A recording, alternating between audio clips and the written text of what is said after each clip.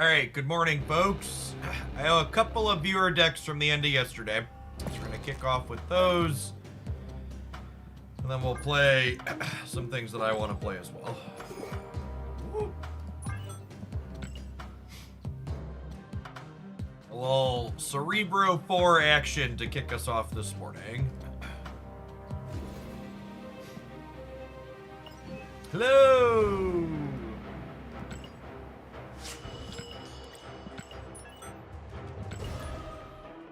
Scar Wolf deck got me to infinite. Nice.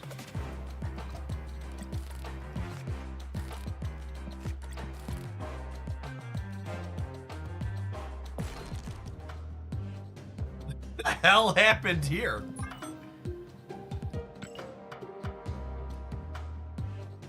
That was weird.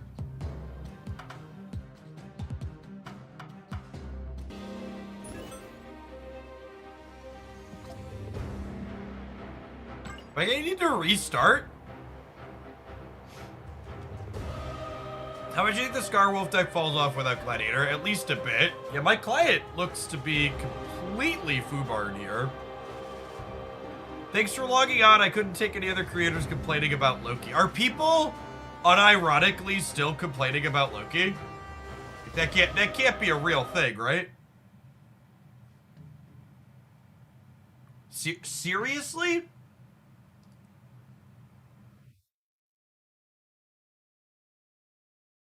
All right, now I have to go look. Hold on, I'm relaunching Snap here, but I need to.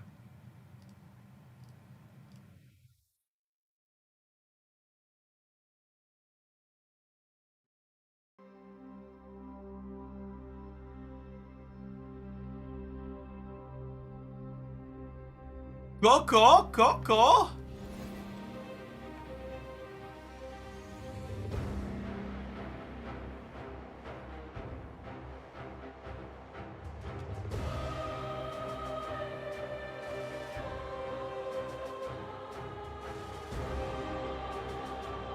Okay, we have to get to 180 games as a sample to see a not negative average cubes.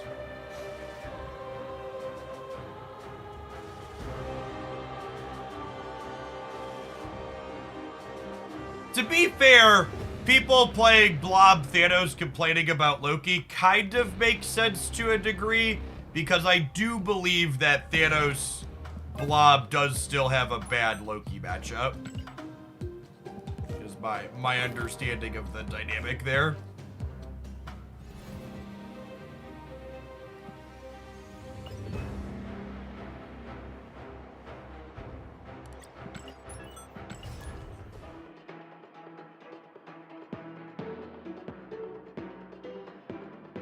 Is there a decent Phoenix Force deck that beats most things, doesn't include Dimbride? We're gonna play Hercules Phoenix Force after my creations. After we're done with this deck. I've been working on that. Opponent snapped.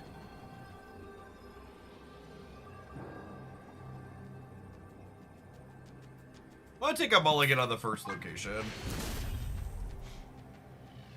Escape. Sometimes I do that in the Proving Grounds. First location kind of sucks for me. I'll just take a do-over. Behold my creations.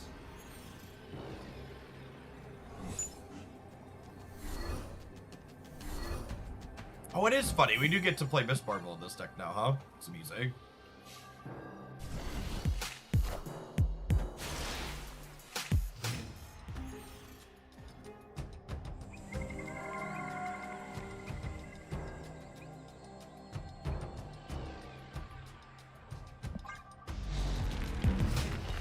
I mean, my answer to Loki decks making Thanos players feel frustrated is good. You deserve that. Die mad, I think would be my appropriate response.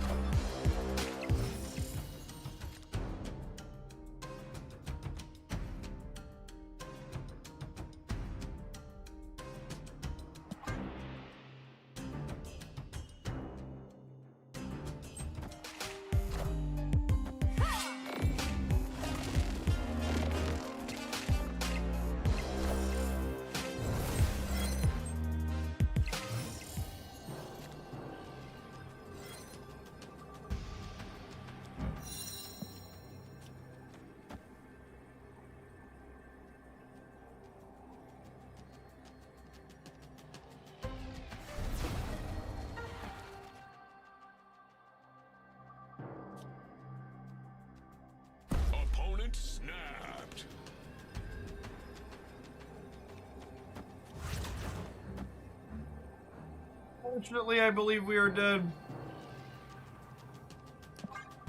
Dead to blob. Ooh, it's not a blob. Do we get him? Guys, gals, and non-binary pals. They didn't draw a blob and we won the game. What? What gaming? Look at us. Us gaming. Hey, hey, yo. Higher, further, faster, baby. Carol, to me. Victory. You have no power here, Magneto. None.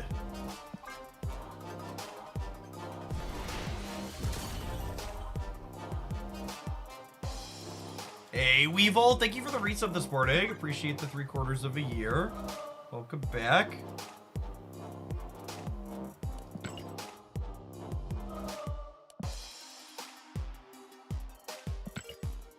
It's a good example of Carol actually simulating the move, since a 3-power Carol doesn't actually win that. Yeah.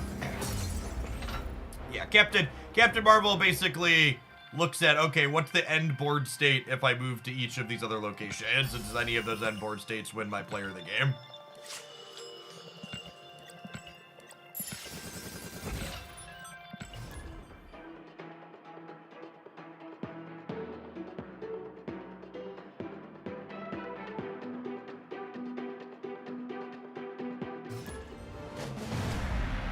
Behold my creations.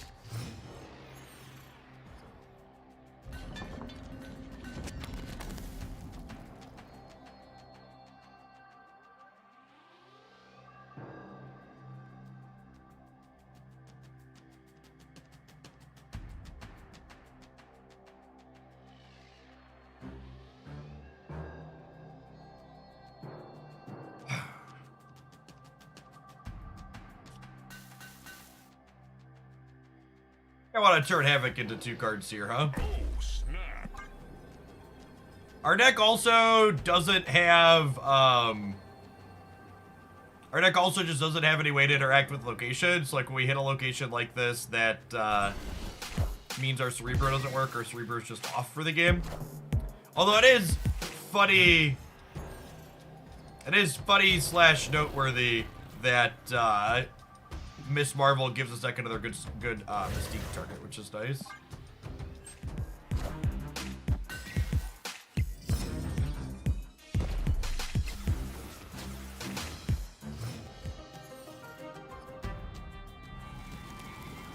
Live from the Daily Bugle.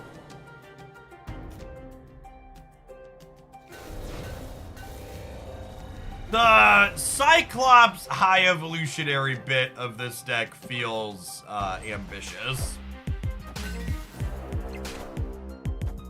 I don't know that I'm ever actually triggering that effect.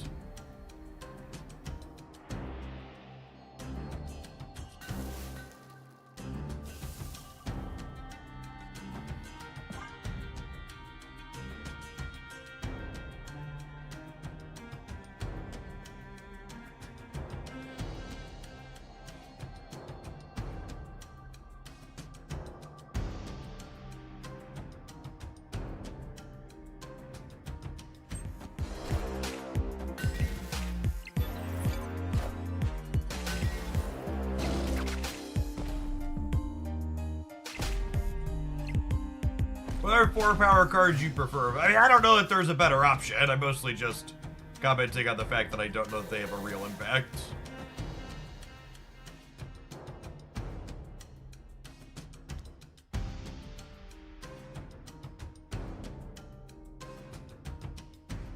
It's just Sarah. Opponent snapped.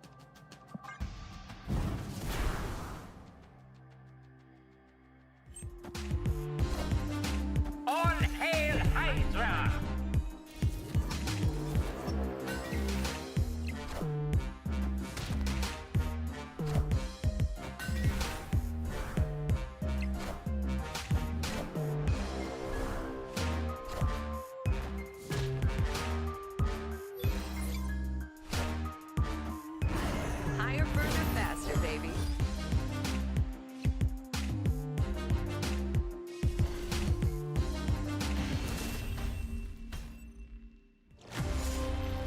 Nico Bedard and any upcoming Spotlight Caster bundle. I'd be shocked if they put a Series 5 card in a bundle.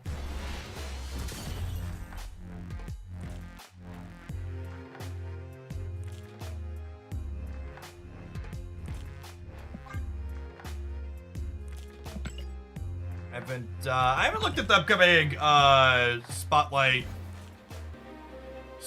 data by cache. I should probably look at that. Oh, that's probably a good idea for a Monday video. Oh.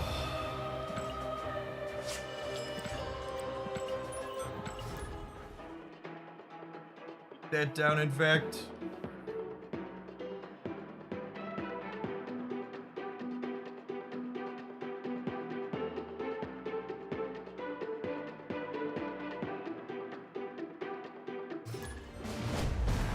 Behold my creations. Jaffa, thank you for the 5 months. I appreciate the prime. Welcome back. Snap. Opponent snapped. Yeah, I gotta say, this particular version of the archetype, Cerebro 4 is extra awkward because the 4 to 8 power per card is generally speaking not enough to... The 4 to 8 power per card doesn't feel like enough to win games where I can't play Cerebro, and we don't have any location variance mitigation.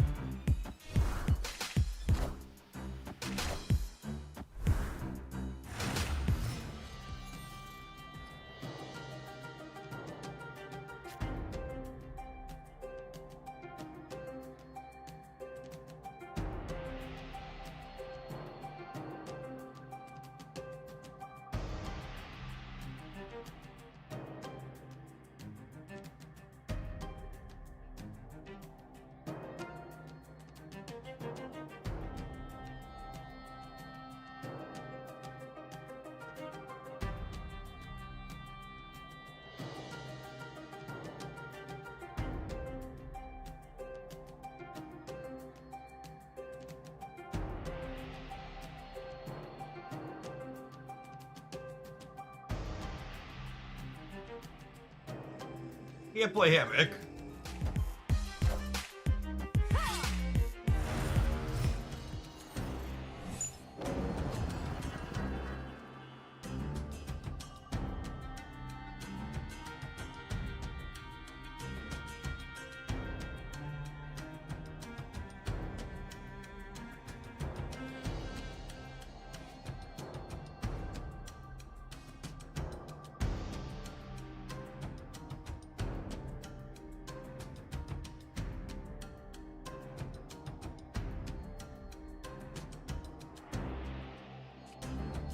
I guess I want to start putting these over into here.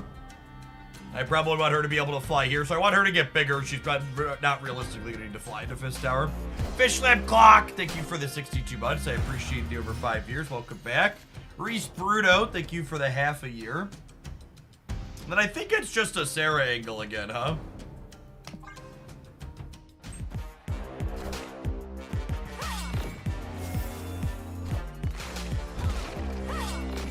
I think Miss Marvel is worth spending 6,000 tokens on after a nerf. Miss Marvel is still a very good card. If you want to check out the variety of... If you want to check out the variety of decks that Miss Marvel is still very good in, I'd recommend checking out my best decks video from today.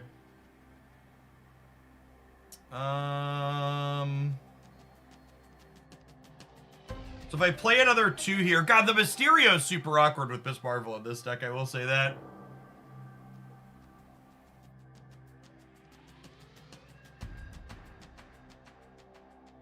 I think it's just this.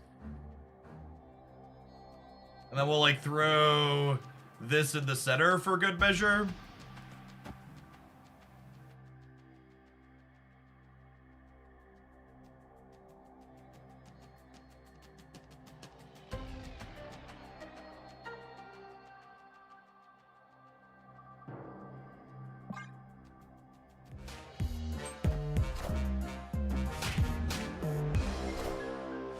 Are there any Genshin TCG streams in the works? We ended on like a half hour or so of Genshin TCG the other day on stream.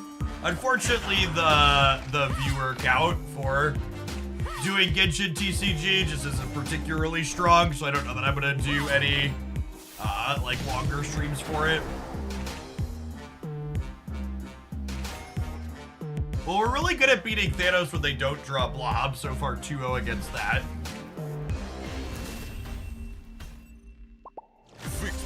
Speaking of Miss Marvel and being good, this deck so far feels like it's okay, we're winning the game.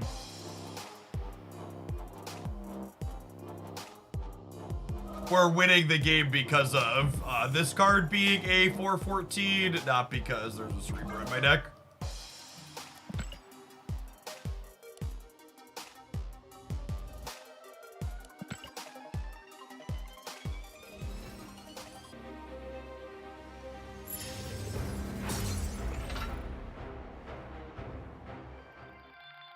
Four 14. Yeah, she's 4 energy, she has 4 power, she provides 5 on either side.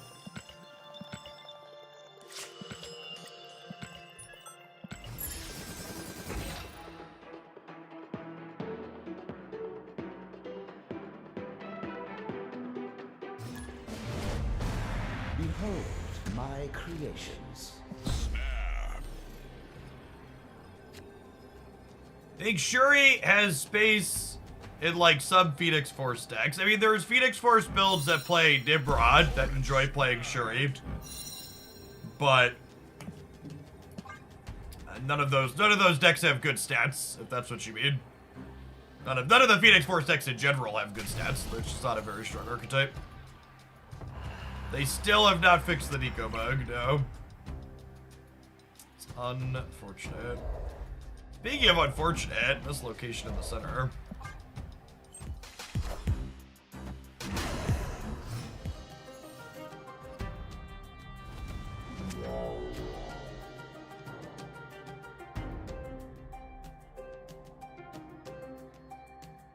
Oh, I guess when I said we don't have a way to interact with locations, that technically wasn't sure I have Nico.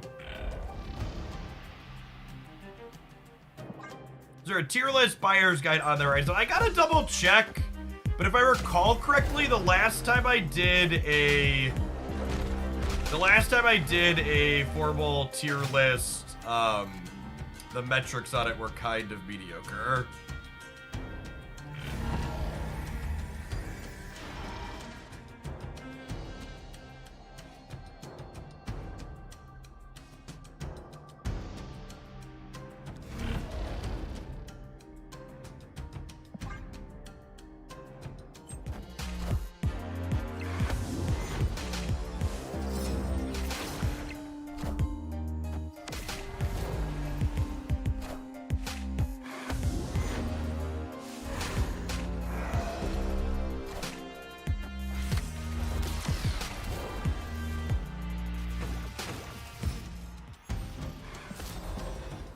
And okay, that one doesn't really impact us, which is nice.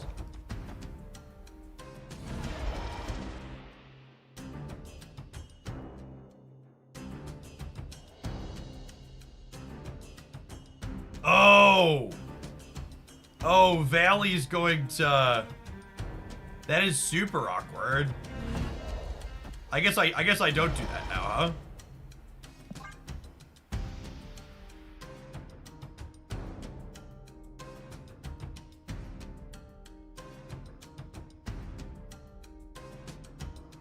This all works out fine, I think. We get to go like this, and then next turn we go Captain Marvel, Cerebro, and still have extra energy for Cyclops.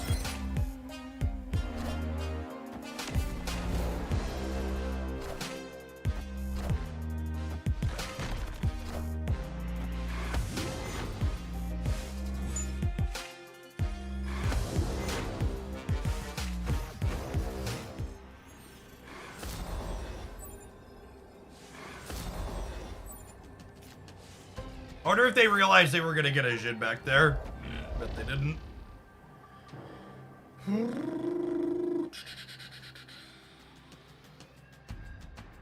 Oh, they can Shadow King the right. I think that's fine, though.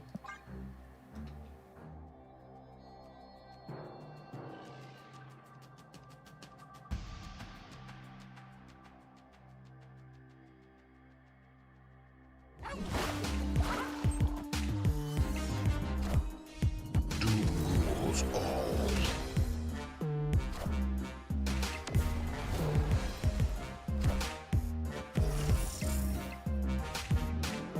Does that drag us across the finish line? I think it does, gamers, because we get a Cyclops trigger here, too. Guys, gals, and non-binary pals. We got him. Hey, look, it was a game where Cerebro was relevant.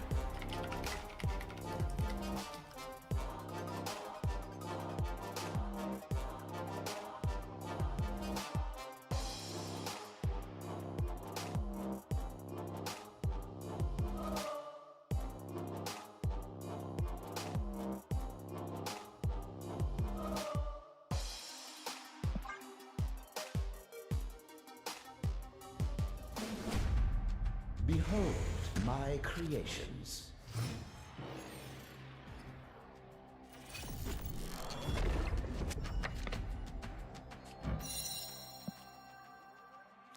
This deck needs a 4-power Rhino, something. Snap. Honestly, I think this is a pass on 2, copy high Evo Cyclops on 3 angle. And we like play second 1 on 4 and get some damages in. Yeah, we're just on a Cerebro deck for sure.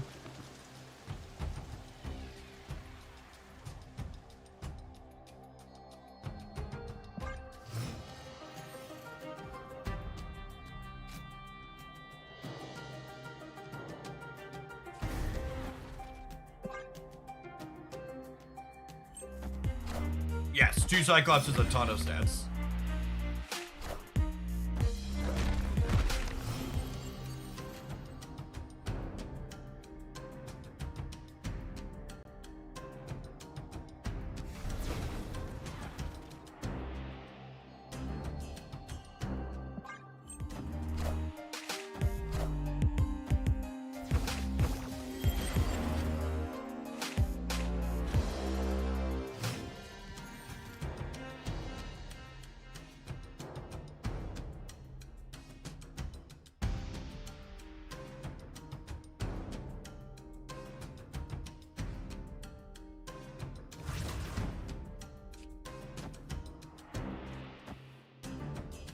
Is this crazy? Call me baby.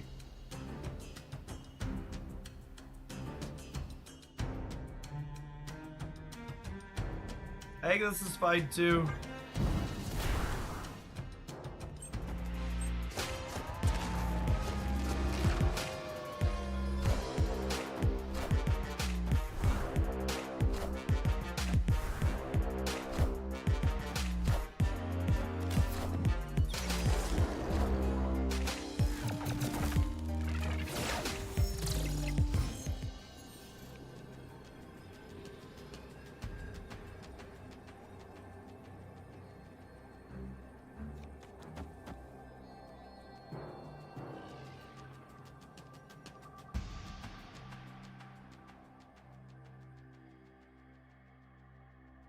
Yeah, it's just Carol Heimdall left. I think so. Ship it.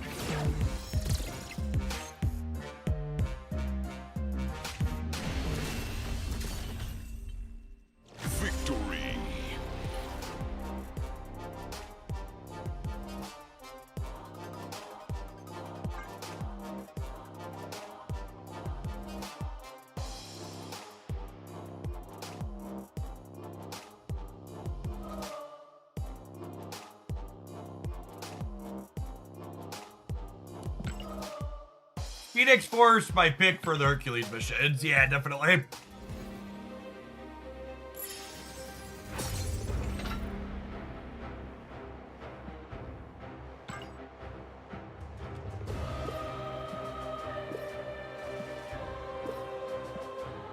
He's almost as good as Cerebro 5 and not being a Cerebro deck. Yeah, Miss Marvel does that.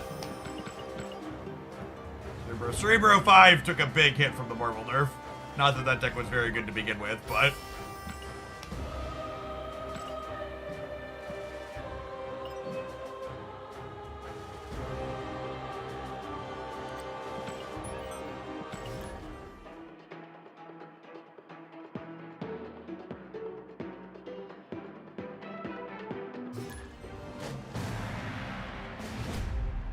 Behold my creations. Snap. Opponent snapped. I'm gonna wait a turn on Hawkeye because I don't have a guaranteed 2 teed up in my hand. We'll play it on 2 and then we can Cyclops into it on 3.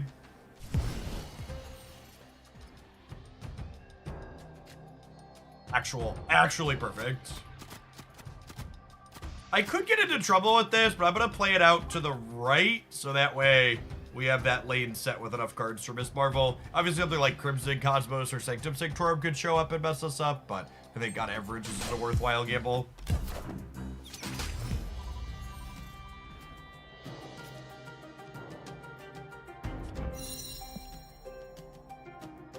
Well then, alright. Here's to another not Cerebro, not even for a minute games.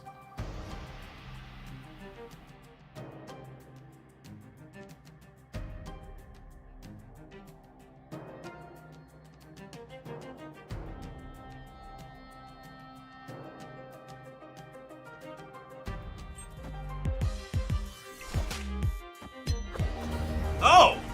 Thanks about it. Appreciate you. Never doubted you for a second.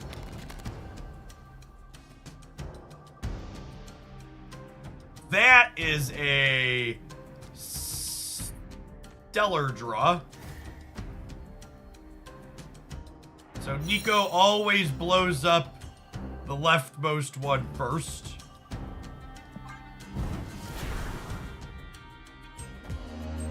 You turn into a demon or sack to draw cards. You always hit the one on the left to start.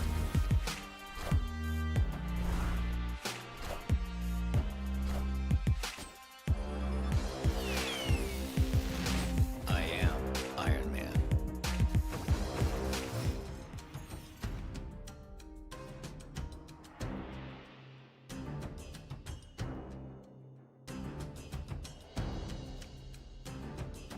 Okay, with Iron Man flipping up here, I think it's important that I trigger Scott every turn, huh?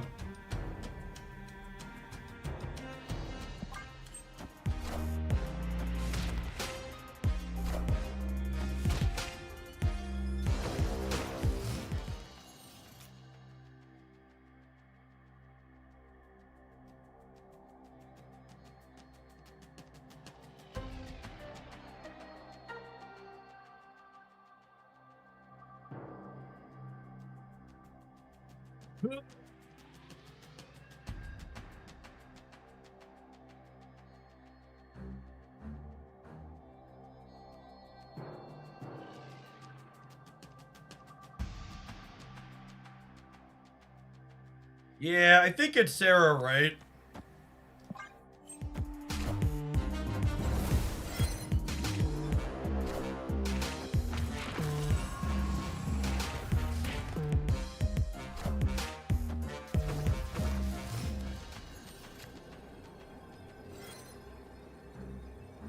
I was gonna say that was the best draw in my deck, but it was also the only draw in my deck, so I think we take those.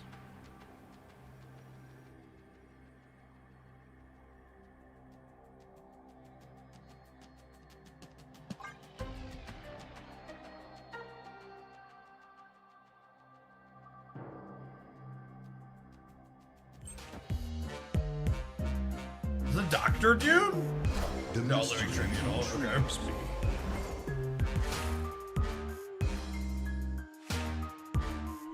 Well, we absolutely dominate that. Marvel Snap's having a minute here, chat.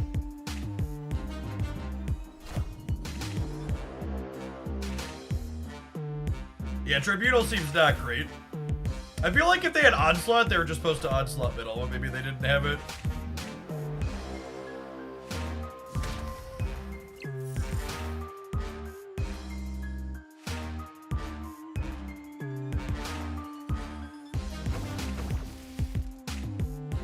The opponent's deck, I think, is one of the decks that did really get impacted by the Marvel nerf. Man, Snap is really on the struggle bus this morning. It is taking its good sweep. I think it's high evo in deep space causes the game to like kind of lag hard, if I recall correctly. I feel like that's a bug I remember hearing about that's very niche.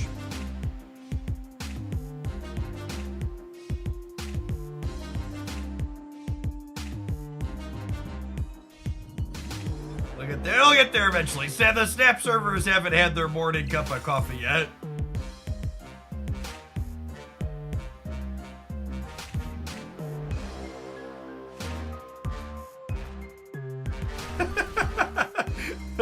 Did we finally get there? We finally got there, Snap. Victory. I feel like we should probably clip that and send it as a bug report just in case. I'm gonna file I'm gonna hit an ad break because it's about that time. I'm gonna file a formal bug report. When we get back, we're gonna play some Hercules Phoenix Force, I think. Thanks for hanging out this morning, everyone. We'll play one or two more with this, actually. We've been winning some games. We'll get this one a couple more shots. We'll be back in a couple minutes.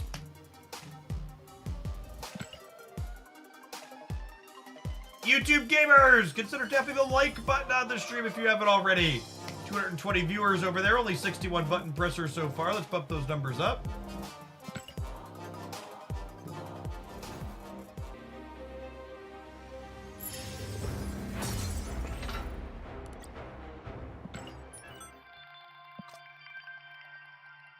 Yeah, it's supposed to be absolutely frigid for like the next week here.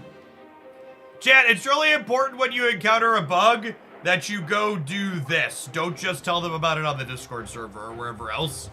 Sending a formal bug report like this attaches information from your client that makes it easier to debug.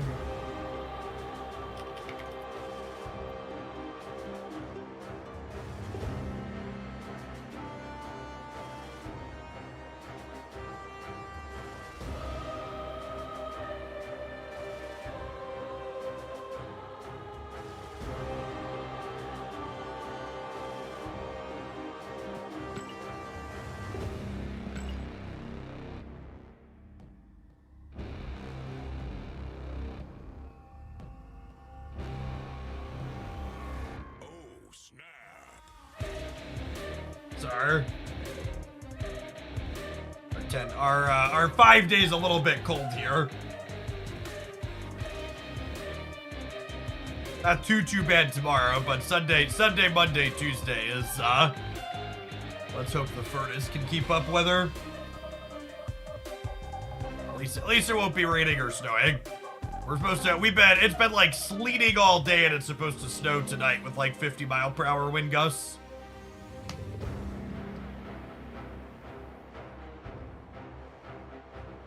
That is a negative high you are seeing there, yes.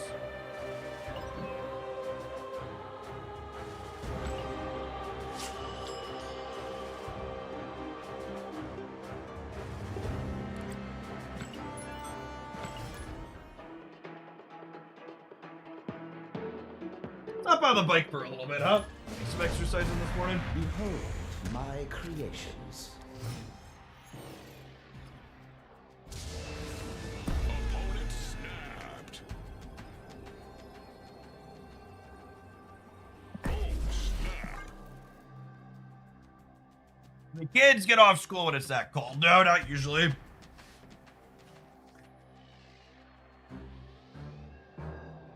They'll have, their recess will be inside, though.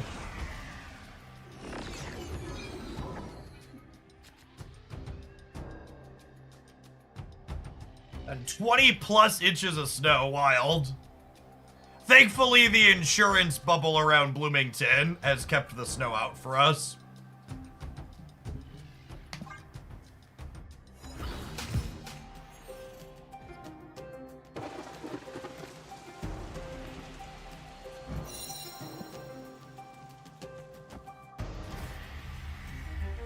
Alright, well, I guess we're running back the Nico into draw cards, huh?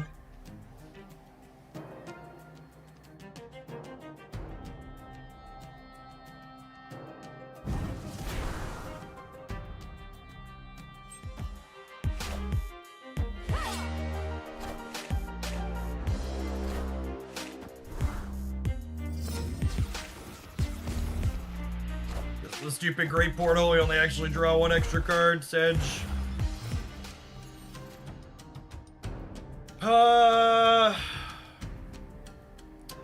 I actually kind of want to wait on Miss Marvel because she's my Cerebro copy target, potentially.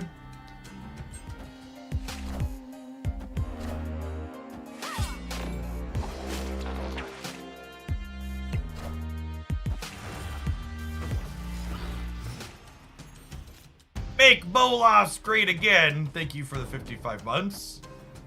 Appreciate that. Welcome back. But I probably planned a bounce move variation.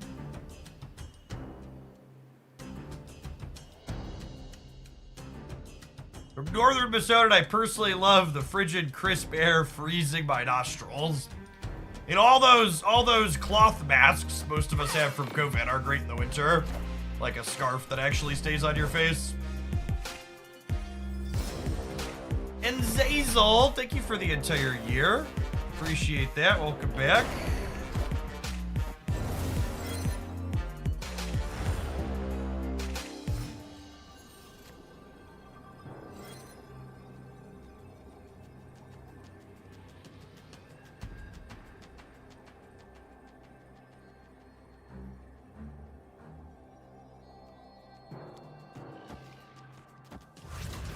I think it's just this, right? Does Havoc activate on the final turn? He does, yeah. He'd be awful if he didn't activate on the final turn. I mean, he's still awful by the metrics, but he's just, like, less awful. I think this is definitely the play, right?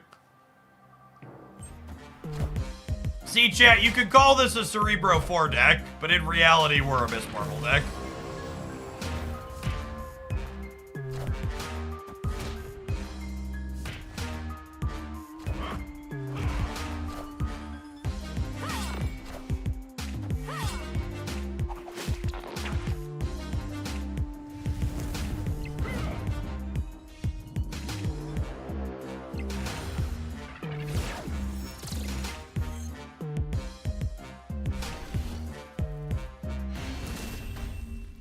The old Sarah into Miss Marvel Mystique by Miss Marvel being the actual thing that's winning games in this deck.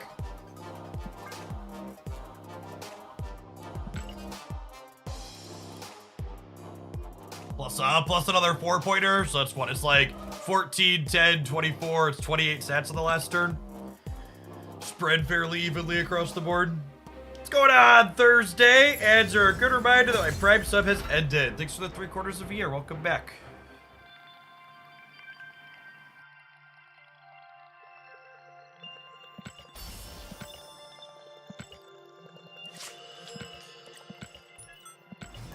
What should I replace Cerebro? I mean, if you want to play a good version of this deck, like the Sarah Tech Cards deck that plays Miss Marvel from my YouTube highlight this morning, is probably what you should be playing. Behold my creations.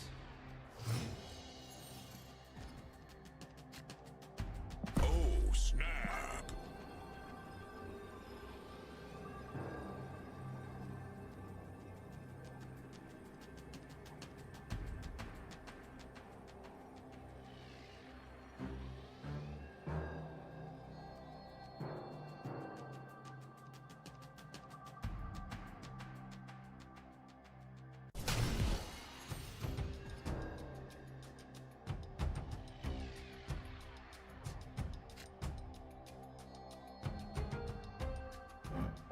Yikes.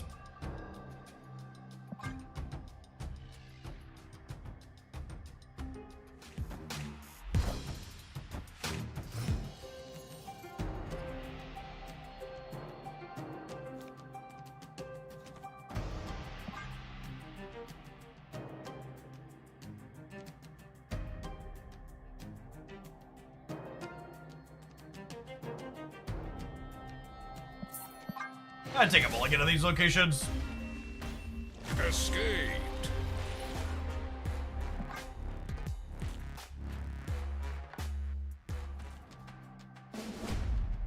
Behold my creations.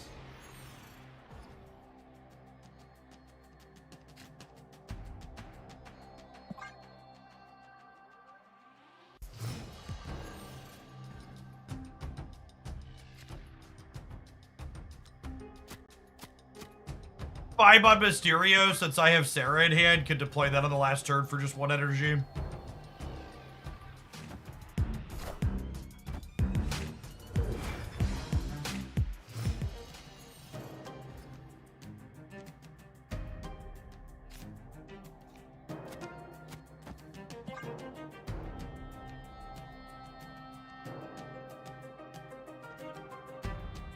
Oh, it is a Cerebro off, isn't it?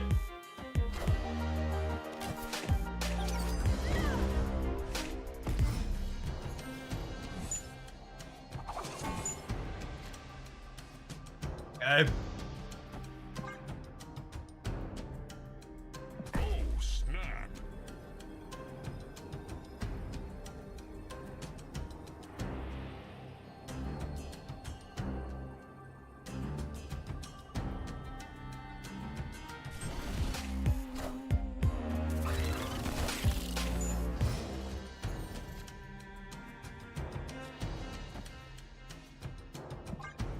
Alright, so we're not winning the center.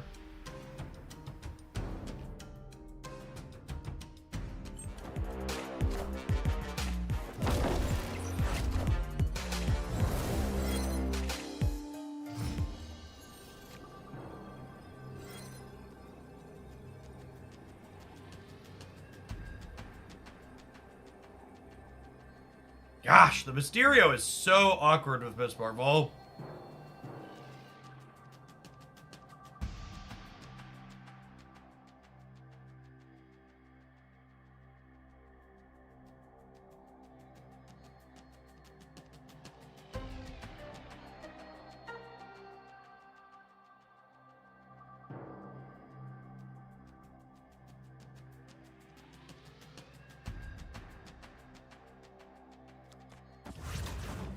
There's 24 in the middle.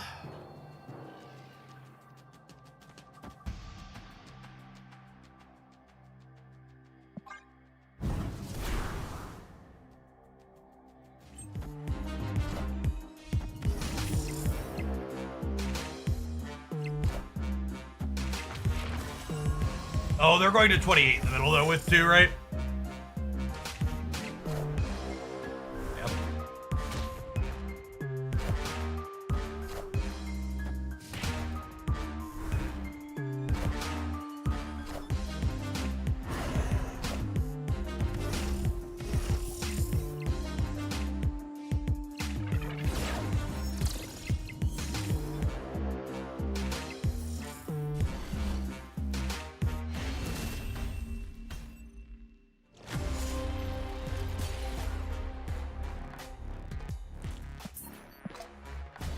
I'm gonna go ahead and move on to playing some Phoenix Force for a little bit. The takeaway from trying to make this work is definitely the Cerebro 4 aspect is trash, and Sarah into Miss Marvel has a strong enough back that she can carry that trash across the finish line sometimes.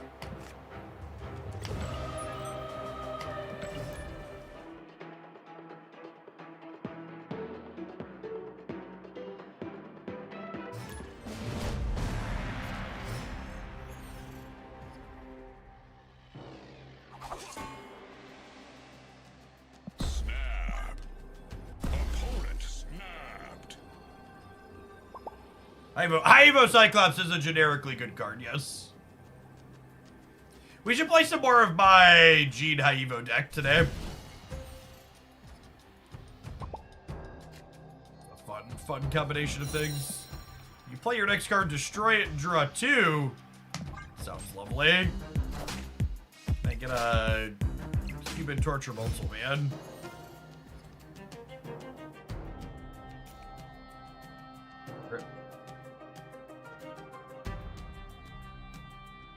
What deck would you take to expend your gold tickets? I have just a video for you. Check out my best decks video from this morning to find something that suits your tastes.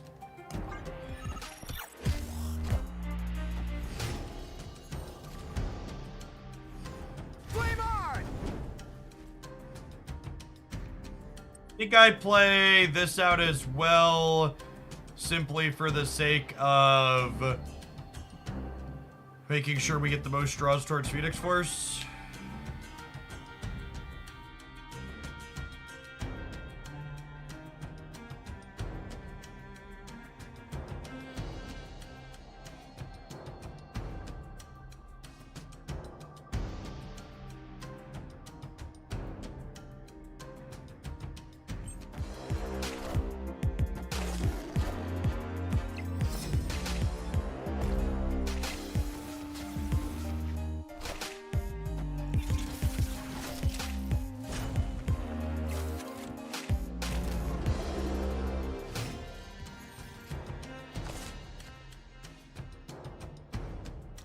And we needed that extra draw, Chad. I understand how unlucky I am.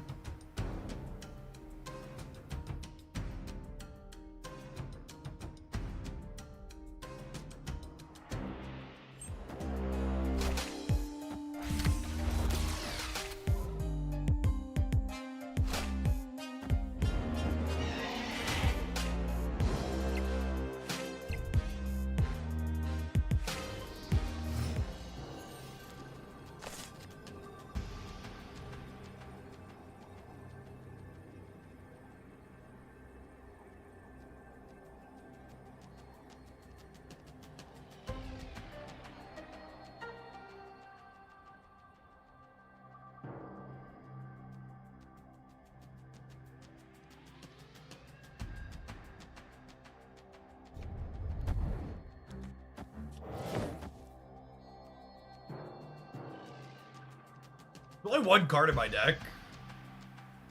I think it's this, right? So up to 12 holds left.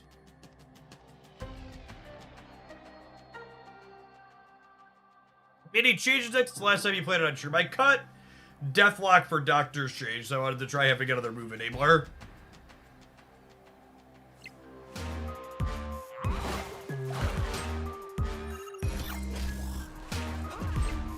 They played 2 cards, so I gotta imagine 12 is good enough on the left here.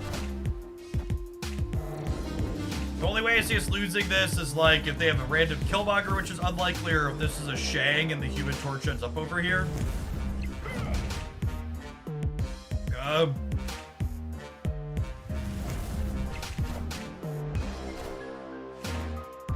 Powerful 50-50 guesser, Jeff Oakland. Victory. Thoroughly outplayed, gamers.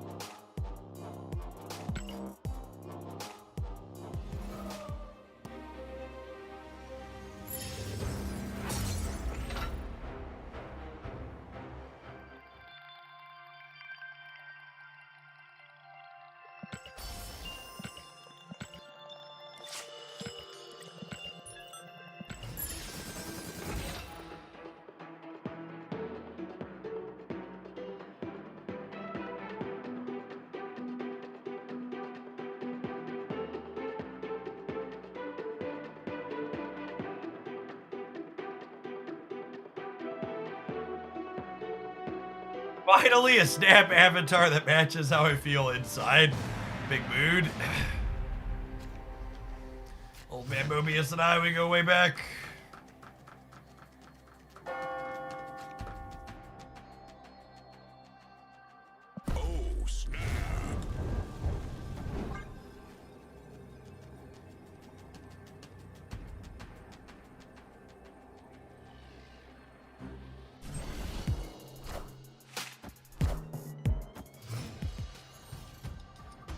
On a scale of Cerebro 3 to 10, how real is this deck?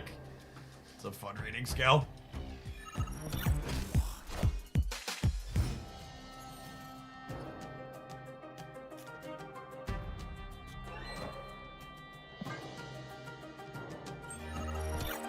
Yeah, and part of me wants to bail on this and go like Hulkbuster into Ghost Spider here. They storm, so rewarded for not doing that.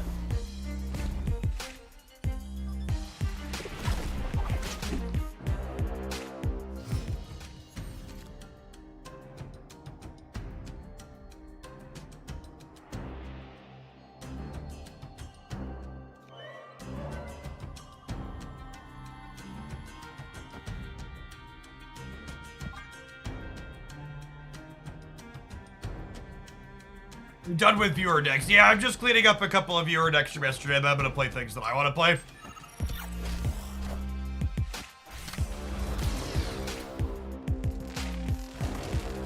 It's actually super unlucky, because now my Hulkbuster's only 50-50. Can I get a Phoenix Force?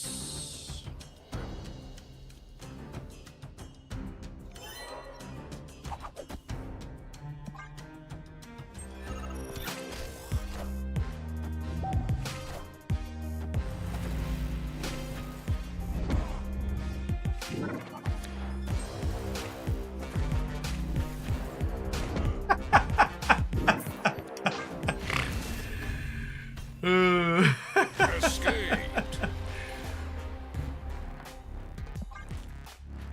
And at least they didn't snap me, I guess.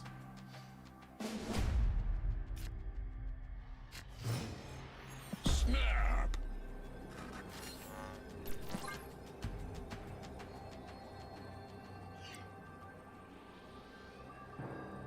You can't even be mad what a play. See, I'm the opposite of a lot of you.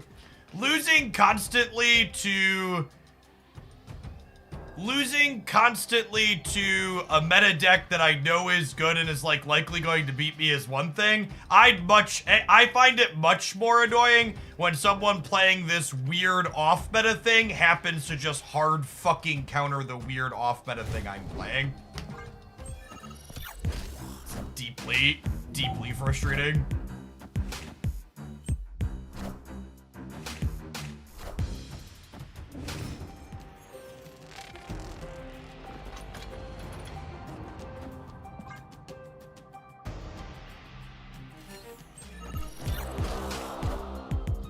Wind, aid my hand.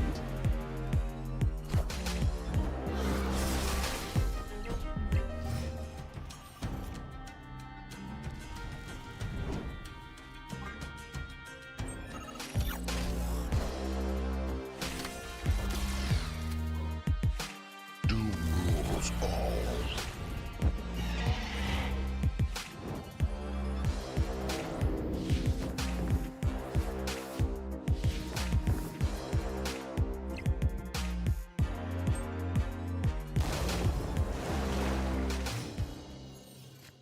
Opponent snapped.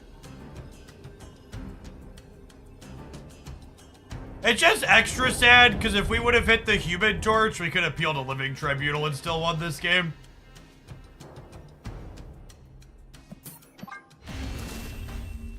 Lose 50-50 after 50-50 after 50-50. If the Scar would have pulled Carnage or Hulkbuster, we would have been fine. If the Phoenix Force would have pulled Human Torch, we would have been fine. Just a purr. Thanks for the tier 2 and the 52 months. Welcome back. Oh, snap. Snapping on one shall continue until morale improves.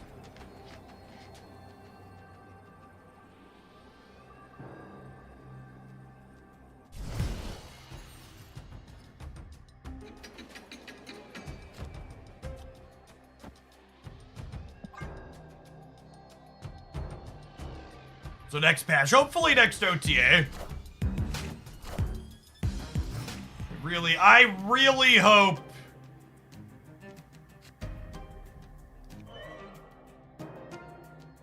I really hope they realize Blob's enough of a problem that they need to flex there.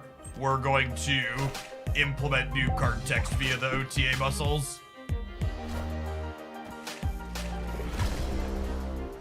Joe, thank you for the 12 months. I appreciate that. Welcome back.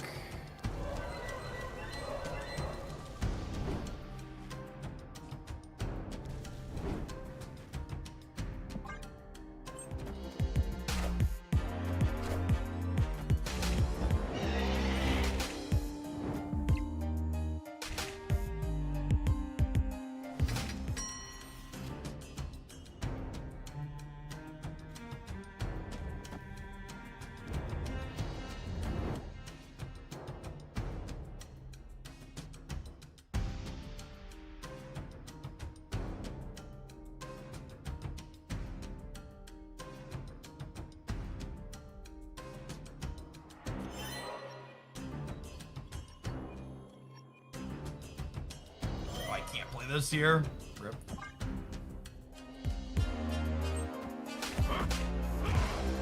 Does Phoenix feel better when it merges with Boltzmann or Human Torch here? Depends on the matchup that you're playing and the board state that you're in.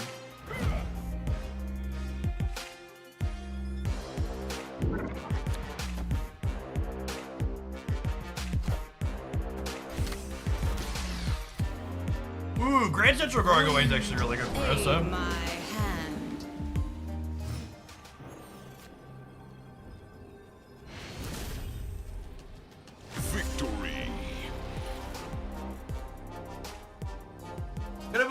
Man right and ghosted it back mid to have it get Hercules down. Yeah, but then I wouldn't get a free thing off of Grand Central because my center location would be full.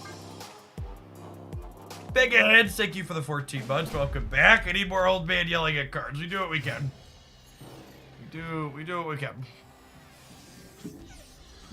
Thanks for hanging out for over an entire year.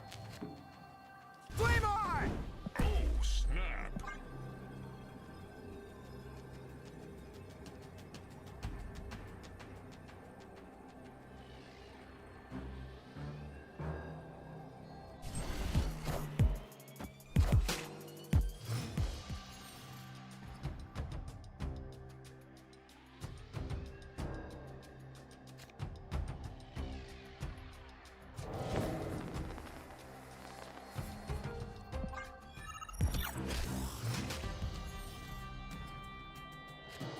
I think this was just a shop variant, if I recall.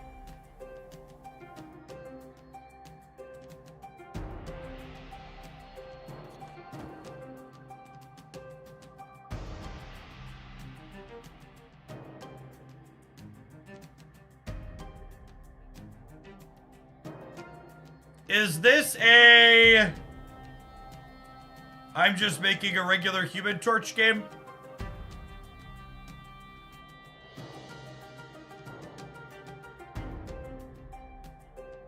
It might be. I'm gonna be sad when I drop Phoenix Force next turn, but I'm gonna go for it. Wind, aid my hand.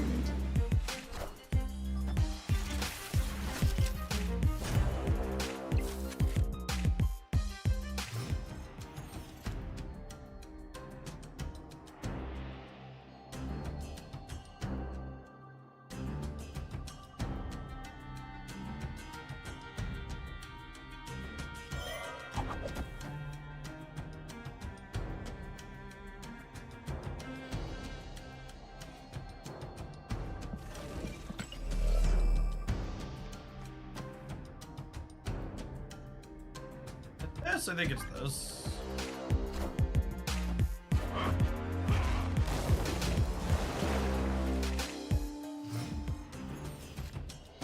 Oh, right. That was about to be a thing.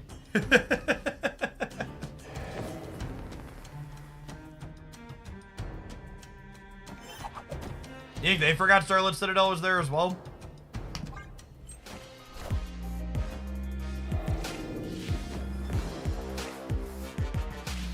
Living Tribunal here with 28 power torch probably gets it done, huh?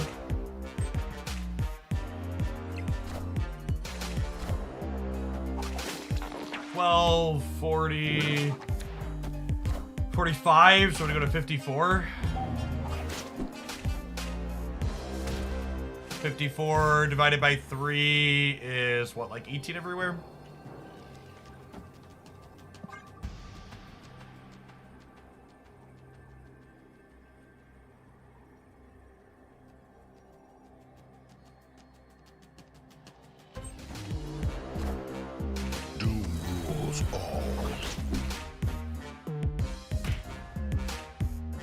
Such is my judgment. Scissor, thanks for the 55 months. Welcome back. Winning a game where Phoenix Force was not involved on the back of Hercules feels good.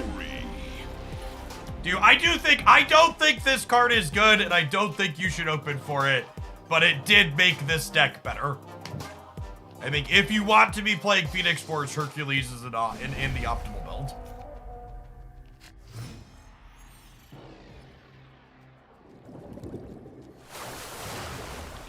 Opponent snapped. Doing it, bud.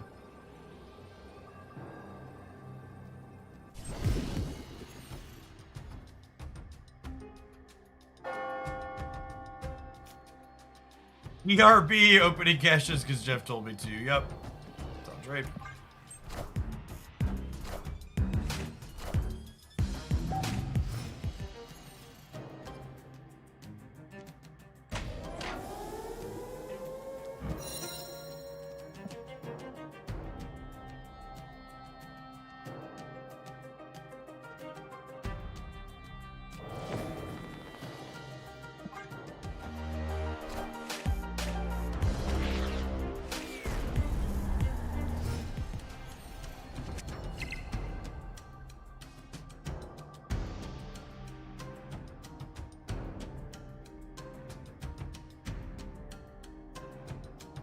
Kingpin in the middle is so unfortunate. We're just dead gamers.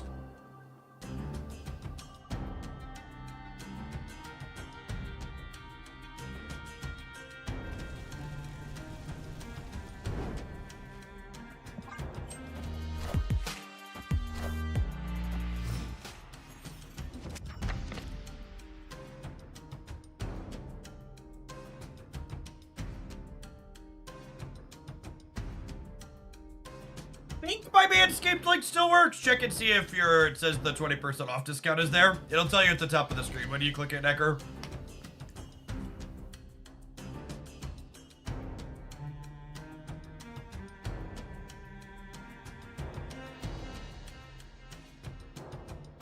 I think the Zola builds of this deck are shit, and the stats on that agree with me. Escaped.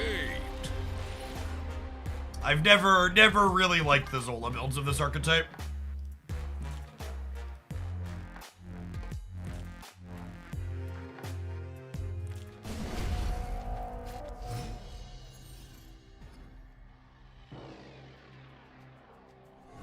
Before Hercules, I liked the build of this deck that was playing Deadpool as a secondary plan, and that build played Taskmaster.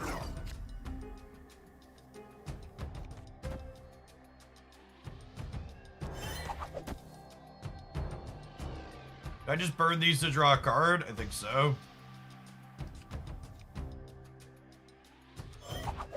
I'll do it this way, so that way if I draw Human Torch, it can power up. We're hoping to draw Torch here, so we can go Torch into Carnage.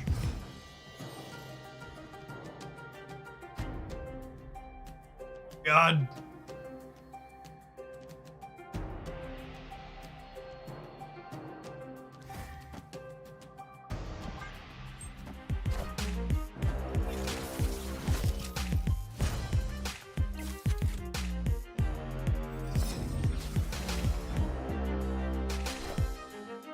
Yes, Living Tribunal is definitely sneaky good in this archetype. Agree with that.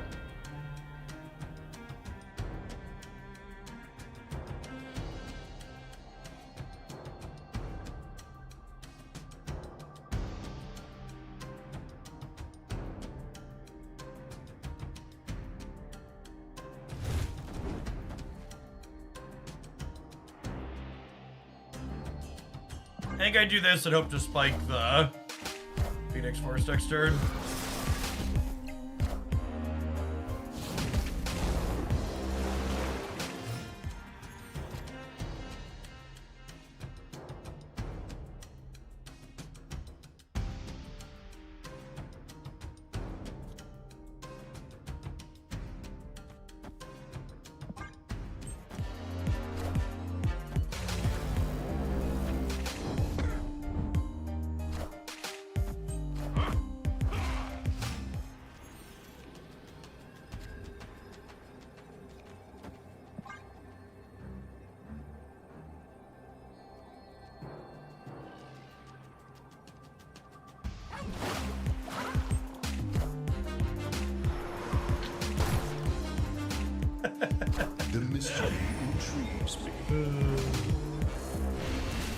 I would like the record to reflect this deck is still very bad.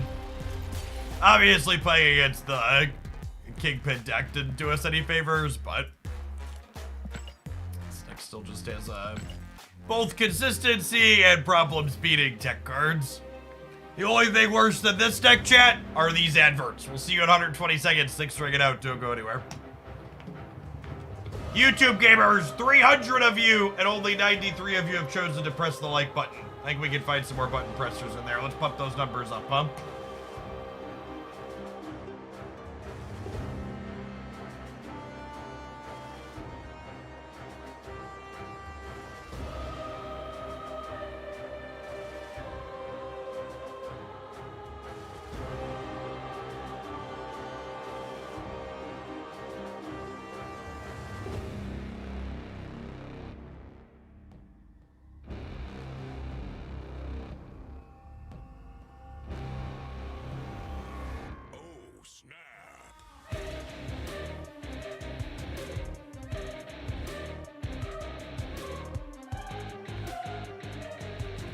Recommend the Ink Pulp Bundle post-change. The Ink Pulp Bundle is good value if you're looking to convert gold into tokens.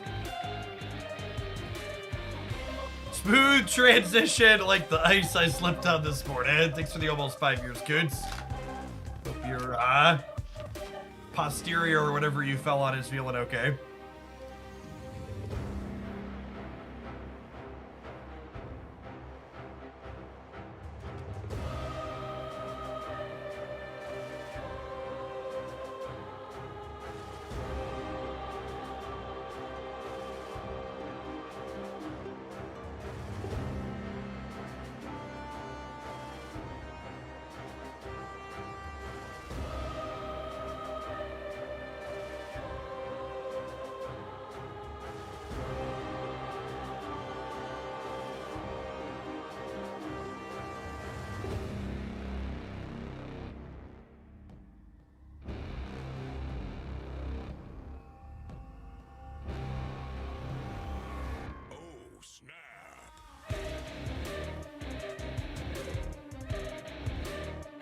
By the way, chat, in case you're wondering what kind of fresh hell we're living in,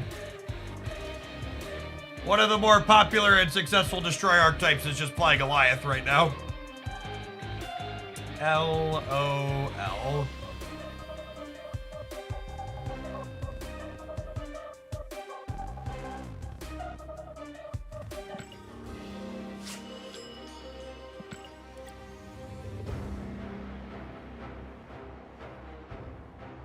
Little win guy on the first banner. I assume the little win guy on the first banner is Venti.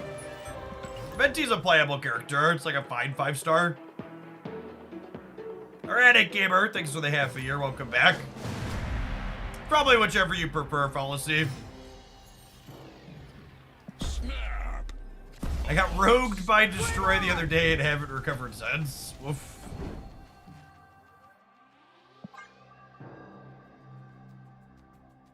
AK Red, thank you for the brand new Prime. Appreciate it.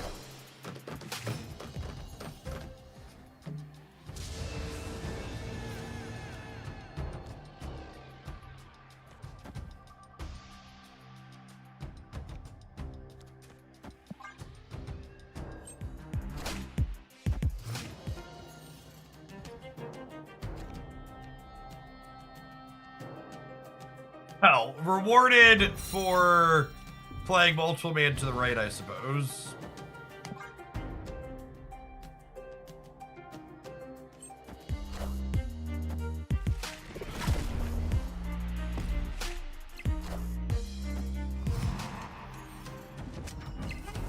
Ooh, premium lockjaw split.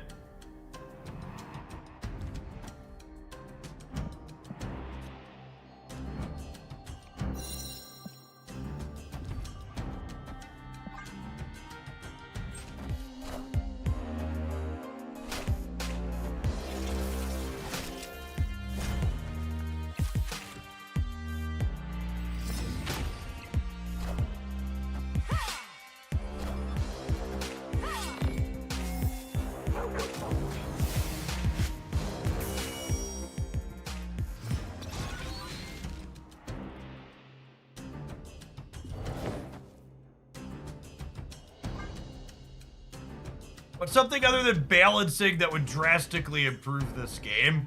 I don't know. I think Snap's game systems as a whole tend to be pretty reasonable. Fantastic vision as well. Oh, timers! Timers is a good answer. The turn timers are a complete and total disaster and need a full overhaul. For a game that gained popularity for being snappy, the turn timers are an absolute shit show.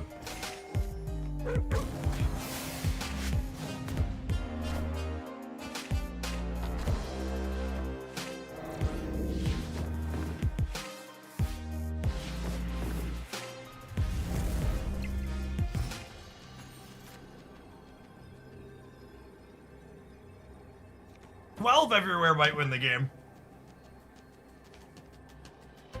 13 everywhere? It's 13 everywhere.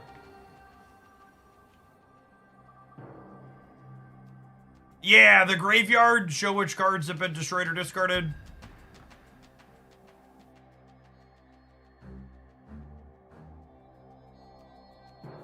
Open all things on the collection track. That's a good one, too. Alright, it's gonna come down to a good old-fashioned lockjaw roll, gamers. Skillfully, we outplayed our opponent. Yes, the in-game graveyard is on the to-do list. I would not expect there to ever be an in-game deck tracker.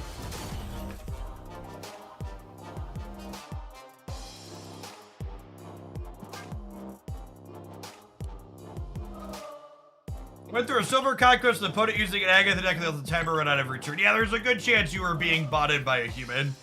Farming random shit.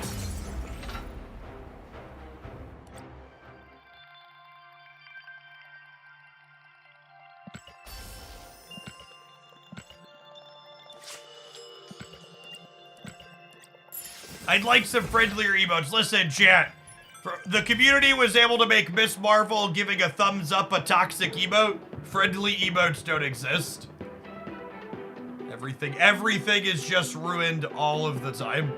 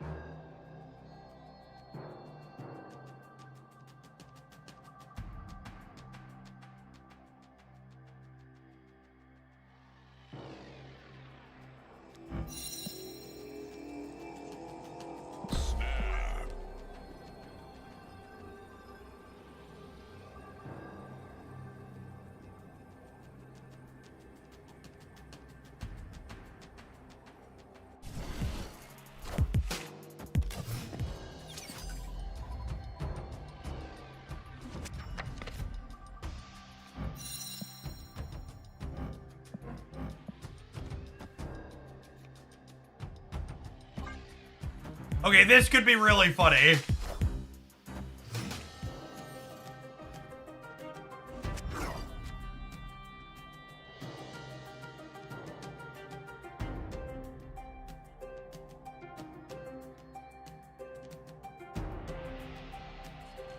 I think this works how I want it to.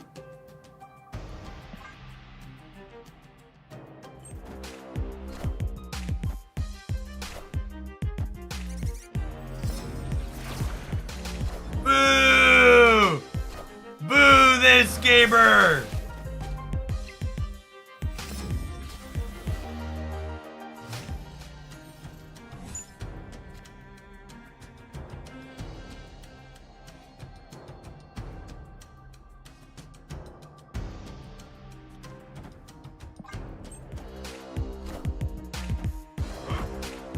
Yes, Revive Nico will come back with the same ability.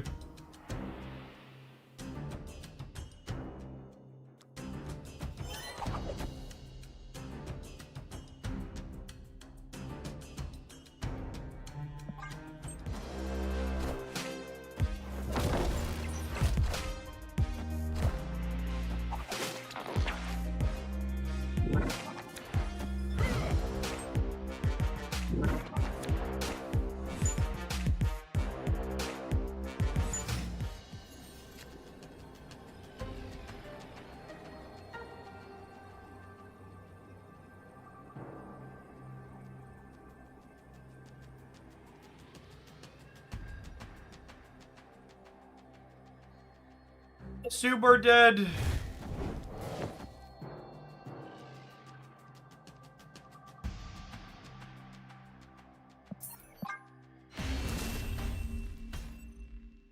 Escaped. Put it on snapping back on Slot Citadel for their blue Marvel deck is wonderful for us.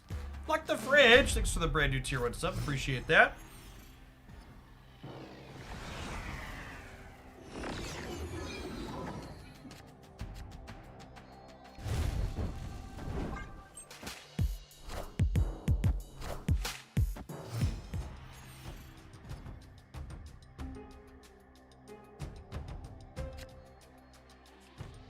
Oh, snap. Victory.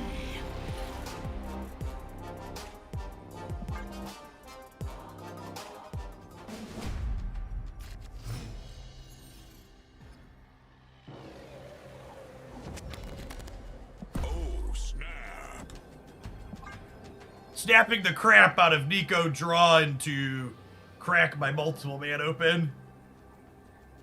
Sounds lovely.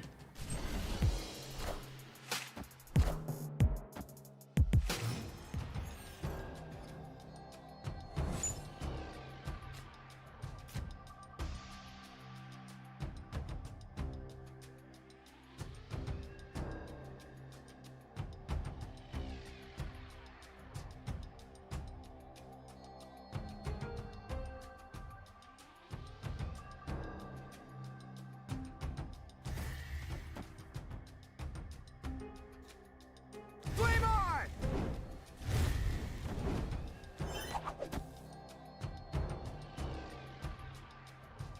I think it's this, right?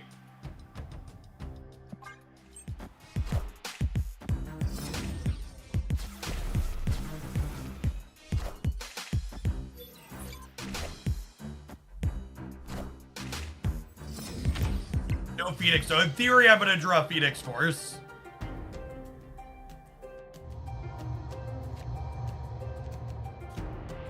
This is actually a really good draw because it lets me add to the board without taking up another board slot. All right, chat. Is Phoenix Force literally the bottom card of our deck?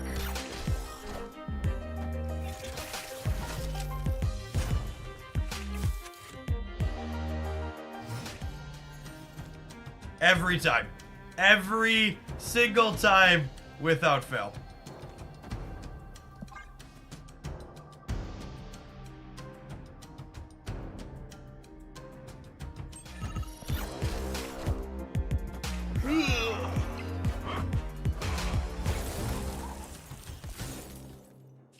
Phoenix Force confirmed to do Chavez. LOL.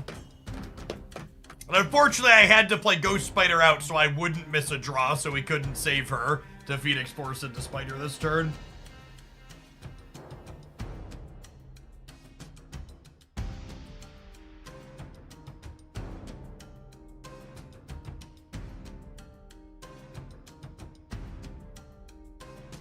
I'm gonna have 28, 35, 37, 40, 49, 49 divided by 3 is 16 everywhere. I think we still have a shot to win this game.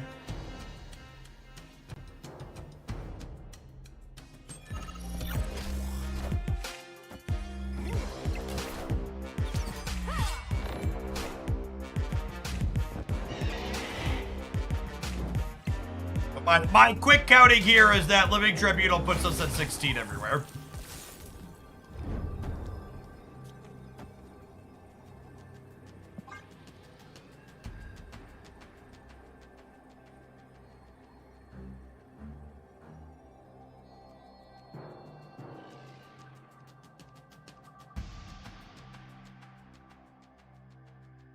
This is again a game that's only made possible because Hercules is in our deck.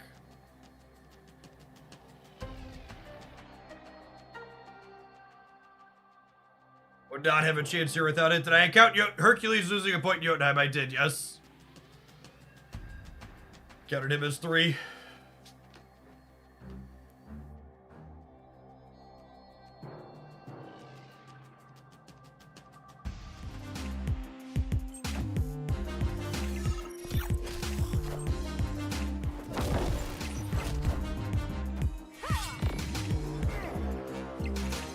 Not quite casserole, but close.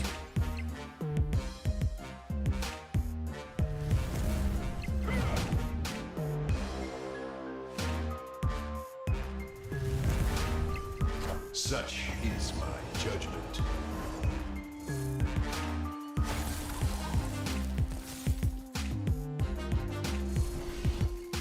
$16 everywhere, exactly as calculated. Victory.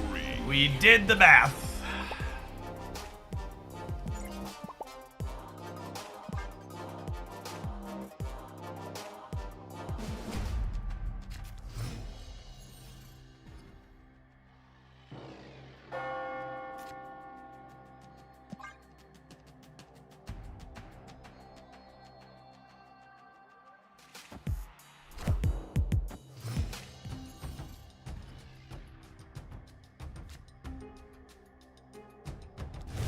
Snap.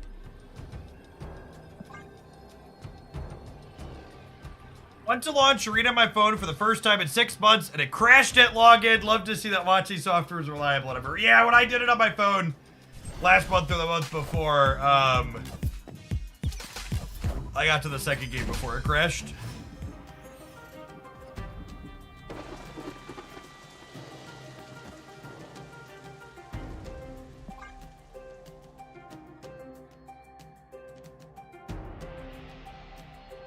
Two Hercules would ping pong a card. Yes.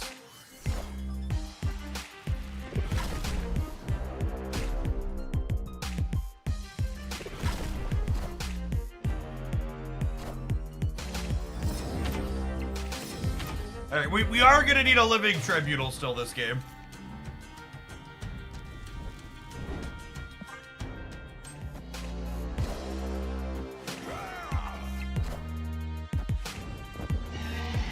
How is Cerebro 4? The Cerebro part of the deck was terrible.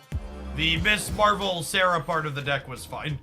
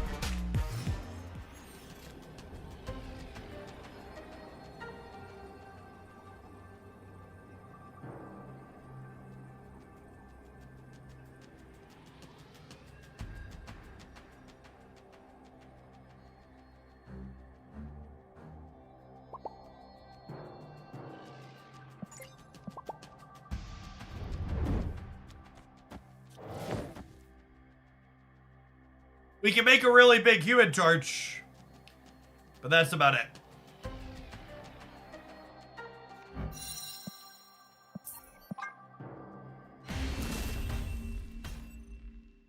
Escaped.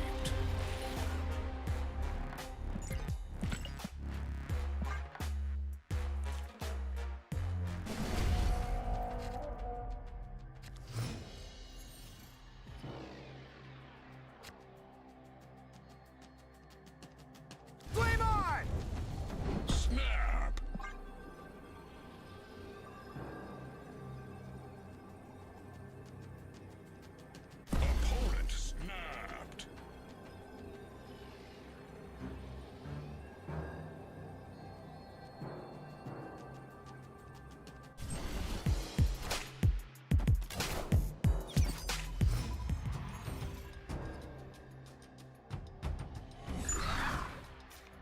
Yeah, I fist bumped them back the first time because, like, they fist bump when they lost, but then they used the setup for when they fist bump when they lost, and I gave them respect back to then try to bluff us in the second game with the emote.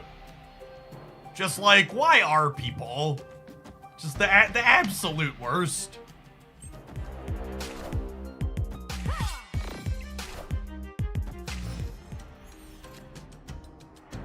Nah, I don't think that was a go ahead and make your big number emote because they retreated earlier when we had a big play.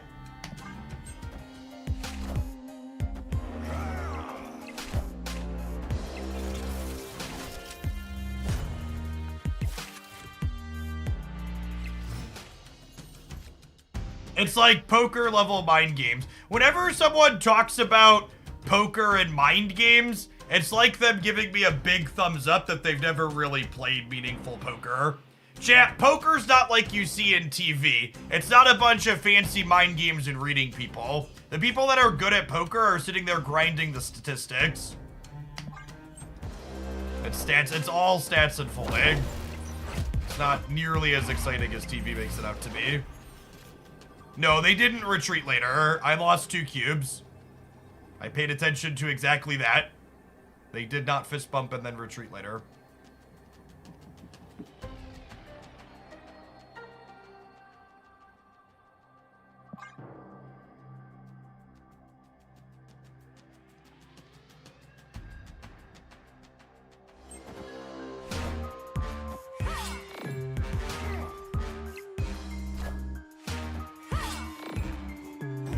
Alright, we're losing the left.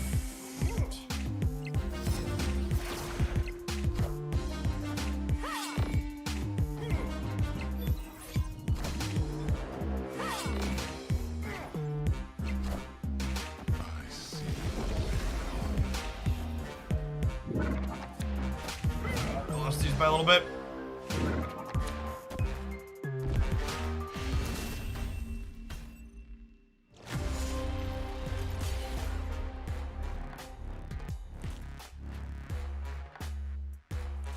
You need reading and bluffing for tournaments, right? Chat, that's the thing. Bluffing isn't about reading your opponent. It's about making statistically correct plays into based on your chip size versus your opponent's chip size. It's still just numbers. Like bluffing isn't psychological.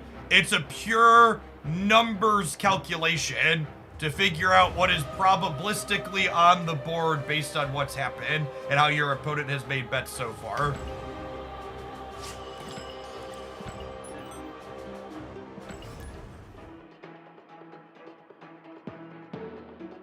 It's not like 90% swagger and you're like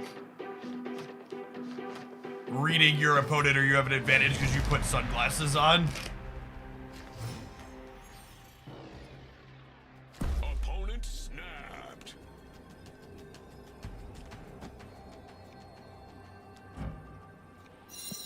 Snap. Give him the big old stare. Genesis Protect, thank you for the 29 months. Welcome back. What if I look really good in those sunglasses? Asking the real questions.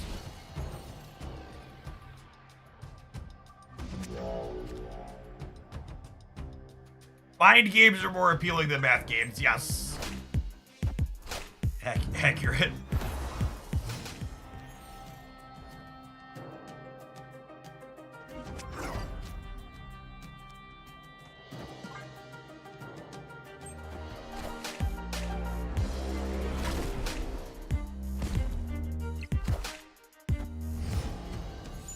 James Bond taught me that I have to lose hundreds of thousands of dollars to learn a guy touches his face when he's bluffing.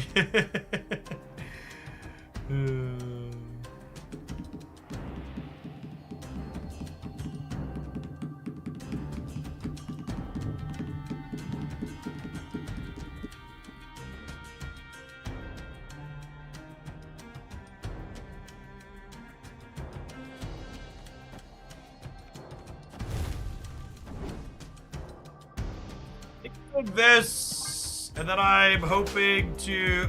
playing the card is probably wrong, actually.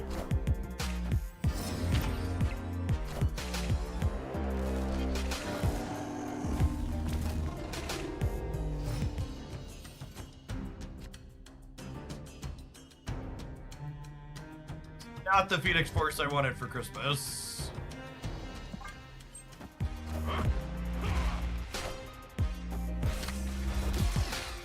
You gotta be kidding me!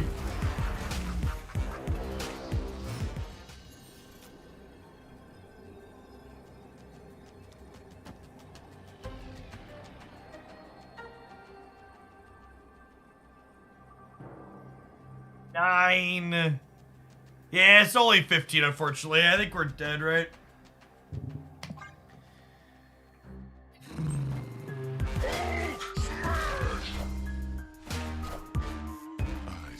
Scorpion won the game, huh?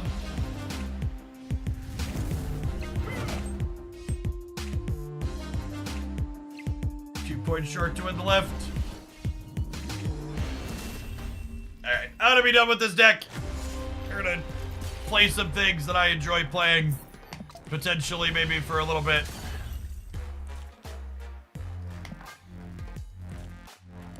So actually, are we taking more viewer decks today? The answer is no, because most of yesterday went like that. And if we have 2 stream days in a row of me losing 90% of our games playing bad decks, it's going to be another short stream day. Ideally, I'd like to not have 2 short days in a row.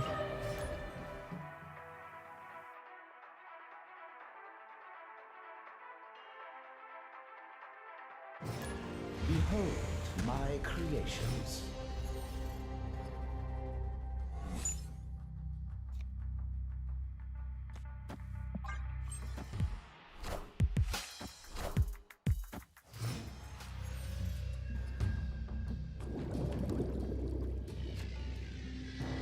Oh, snap.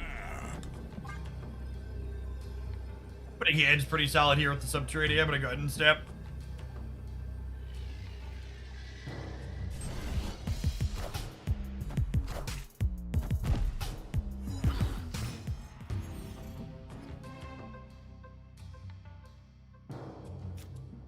Oh, that's actually kind of fun. Something to do with these rocks.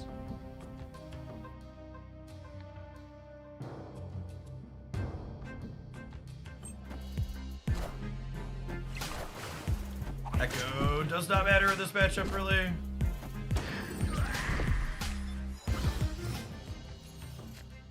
What's going on here, Marvel Snap? We having a moment, bud?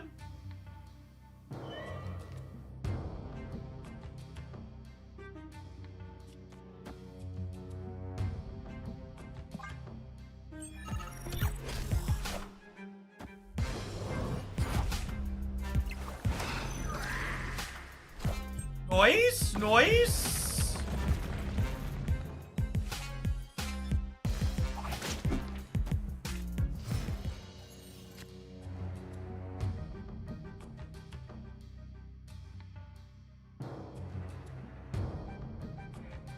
I want a full soak here?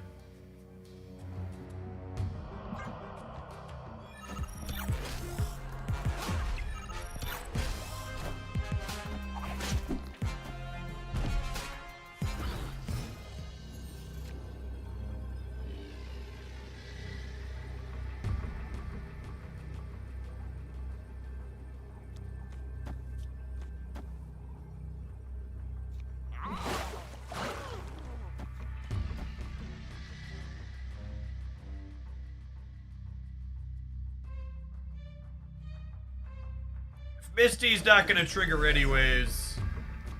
Let's probably play her here.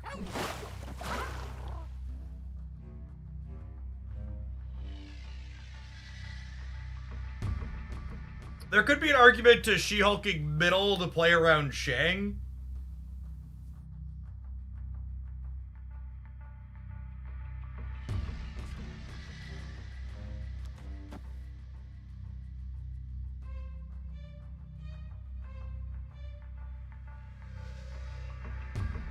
I'll do that.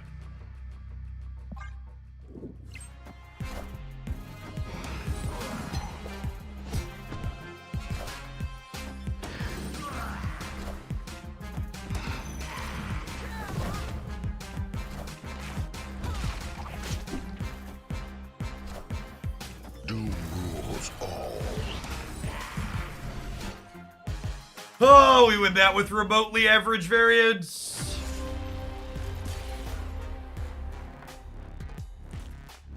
You'll still lose there to Shang, right? No? If they had Shang tier, they would have been at 13. And I would have been at 14 from Jessica Jones getting the Atlantis bonus back. If these would have rolled remotely average, we win the game, right? I needed a total of 5 power out of 3 1-drops on Tarnax. We needed a 2-2-1. And any Blade or Zero just put us solidly over the top, but we got Electro, Celine.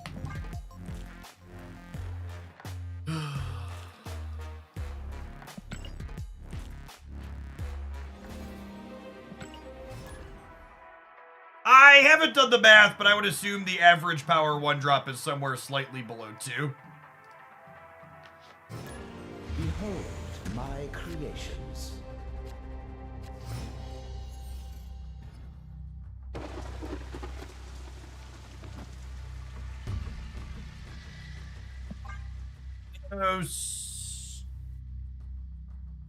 I had time to stand. I was gonna stand when I hit my next ad break here in a few minutes. I've been pedaling.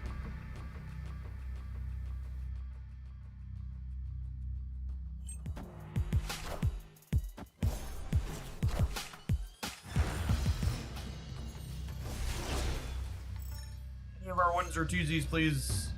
It's half our deck. Oh, that's the kind of morning it's been. Snapped.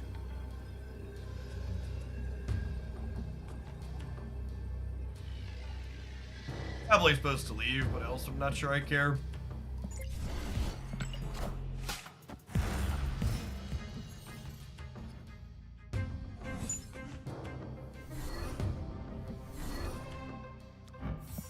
Right on time, bud. Welcome to the party.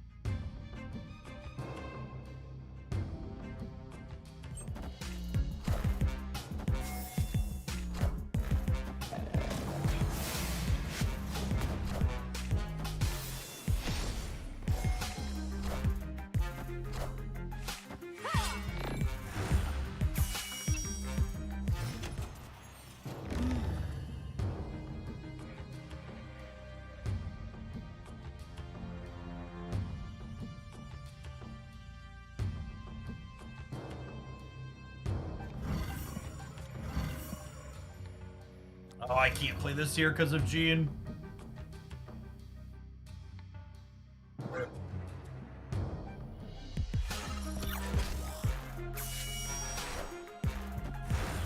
All systems go. Quick check says average power 1-drop is 1.75. Noted. Thank you for checking.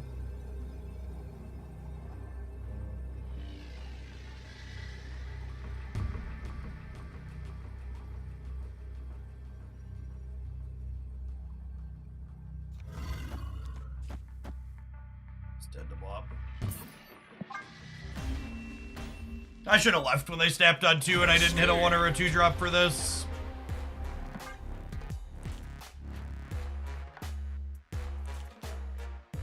Is Mobius good in this deck? I don't have room for Mobius in this deck. There's other variations of this deck that aren't trying to play High Evolutionary Cyclops that Mobius fits into, but this build just doesn't have slots for it.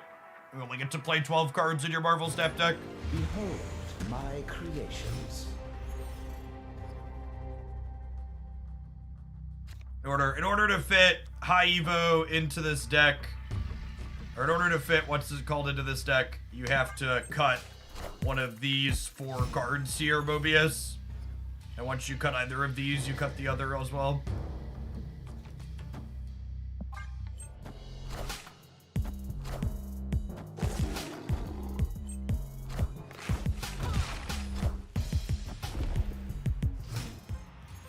Okay, area gamers. Area Killmonger deck.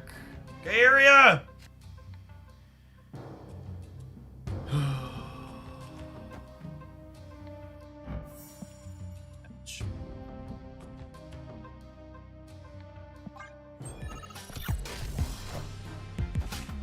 God, we would have owned them if we would have hit Kyria this turn.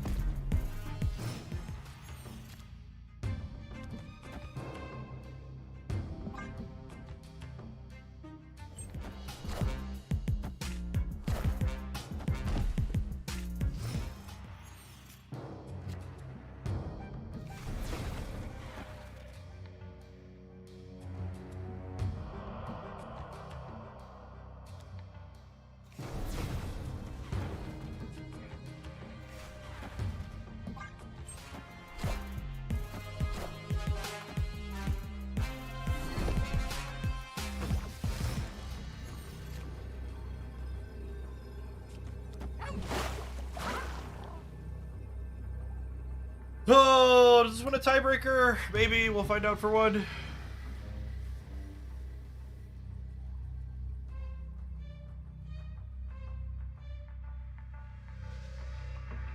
Thanks for the 3.5 years, Eric Trot. Appreciate that. Welcome back.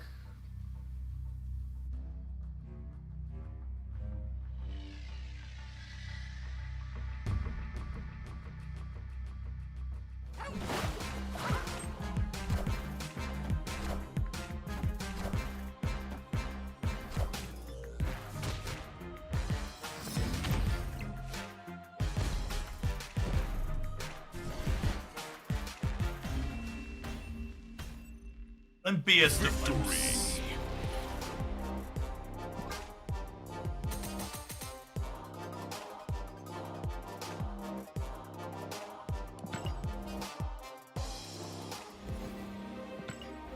Area mighty shy this morning.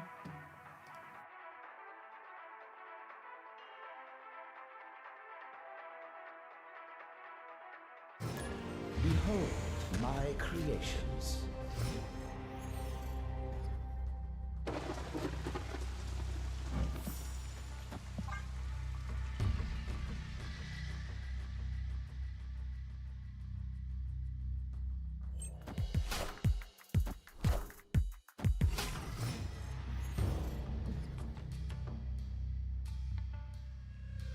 Loki's probably better at filling the raft than we are.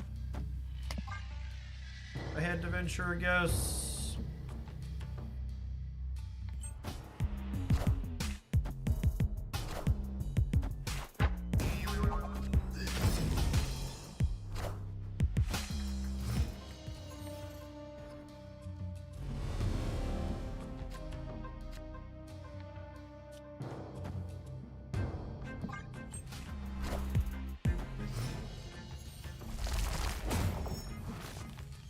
Listen to the Snap background music or not? What else would I be listening to, chat?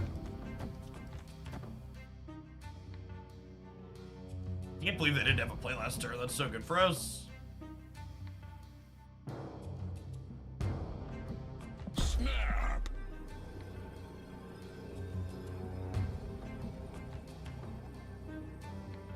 Did I rogue the Quinjet? I don't know that I need to rogue the Quinjet. I guess if they Loki me, they get a couple of discounted cards.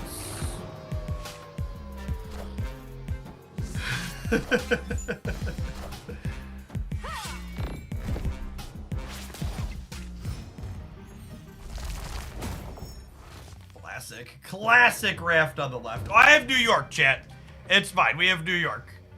Nobody panic.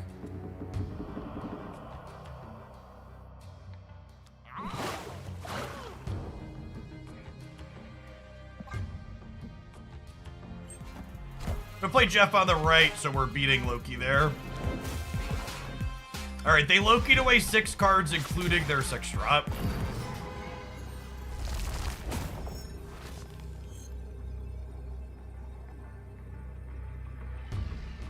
They had 1 unspent energy. Their She-Hulk gets discounted by 3, so it's 310.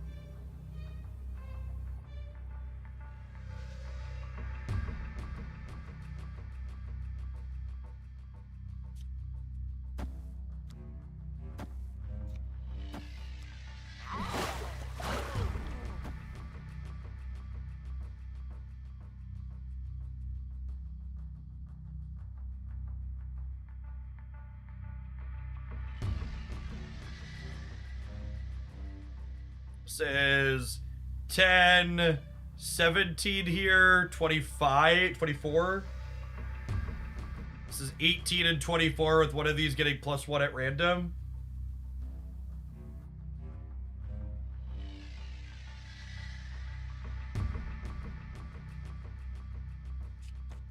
This is 21 and 21 with one of them getting +1 at random.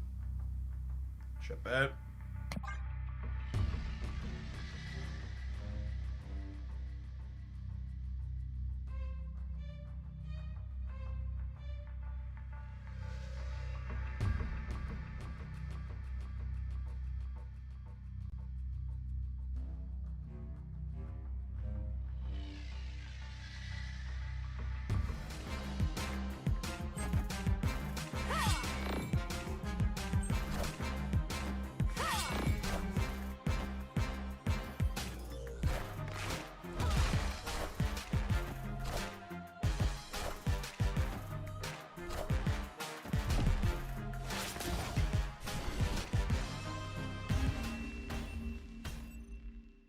Victory.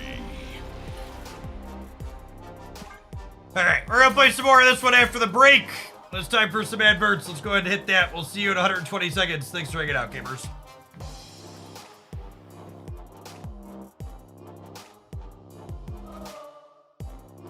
On up, stretch the legs after some pedaling.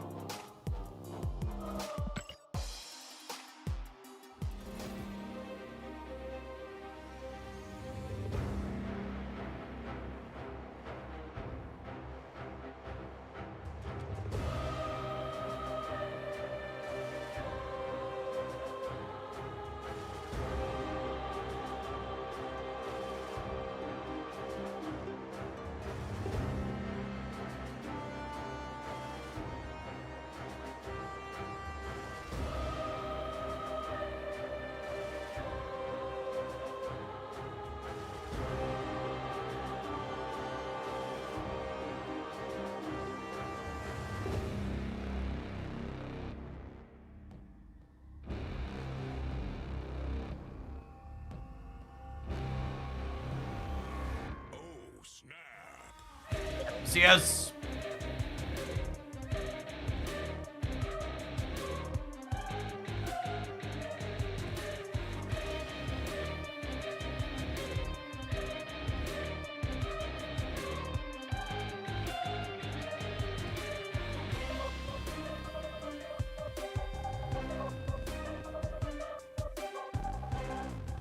Hey, Nick, thanks for the membership on the YouTube side. Appreciate the support. Welcome to chat.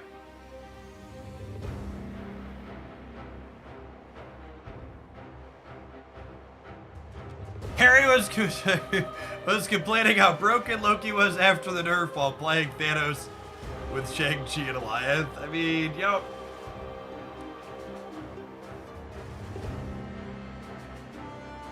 I don't know. It's just so funny to me that, like, Thanos players are complaining about Loki still. Because, like, here's fucking Thanos way up here at the tippy top. Here's fucking Loki all the way down into D tier now.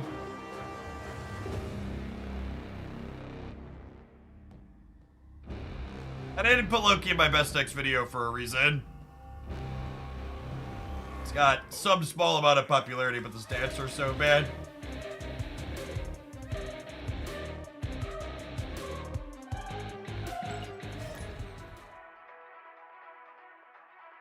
I would believe Loki is good against the Thanos deck. So if you're a best deck enjoyer right now, Loki is officially an anti-meta deck that gets to beat up on the best deck. Which, honestly, that sounds like a fantastic space for Loki to occupy in the metagame.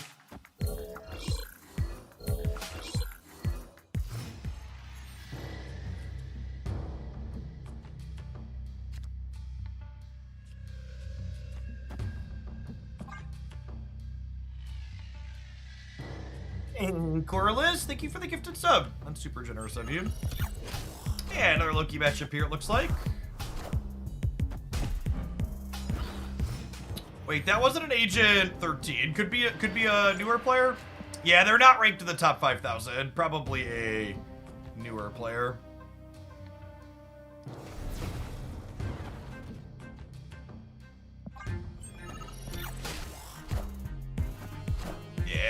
low collection level gamer. Oh, snap.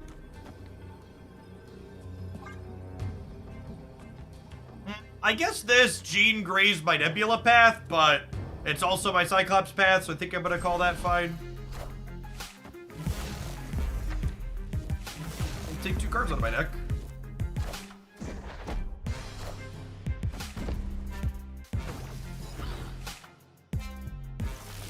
Are you saying Loki is gonna be the toxic best deck, but doomed to lose to everything else, so he's burdened with glorious purpose? I am. Oh, I forgot about Mindscape happening.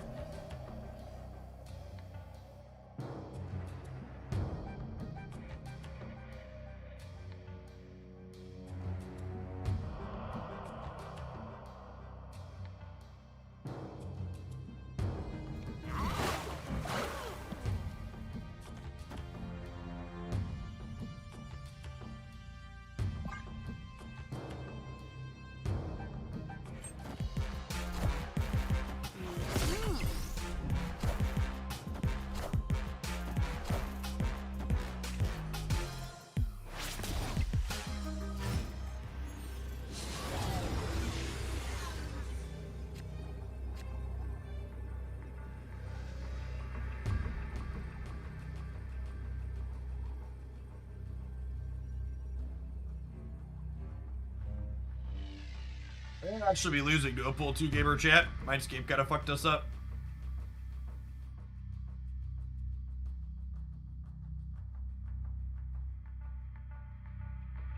Yeah, I think we're actually just supposed to go.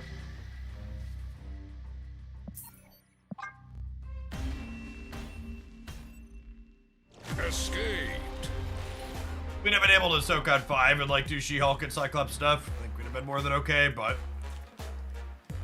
we passed them as She-Hulk that I don't think we could beat with the cards that they gave us.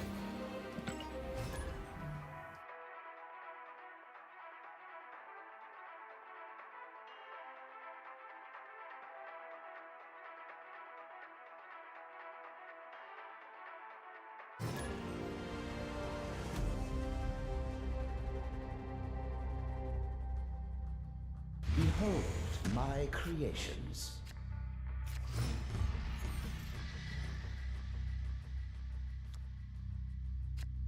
Deadman move Jeff left probably wins because She-Hulk costs 6. Maybe, I think that leaves me exposed to like them having my High Evolutionary plus to their cheap card from their deck there.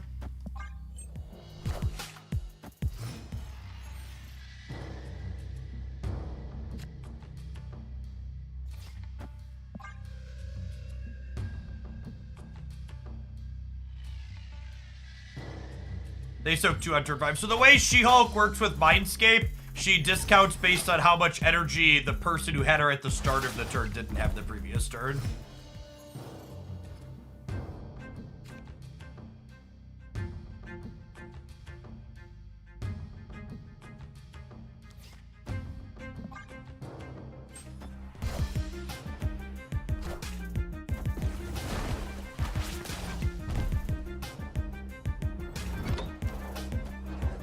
Almost hoping for space third in the middle.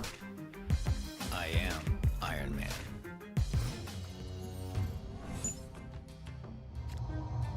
Hey, wish granted. See if we can, Snap. I'm gonna stay for the snap. See if we can win the coin flip on the right here.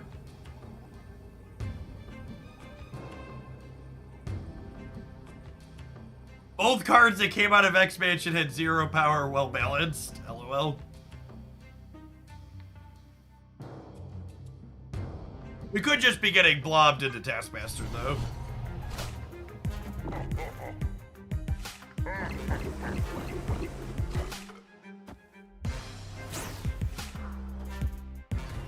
I am Iron Man.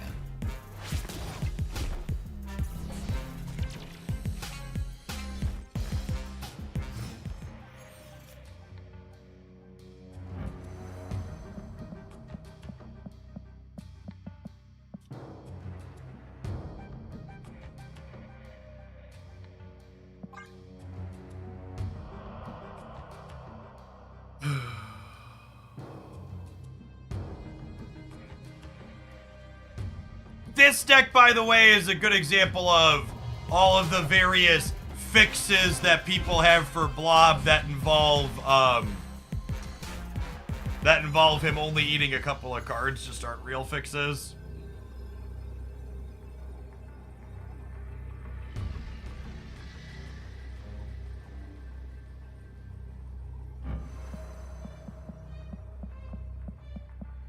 They're not playing Taskmaster?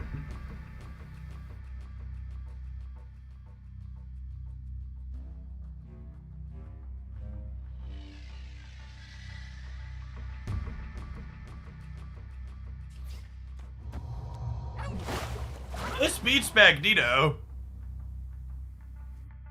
He's not in here, right?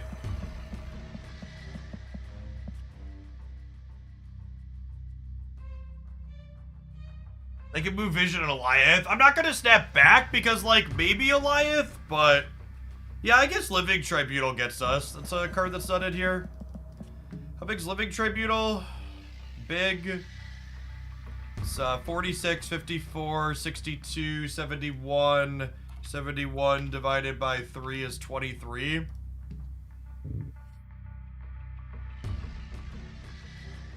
Yeah, I think I have to go because of Living Tribunal, unfortunately. Griffin Flyer, thank you for the quarter of a year. Welcome back.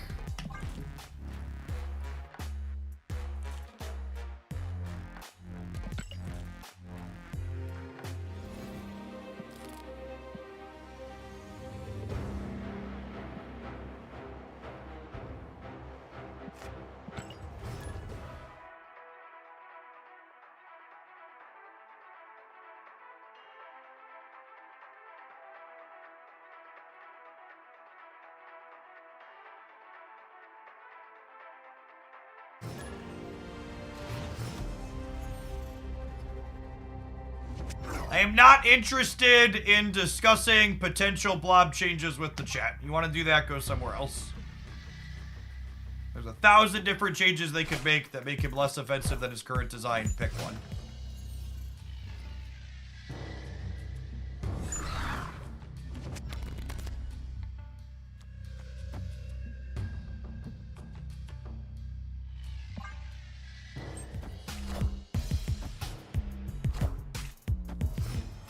Okay, so I'm like 99% sure because of Dark Dimension, Nico kills the middle Mysterio here. Alternatively, I could just do this, and then also do this, and then I snap.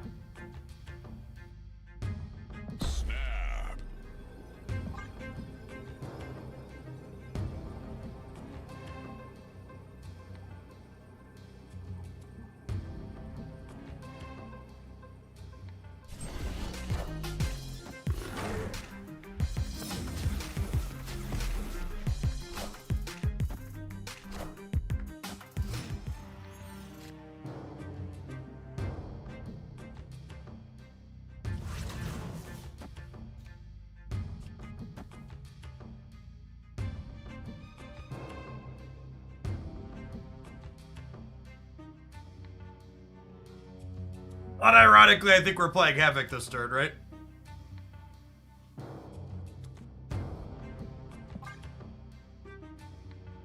I'll take 12 on the right.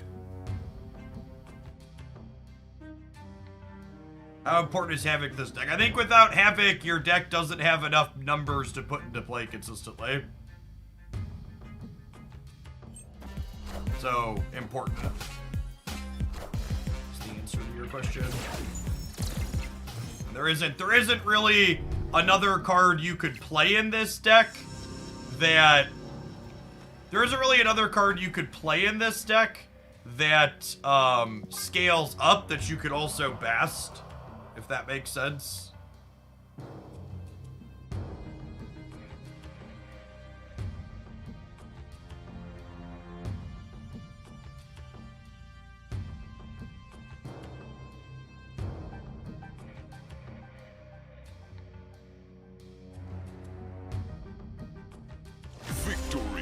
Classic, look at what you're doing with Daredevil and Concede. Tried and true Marvel Snap Gaming. Possibly Bishop, but with a lot less numbers. We're literally already playing Bishop, Gus.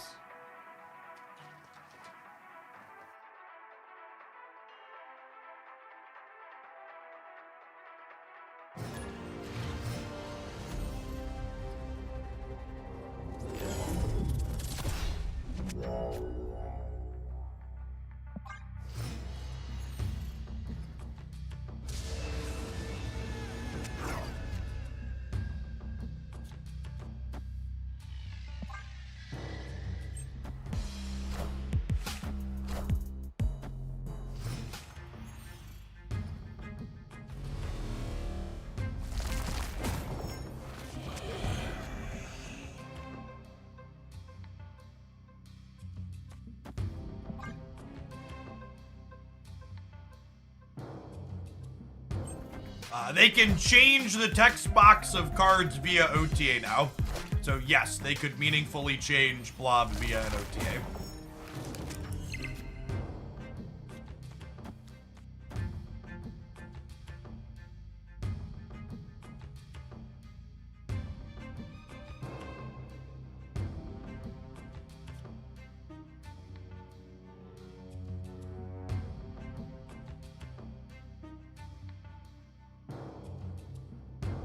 Oh, snap.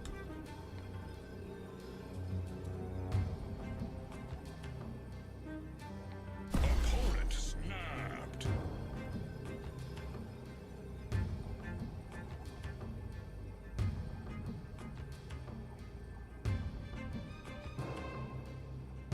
Cosmo, Nowhere, Echo means they can't I Mystique am anywhere. Iron Man.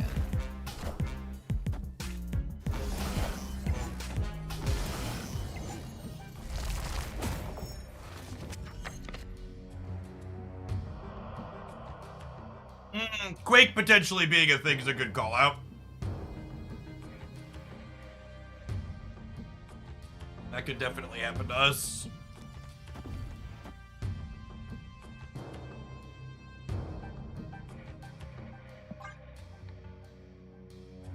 We need to lose eight cubes of that.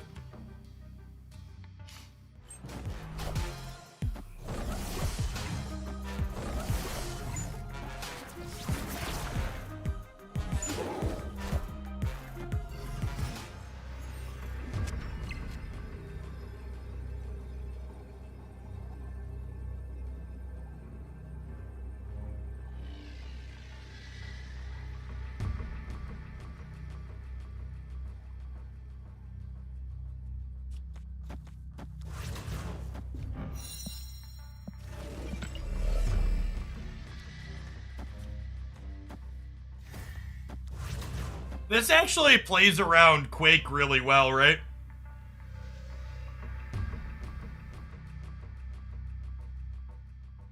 Gives me 1, 2, 3, 4, 5. Gets me up to 15 over here.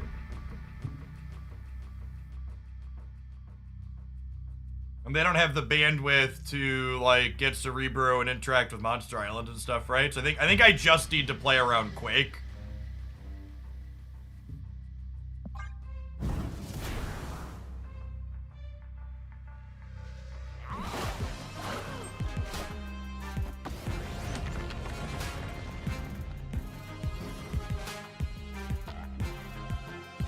I am Iron Man.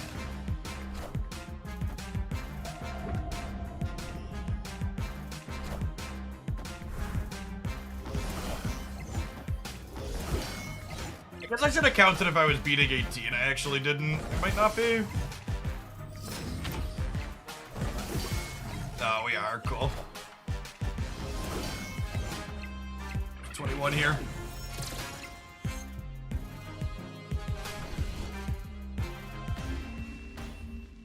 Solid 8-cuber. Victory.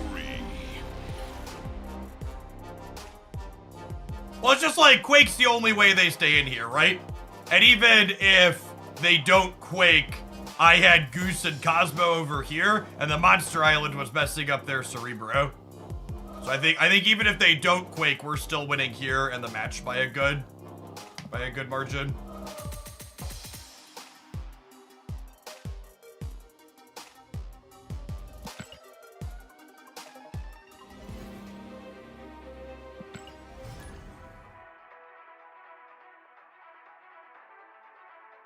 This Bastard Texas Dex was one of my 2 pocket picks in my best decks video at the end of it. I think this deck is super solid. We win more than we lose with it. Not gonna break the format in half by any means, but moderately competitive.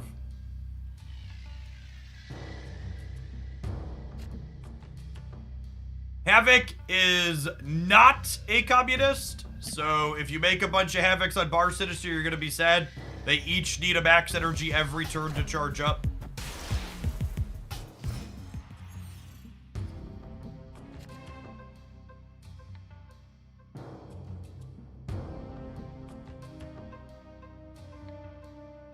Oh, snap.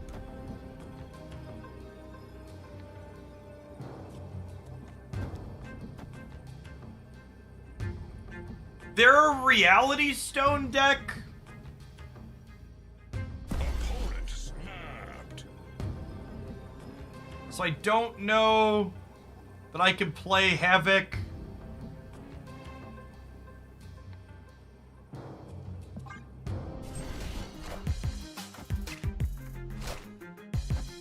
If they weren't a Reality Stone deck, I'd play Havoc here with the Mobius, but there's a chance they're pulling the Elysium that I'm snapping on, so I gotta vibe for a second.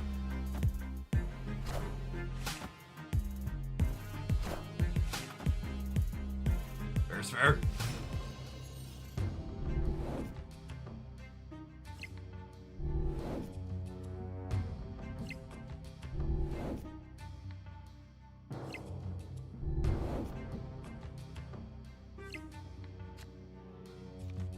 Terrible little boys and girls. Nobody gets Elysium. Straight to bed without dessert, chat.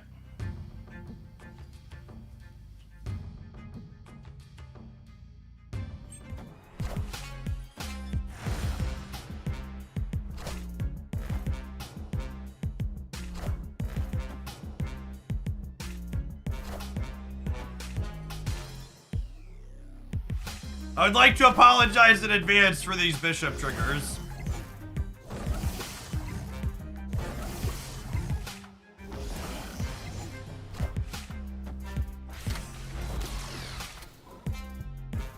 I mean, we're gonna be here for a minute.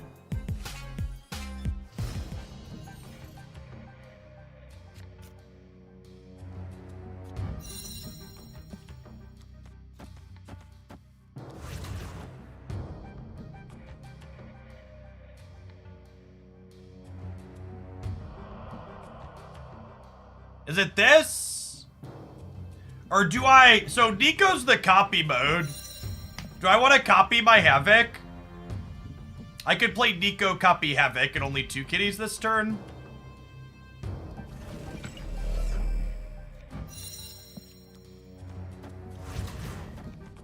What do you think of this? I'm into it.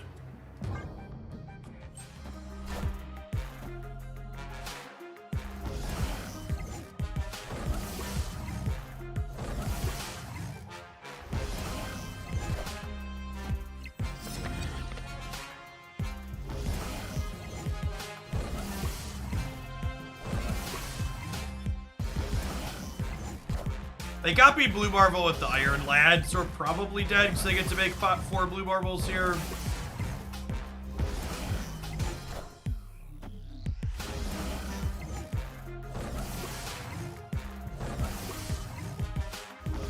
Griffin Flyer, I think I missed your sub a little bit ago. Sorry about that.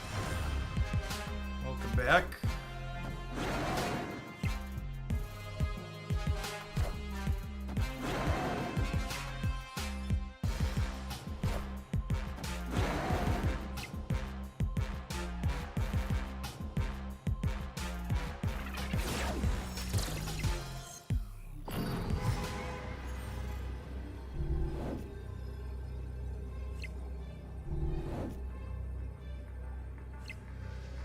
Just, you know, a good lesson in why the Thanos deck is just so good.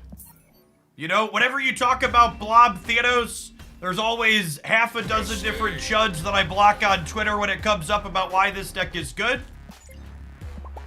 And it's not just, oh, can you beat Blob? It's that the entirety of the deck is very strong.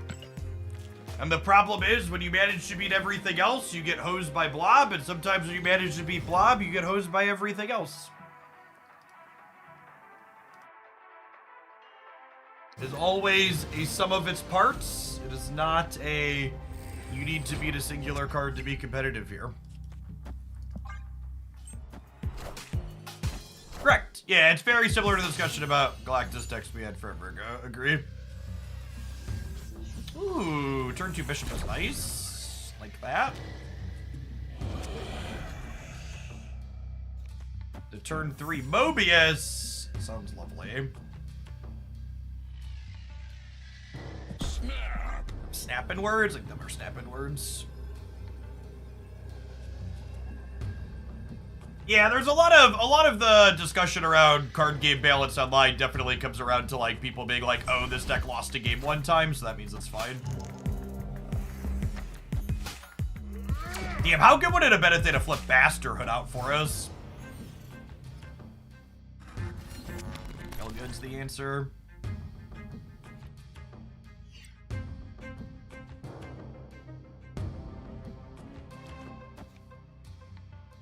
Do you think they're a Sarah deck? I think they're a Sarah deck.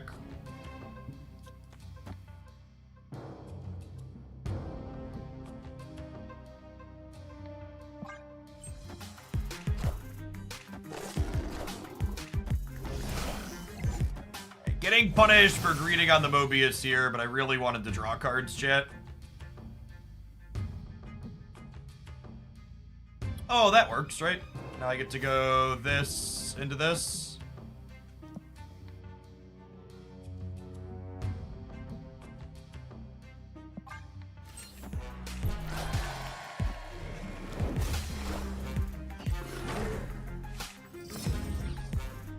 The Zabu's not discounting anything from our deck.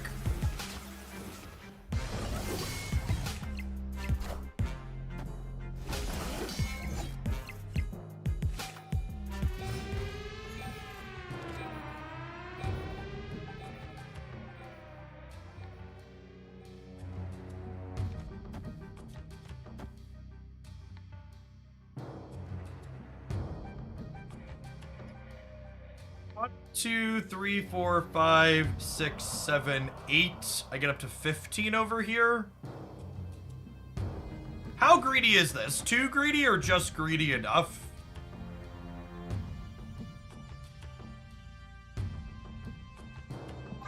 I think it's just greedy enough.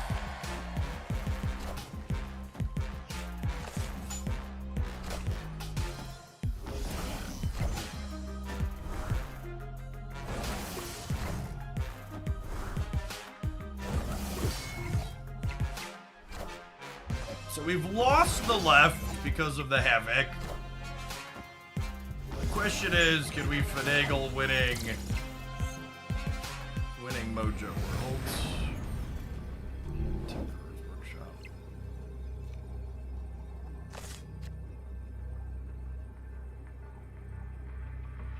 Well, it is worth noting that Cosmo was the best draw in our deck here.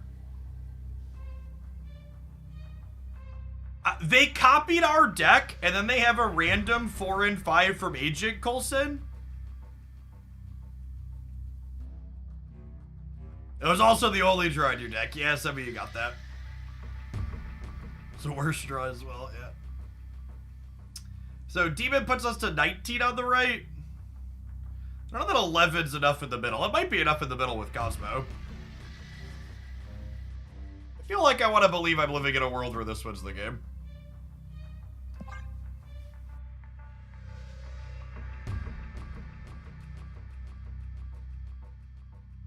That's true. They only have 5 energy. Is a good shout. Yeah. Victory.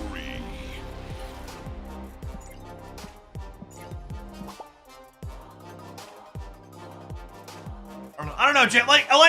I feel like I say this every patch cycle, and then they try and kneecap Loki again, despite me saying it.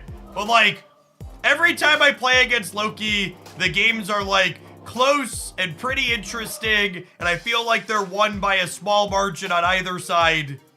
And just like, I go into any other stream, and it's just people complaining that Loki's busted and needs to be changed. I just flabbergasted.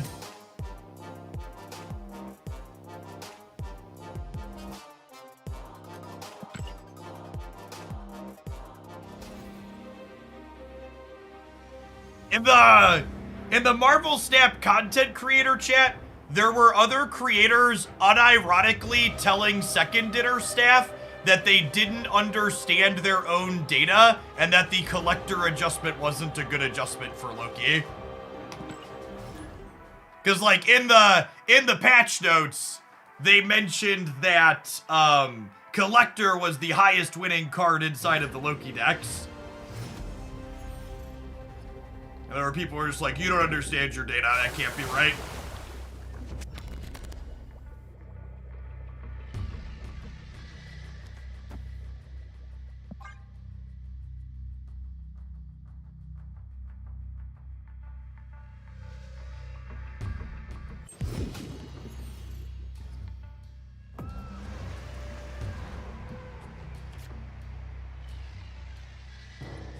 I'd rather eat Echo Blind than eat Goose Blind.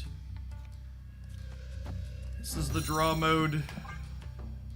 It's less resource efficient, but I think Goose has more generic utility in this format, especially when Warrior Falls flip center, making Miss Marvel worse already.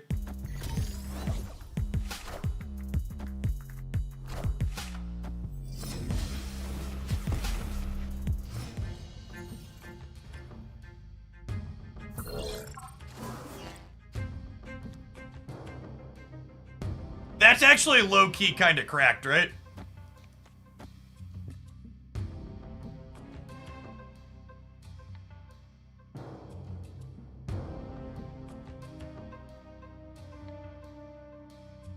Do I want to do this, or do I want to wait one more turn on the Bast? I might want to wait one more turn on the Bast. I think I'm just going to go ahead and Mobius here. And I want to Mobius in a path other than the Sunspot one, other than my Nico one, because they are probably a Cyclops deck. I don't want to give them two Cyclops things. Super rewarded. Every card in our deck was very good to Bast here, so waiting a turn on that feels great.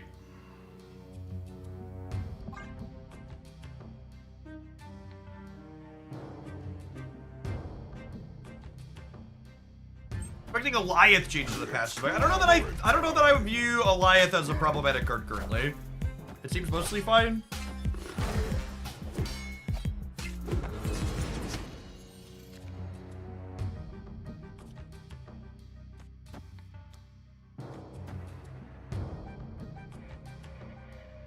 I think I want to do this so I know where the stats from it are ending up at. I also maybe want to play it here so that way my Mysterio could flex out across the board.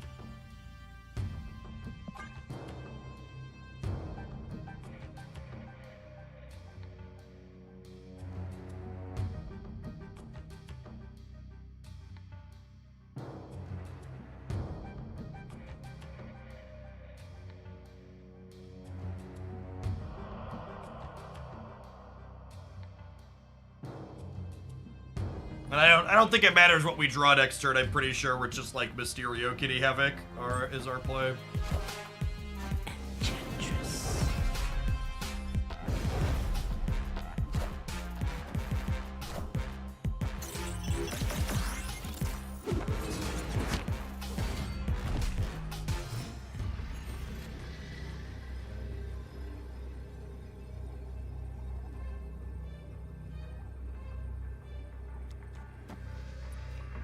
This is actually a relevant draw because it guarantees that this is what dies in Warrior Falls. That was actually a better draw than Bishop, with them Enchantress, I guess, in the center.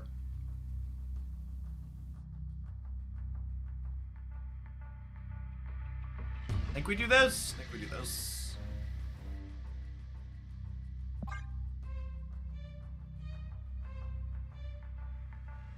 This gives us plus 6 on the right to 12. It gives us plus 3 over here to 10. And then in the center will be 4, 11, 14. So I'm going to be 10, 14, 12.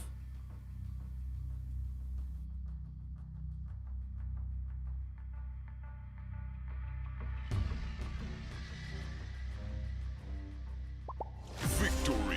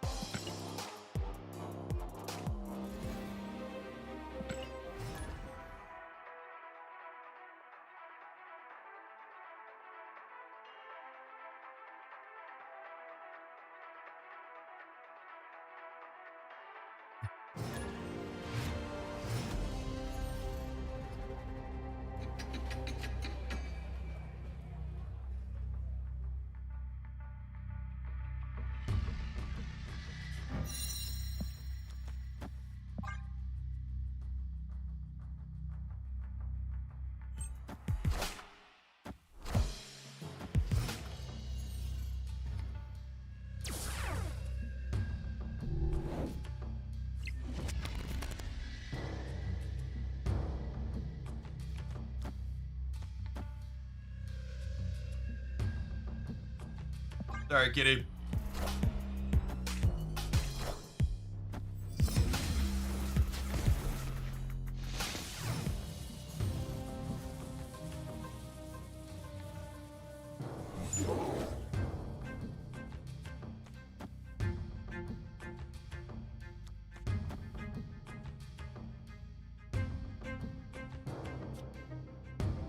Two Hulks is probably enough, maybe famous last words.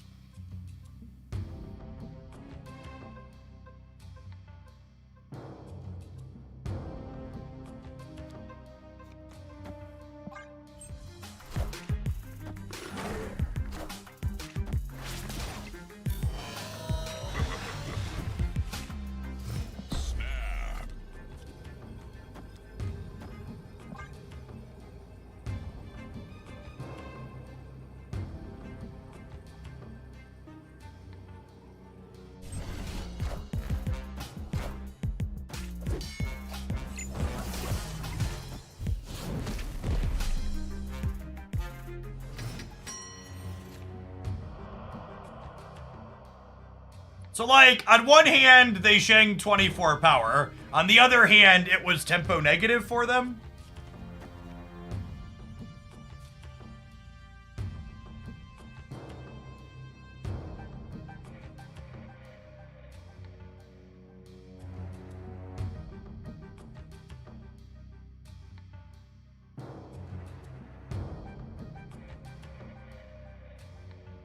What do we think about... What do we think about just filling the board here?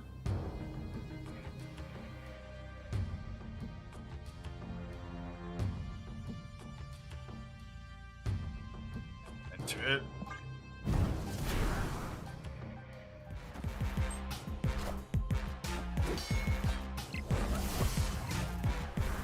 I think we wanted Cosmo now we had priority. Nah, there's no guarantee that a high Evo deck is shaking it. I get that, like, it's a card that people overplay and it could go at anything, but... Oh, they're playing this build. Rip. It's clobbering time. Rip, but I didn't play Mobius.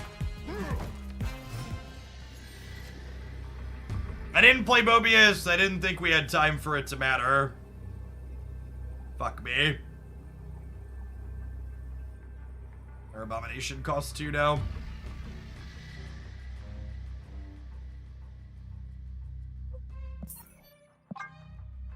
Grand Central sucks. That was just such a bad location for us. Alright, gamers, let's retreat later. Is waiting. I'm gonna hit an ad break and run to the bathroom. Catch you in a couple minutes. Escaped.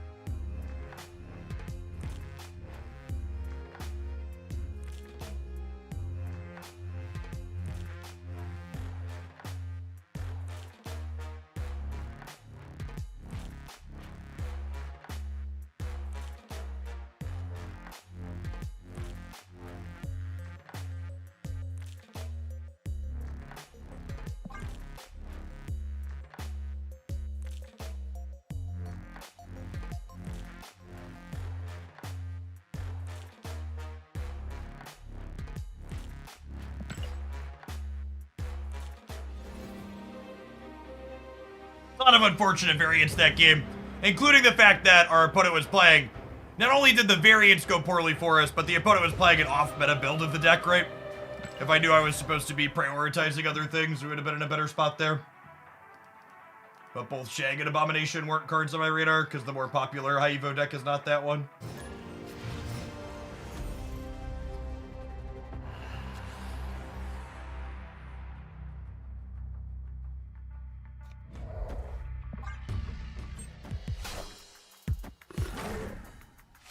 Deck is not capable of getting into Death's Domain.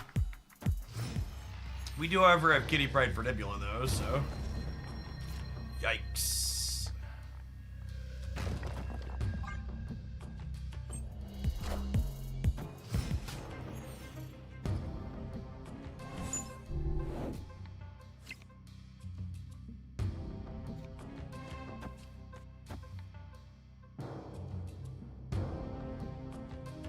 Snap!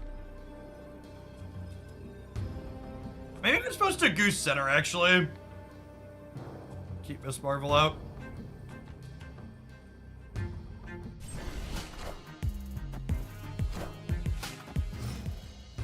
Echo?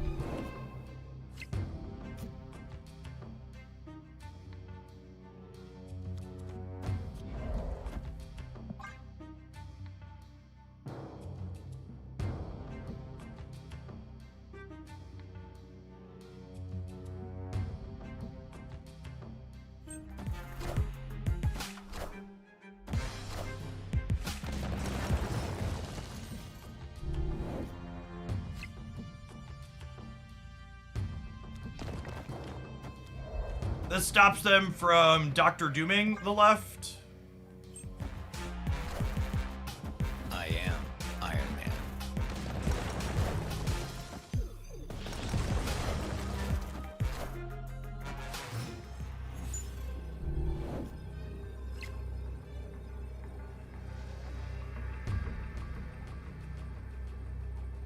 And we just lose anything big, huh?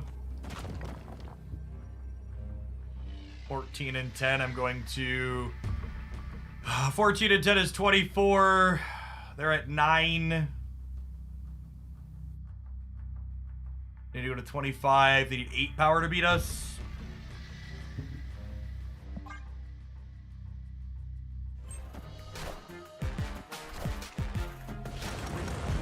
The mystery intrigues me.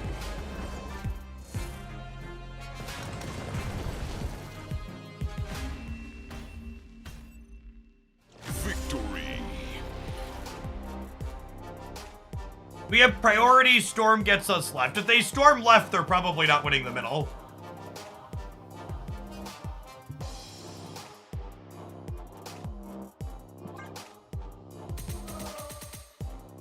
That was an opponent refusing to do basic math for 4 cubes. For 2 cubes, I guess. They were already in for 2.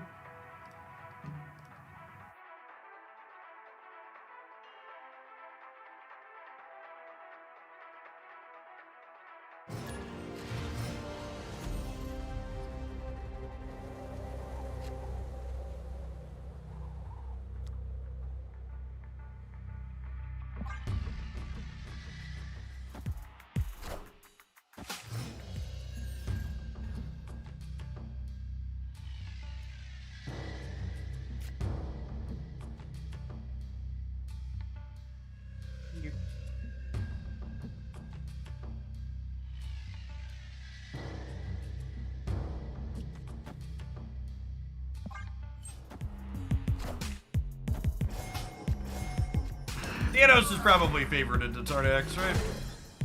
I'd venture a guess.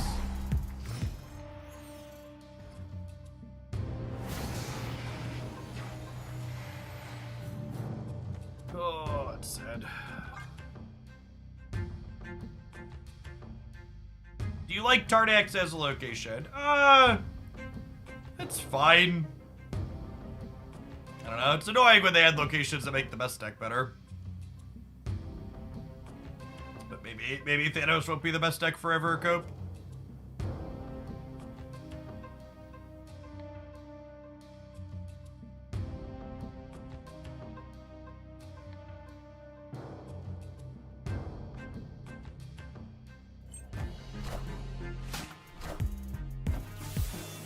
Ooh, they got rid of Adeland, rewarded for being greedy.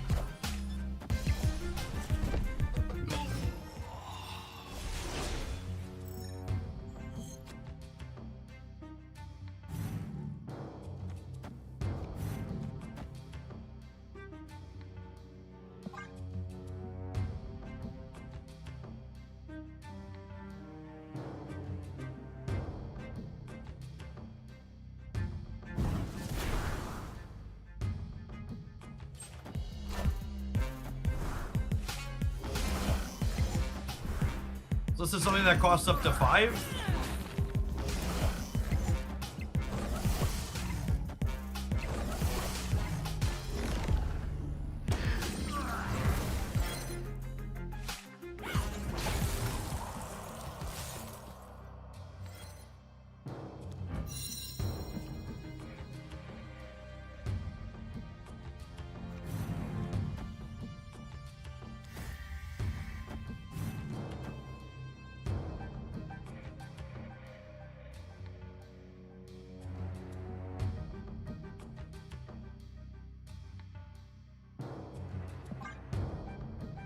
If we don't have priority going into the last turn, we could lose to Blob on the left.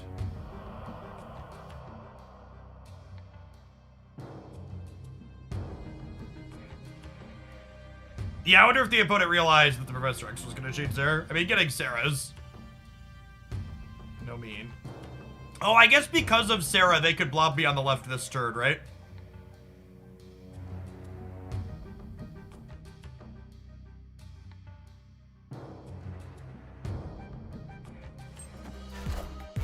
Yeah, maybe I should have just Cosmo this turn. I don't know. I can't Cosmo and Mobius this turn is the thing. Which is why I wanted the Mobius.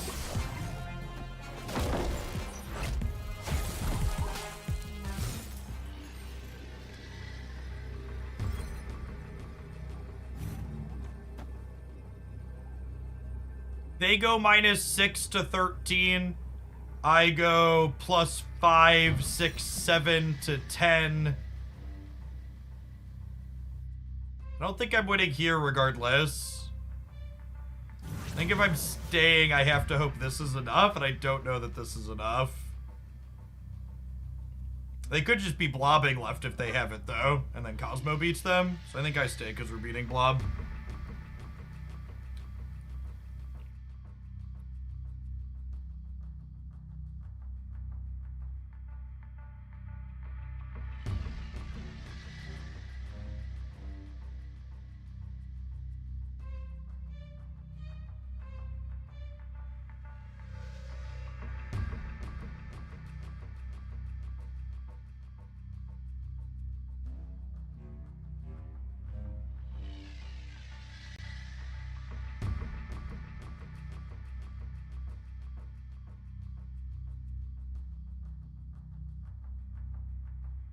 The problem with playing Havoc mid is if they play something on the left that costs less than 6, I could get got. Victory. But maybe they're just so far behind they can't do that.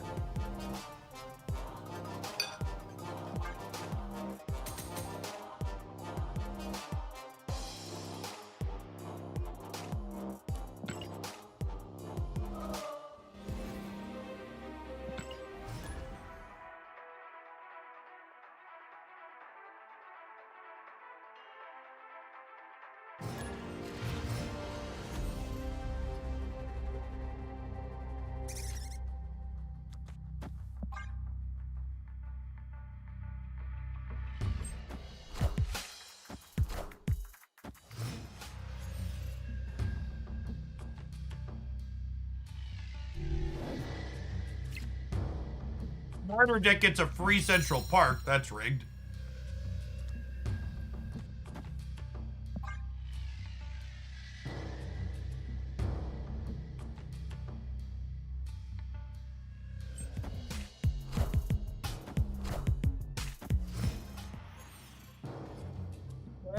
Yes.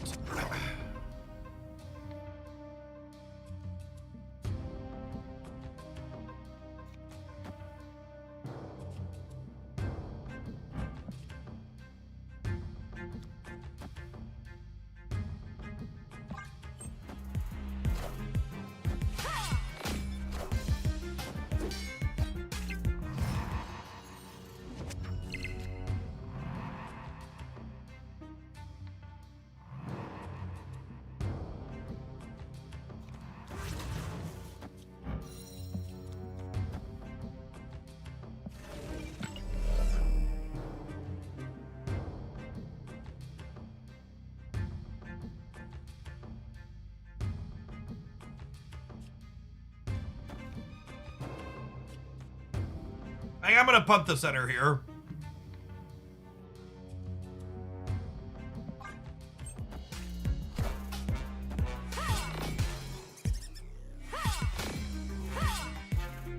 Oh wow, them filling and us goosing is really good. Oh, that's technically a fill. This keeps her from playing Blue Marvel and Kazar next turn though, which is nice. Clear for takeoff.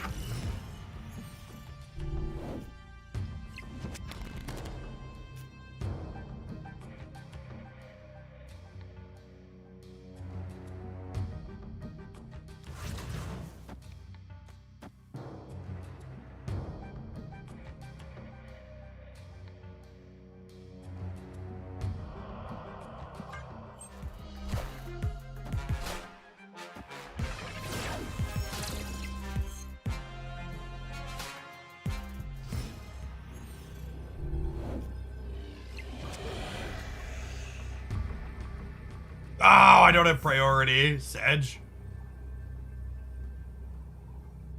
Alright, they move Nightcrawler. They play Blue Marvel. Blue Marvel is 3, 4, 5, 6, 7, 13 over here. So Demon beats that. And then I'm getting 8 over here up to 15. This moves here. They have 2, 3, 4, 5, 6, 7, 8. Does that have to be a lot? I think we stay.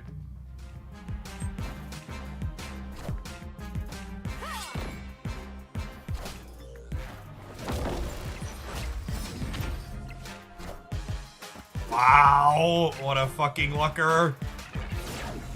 That's so frustrating.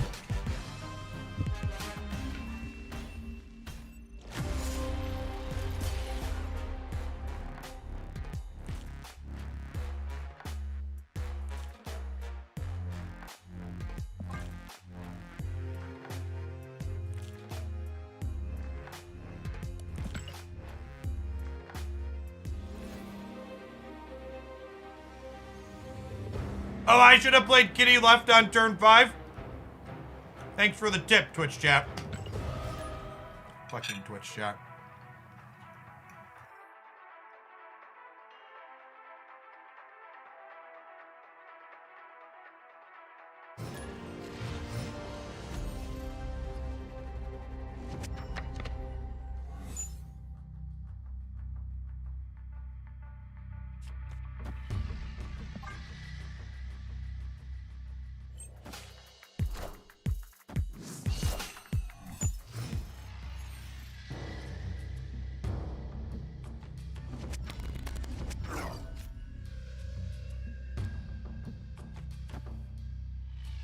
You ever thought about dedicating a month and pushing into the top 50 of the ladder? Let me rephrase your question back to you. Jeff, have you ever thought about making yourself absolutely fucking miserable while you play Marvel Snap for an entire month for literally no gain other than a number next to your name that nobody who is remotely reasonable gives any amount of respect to? No. I have not considered making myself fucking miserable while I do my job for an entire month. For actual no gain.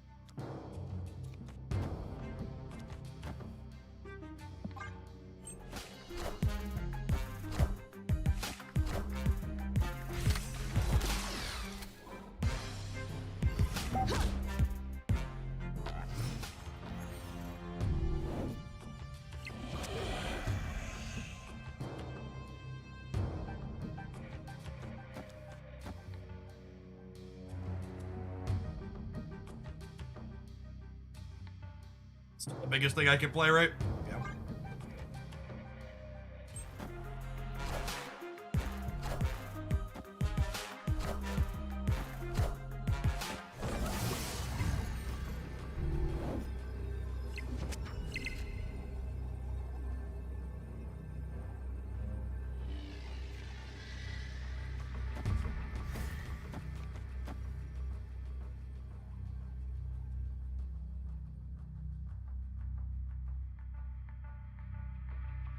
This gets me to 14 here. And it gets me to 12, 14 here. So I'm... Is that right? 12, 14, 14 to 14, so I'm at 28. They would need 9 points of power to beat me, and their next card is guaranteed to be a demon, and we know that they have a 3/3, so we are dead. Escaped.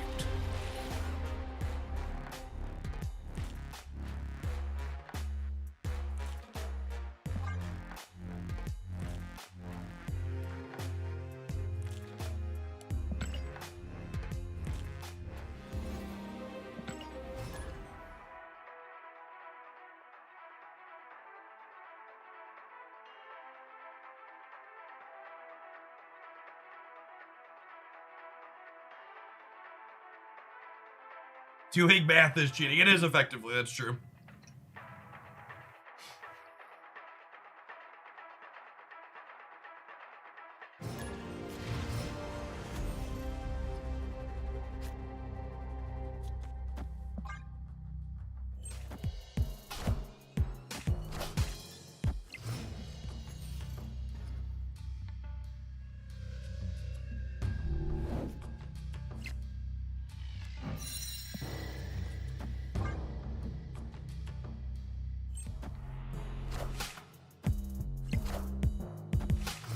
Some kind of pseudo beer. Could also be Cerebro too.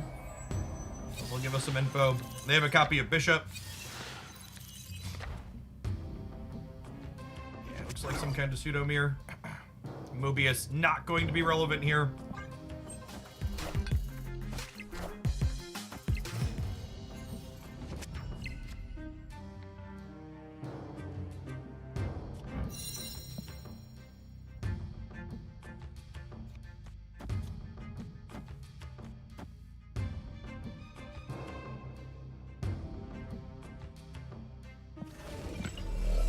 I guess I can hit like demon mode on Nico next turn. Do I want to like Kitty Mobius here just for stats? Do we play Havoc early? No, I think I need my resources still at this point. It's unfortunate that Mysterio and Bastard Hood are all hiding in my deck.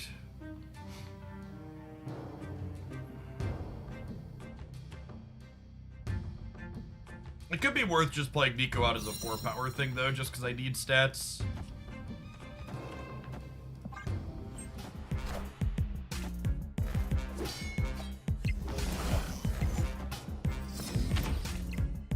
When you're faster, it shoots me to try Genshin. Did you have a sponsor download for early? Nah, I'm just addicted. I get money from Genshin on occasionally when it pops up on the Twitch bounty board, but in general, no official partnership.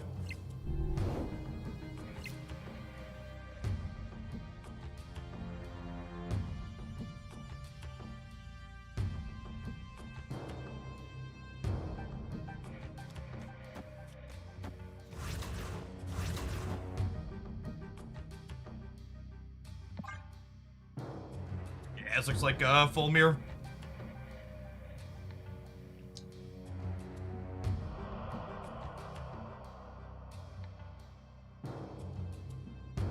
Yeah, them getting our bishop, but us getting a brick is unfortunate.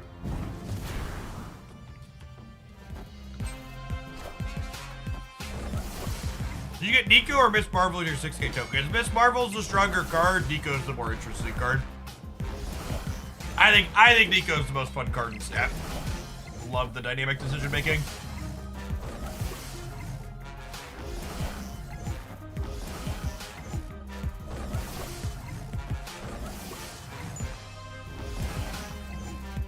All systems go. Ah, damn. Us committing havoc to the path that they're punting feels bad, man.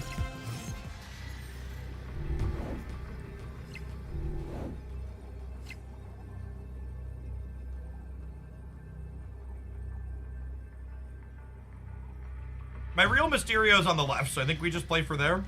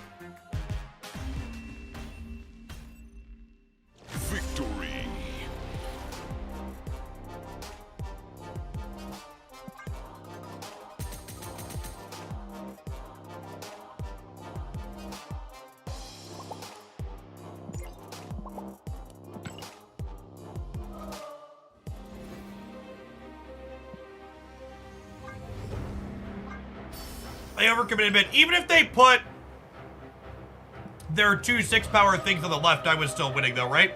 That's the tough part about playing Naked Hood out in this deck, is when you play Hood, you generally speaking, this is a good sequencing tip with this deck. You generally speaking don't want to play Hood into a weak path except in rare circumstances, because usually this deck wins the game by spreading out and playing to all 3. So in the games where I don't get to Nico my Hood or Bast my Hood, you'll generally see me playing it out to one of my paths where I have a big number in to mitigate the downside that way, so I still leave myself the option to play to all 3 locations. Yeah, they probably, and in that vein, they probably should have hooded middle, because it would have only been -1 there, and that was a path that they had a lot of points in. I don't know if that ultimately lets them win the game. Like, I play my last turn differently, so maybe it's a flip instead of a sure thing for us. Put into the Havoc pass, a good shout. Yeah, Havoc gets big. Your 3 big number makers are Havoc, Bishop, and Angela to a lesser degree.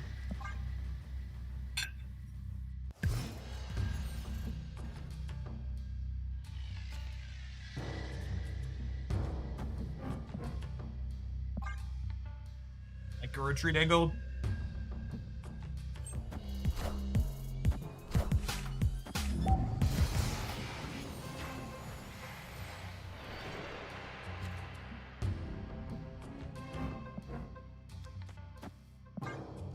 So he's super good for us.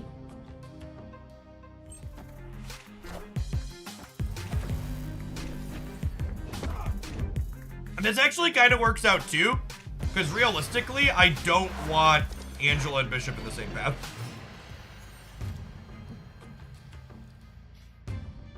And I want to keep Stegron and Arrow out of here, I think.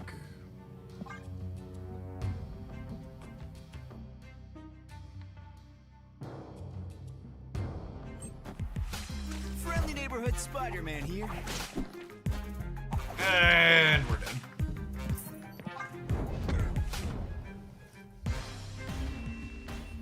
Escaped. The Goose left, no cards to be played banned. Yeah, maybe that's an idea.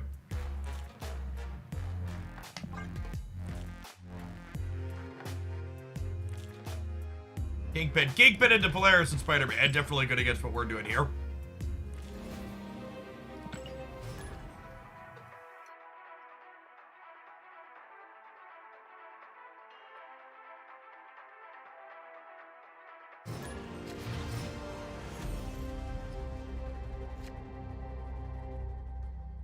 Oh, snap.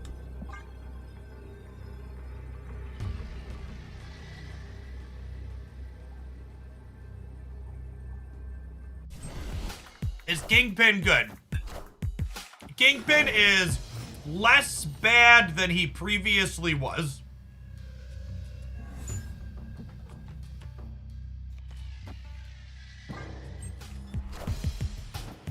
I think Kingpin's new design leaves a bit to be desired.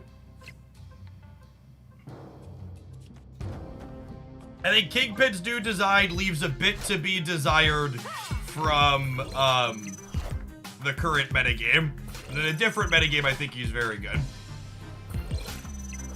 Speaking of very good, holy shit, this board state in our hand. Good God, man.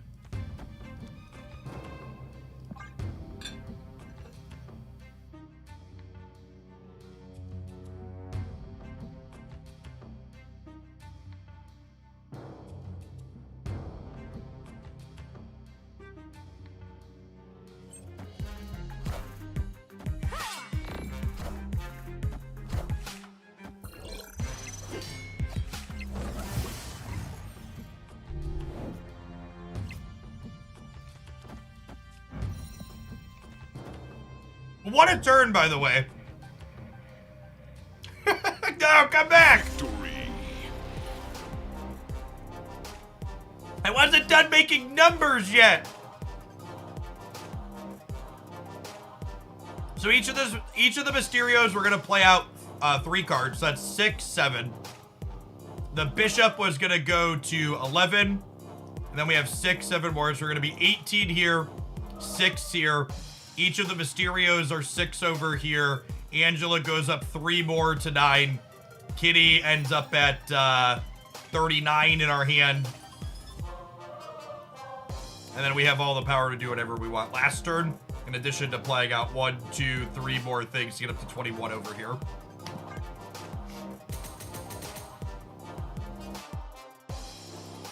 I should have checked Nico to see if she had a copy spell. Yeah, that's fair. Would have been better than playing a second Mysterio.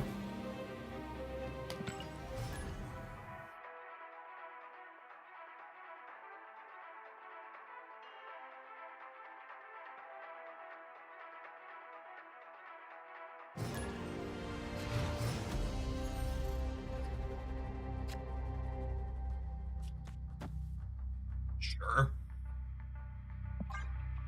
They're a Thanos gamer, so Tunnel's also pretty good for them.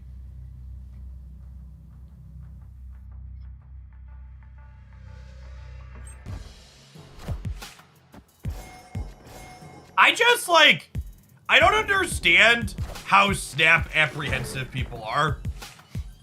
Like, chat, if you're Thanos and you have Mind Stone and there's a turn 1 Quantum Tunnel, push the button. Like, I don't know what else there is to say. Or snap-apprehensive, yeah. I don't care if there's a 1 in 12 chance you hit your blob. Raise. Oh my god, and they even have Space Stone to pull Magneto out of there too? Like, actual craziness. Opponent snapped. It's sad because, like, my hand's not bad.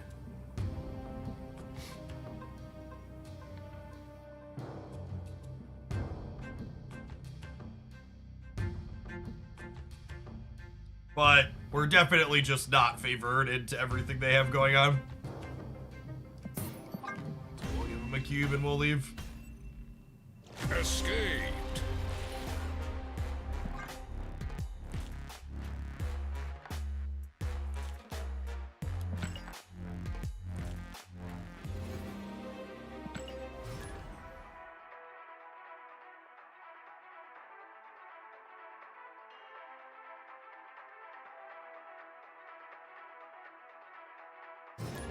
Not terrible. We're 8 and 5 on the day with this one.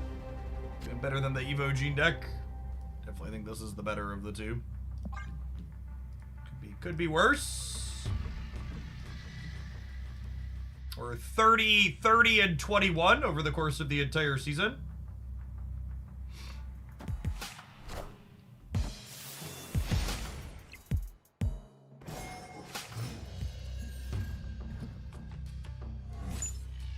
You don't ever snap after you're an infinite because you like seeing the games play out. Sure, chat, but I'm not in a spot on the ladder where people are not snapping post-infinite, okay?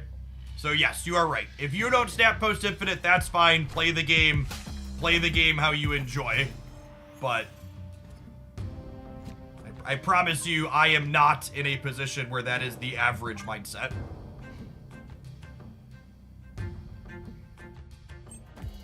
As is almost always the case, Bass is the best draw on our deck here. This Twitch streams, pre-recorded, etc., etc.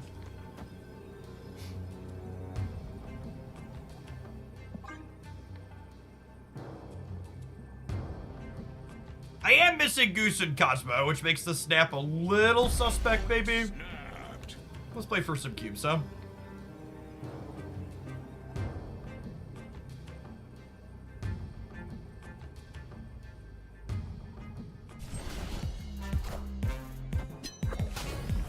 They're playing Magic in their Lockjaw Thanos deck. Interesting.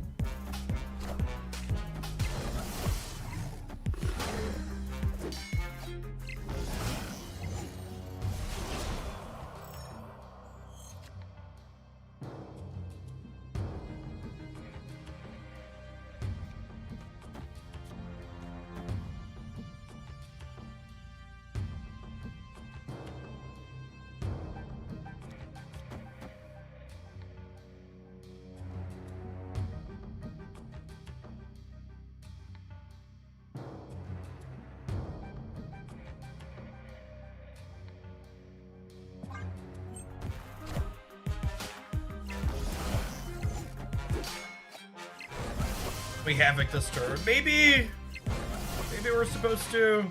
I don't know. I don't quite know where I want to Havoc just yet. Oh, they're also a Leech deck. That's unfortunate. I hate that Kitty goes back to my hand and then Leech happens. That's so sad.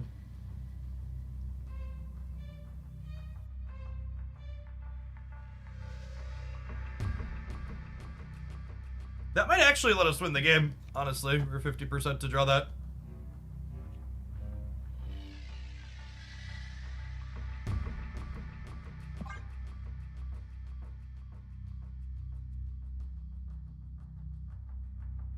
This means the only place they can blob is the Limbo and the Lockjaw path. And they might Lockjaw this turn.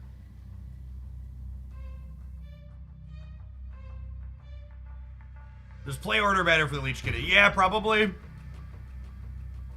Start a turn effects probably happen in order.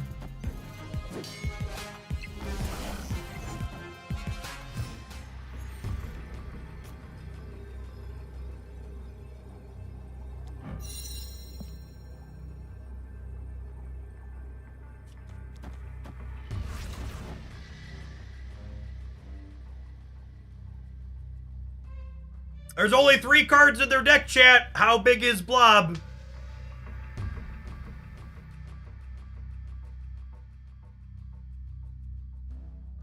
I'm gonna gain 14 on the right up to 25.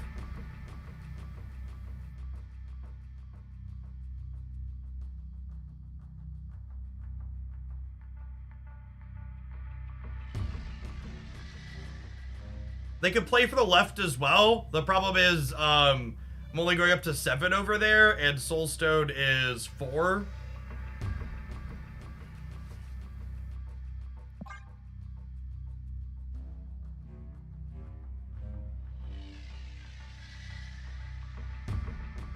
Feels spooky and scary.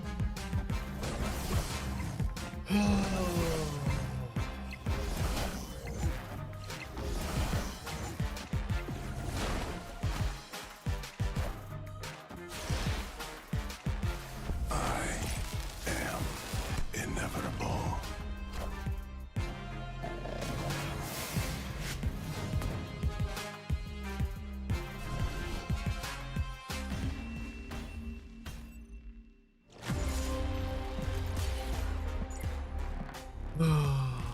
We would have won with Demon on the left. But it's so much worse than Blob, right? But like that's the thing, right? Like I had to put my Demon right because it's possible they had a 6 fucking 20 in their deck after playing a card, right? So like this is one of those games that like we lost because I had to play around Blob. And then, you know, this happens. Because they have a 1-5, a 1-4, 1-5, 1-4, depending on how you look at it with the sewer system.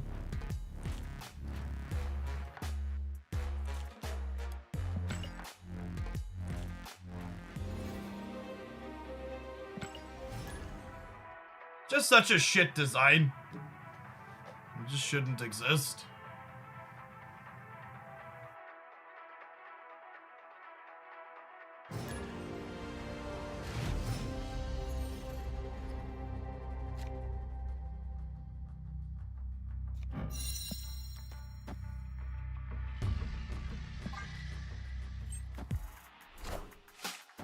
Yeah, OT on the 18th.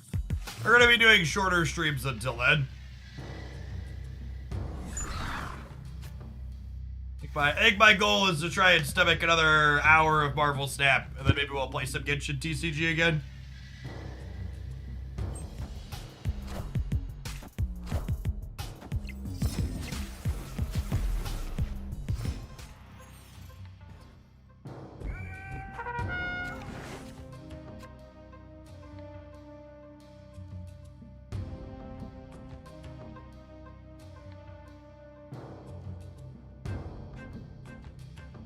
Weekend missions off stream.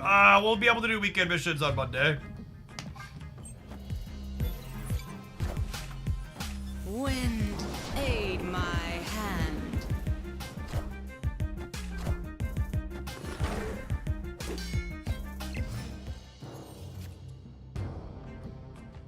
Silver Surfer? Question mark?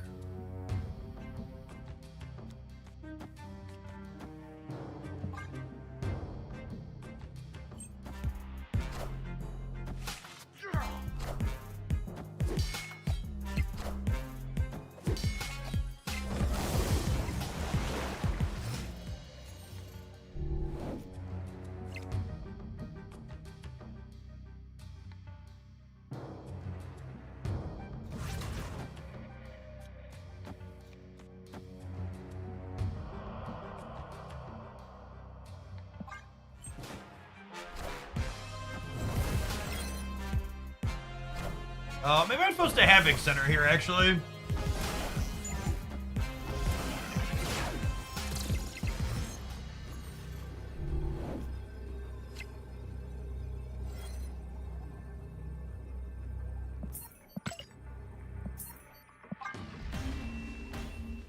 Sarah means Shang. Escaped. Nah, I think they're Silver Surfer, chat. And the Nova definitely means Killmonger, and we have priorities, so we are very dead.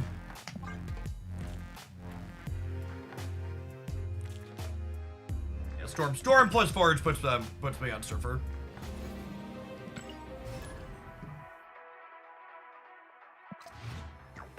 I didn't get a match, right? I didn't get a match. Just double check before we hit an ad roll. Have some ads! They might actually be more fun than this Marvel Stat metagame. Who knows?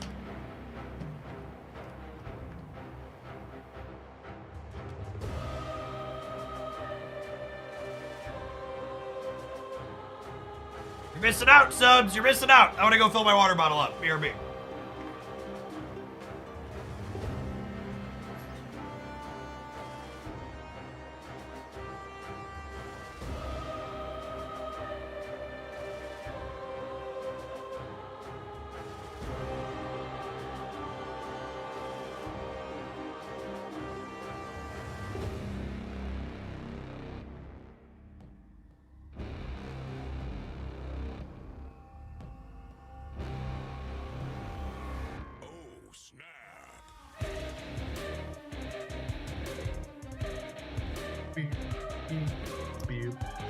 What's going on, Stampede? Thanks for the 5 months. Appreciate the prime. Does he want me not to sub?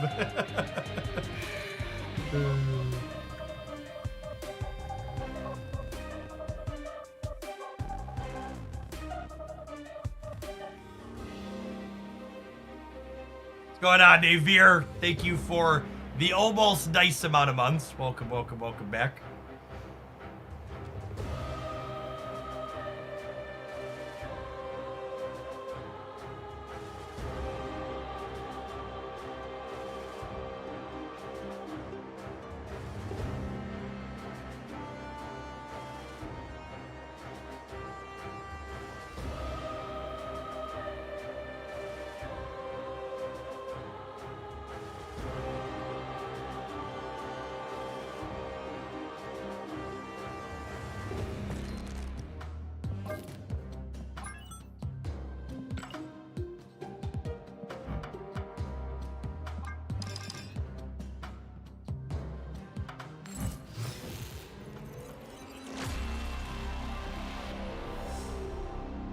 Shiny logo.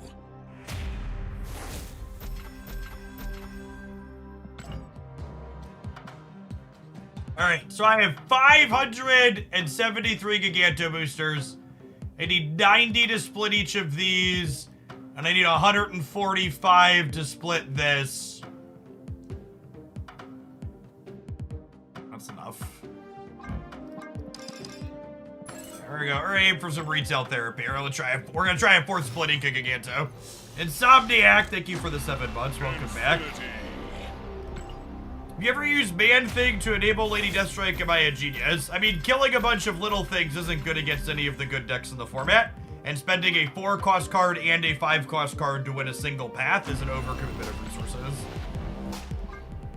So, I'm not sure what you are, but genius is probably not the word. Infinity.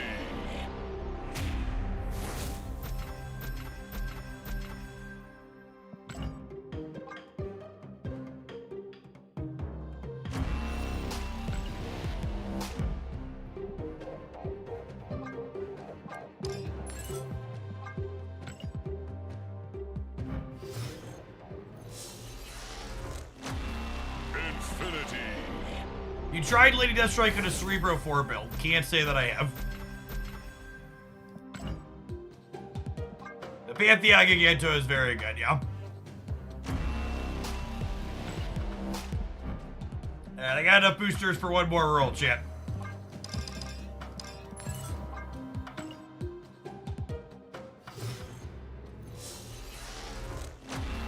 Infinity.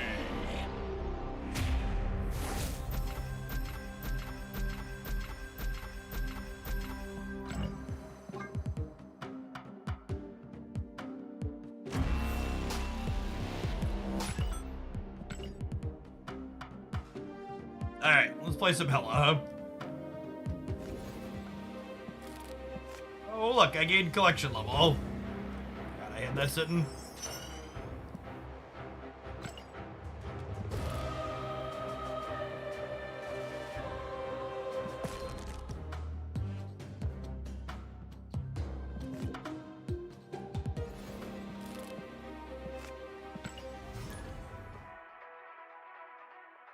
It's our first time playing Lockjaw in a while, so I need some Marvel nerds to weigh in on something in the children's show.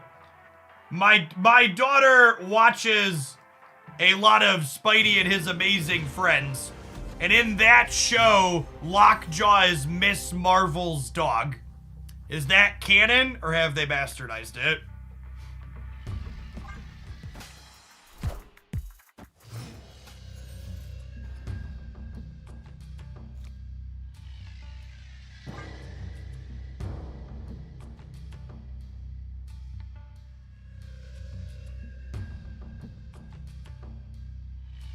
Based on the kind of sort of babies I'm getting from chat, I would assume that there does exist a comic book somewhere where that is a thing that happened, which I think is acceptable.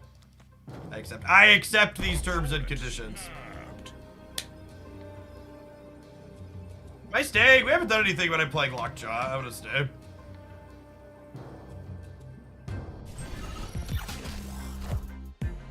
Wind, aid my hand.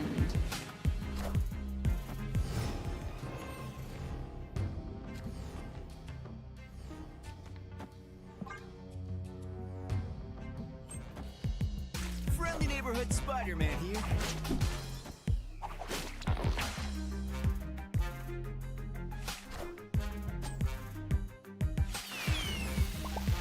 Minions to me.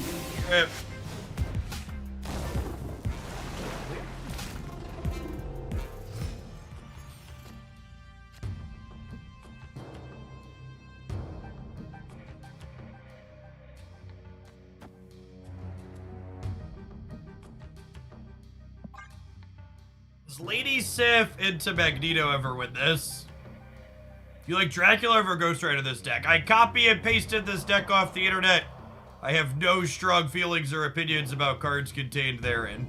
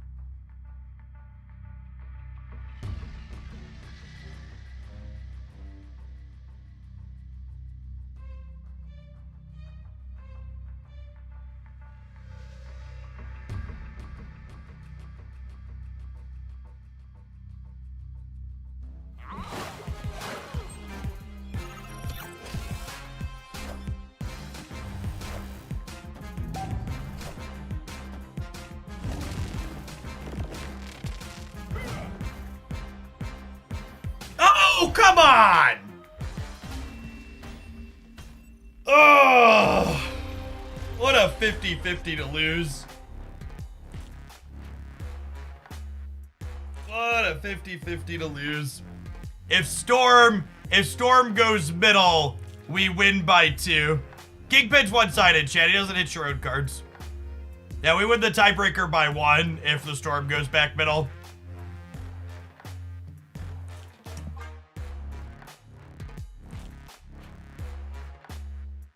I'd like to point out how awful our curve was that game and how unlucky we got with Lockjaw.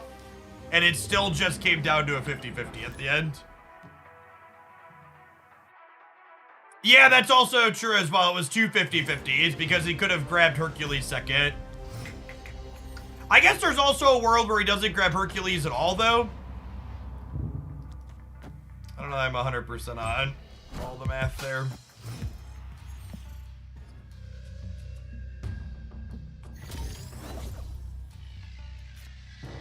They move at the same time. I actually don't know the answer to that question. Maybe that's correct. I don't know.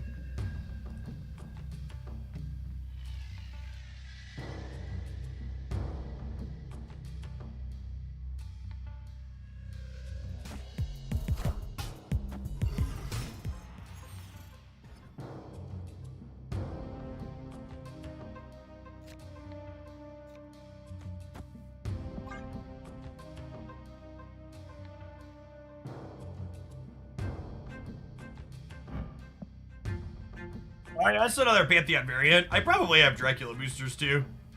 I don't know that I'm willing to spew on another one though. Down to our last 4,900 gold because we didn't scam the store.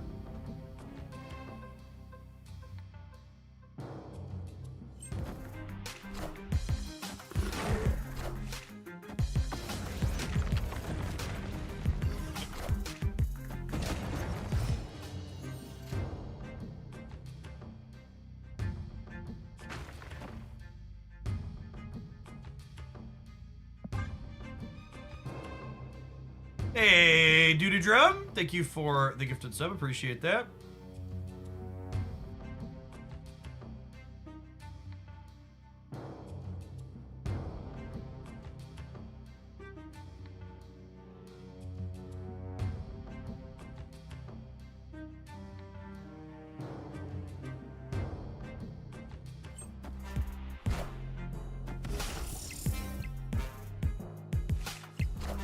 I'm gonna play the Blade on the right because the path they most likely want to Valk is their one with the Bast in it.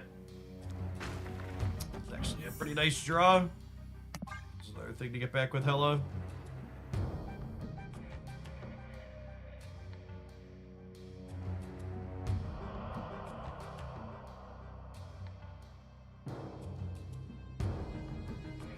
It's a pretty kitty, Chad.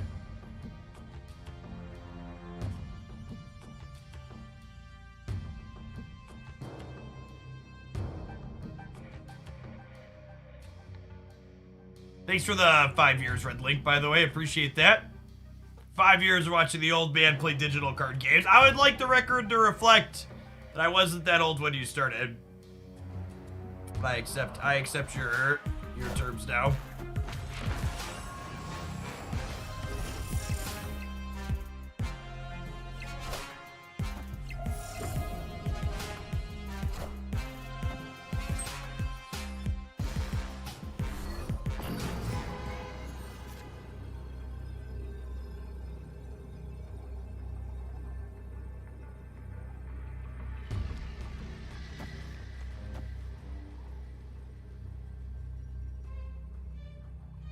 Do I do this?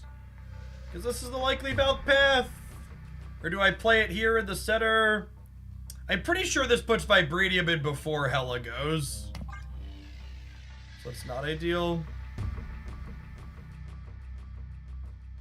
Yeah, if I get any of these three, I kind of wish I was in the center to play for all three better, but putting Vibranium in my deck just means I'm less likely to get those to begin with. Maybe I should have played the Ebony Blade on the left since I had the flexibility to move it to New York. Hey, thanks, Dark Ray. Appreciate you up in your prime over here for a quarter of a year.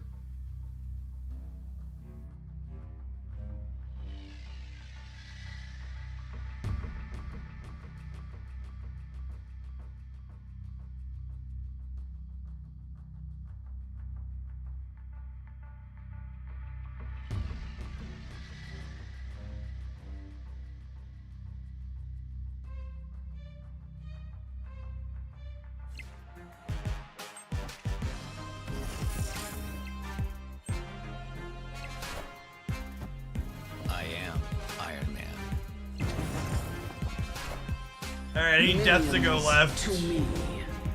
Easy game. Easy game. Victory.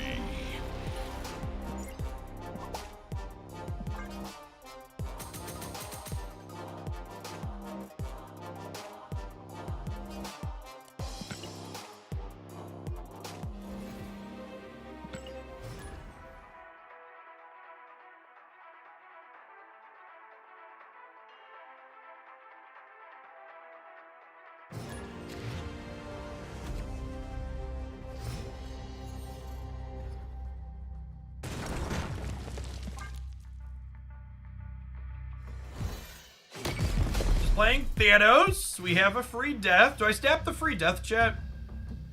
How am I supposed to stab the free death, huh? Snap. Opponent snapped. Let's go.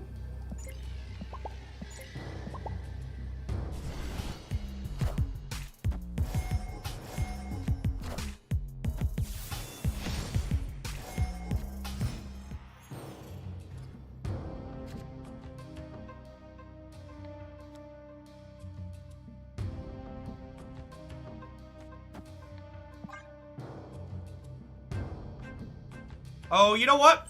Because I have Giganto in hand, maybe I'm supposed to play Lockjaw somewhere else. Thanos never plays Mobius, right? We got Mobius on a Thanos earlier today. Thanos just like has a lot of good tech cards in it.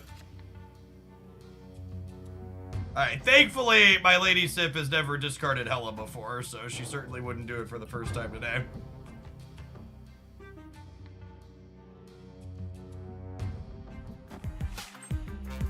Now the blade that comes out of my Lockjaw might be a different story.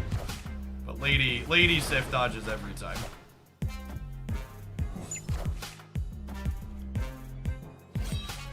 Rip.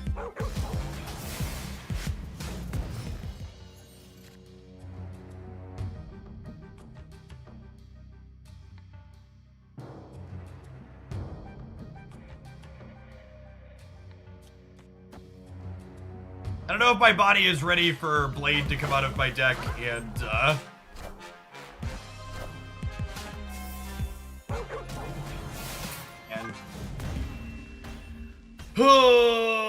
Escaped.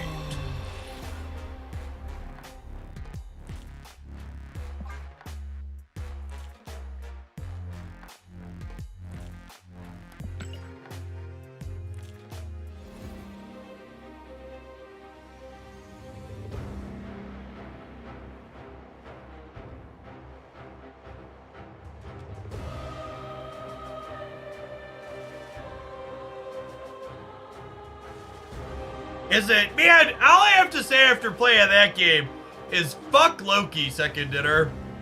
Can't believe you haven't taken away his cost reduction yet. What an atrocious balancing we have.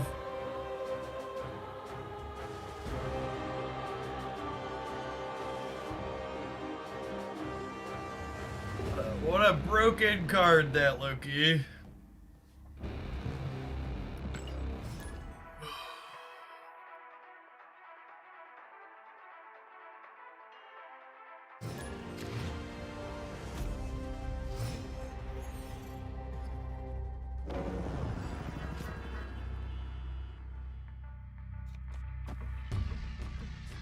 Do I want a 4/9? I'm not sure that I do.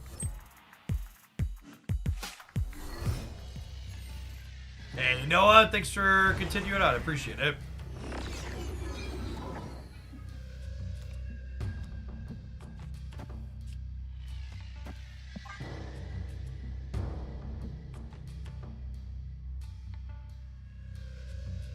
Oh, snap.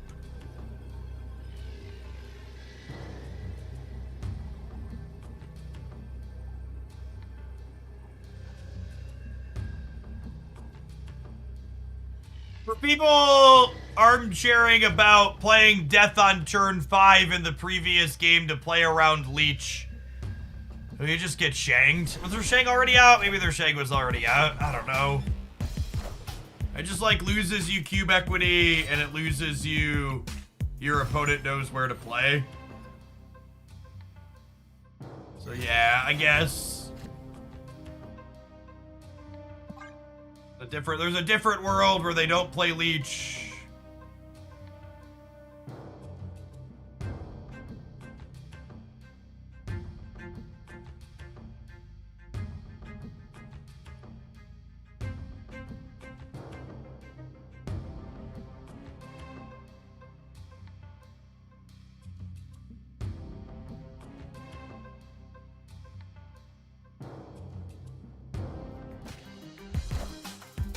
Wind. Regardless of whether or not you can play around Leech, it's not a fun card to play against. Yup. Yep. Yep, yep, yep.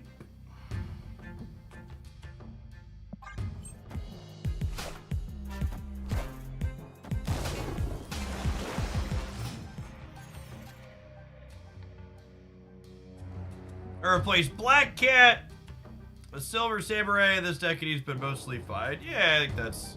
There's some Lockjaw variations that play that card in Invokation sets.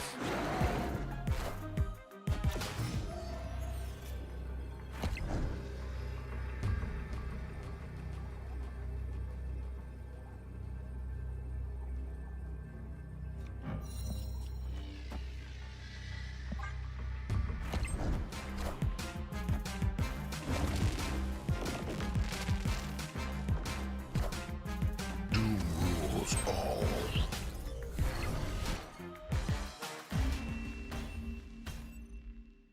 Victory.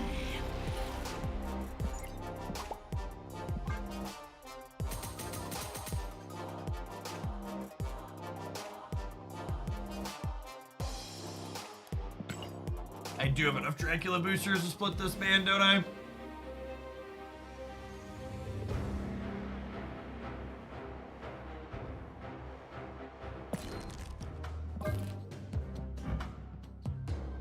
Keep 81. This is 120 and 90, so that's 210. 365. Yeah, I could take 2 rolls on him, technically. I want to burn the last of my gold on a card that's not very popular, though.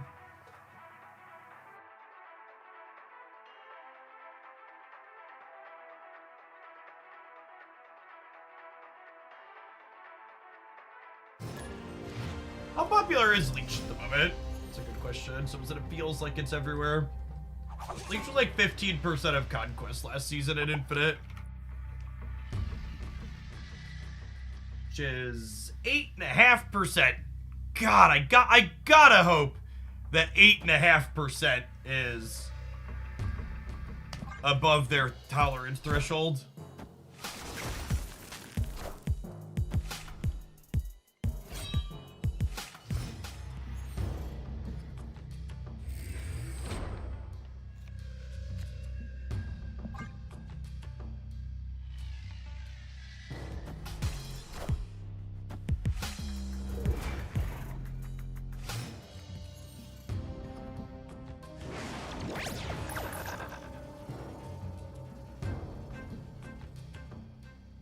Opponent snapped.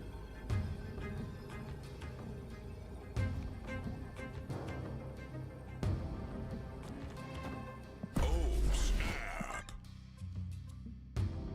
There's Cerebro too, right? And they're snapping the peak. I'll snap him back. That's true. New Dracula is better with this change.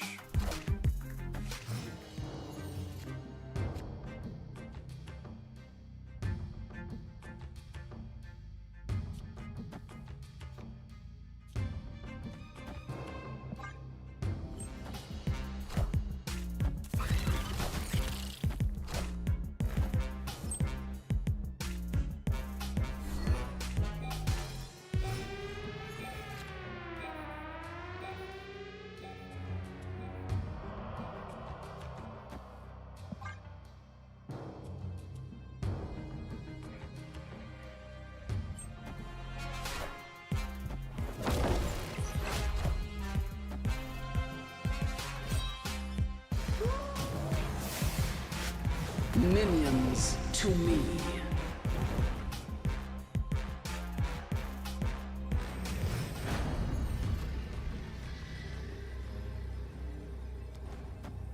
think they can beat 21 over here, right?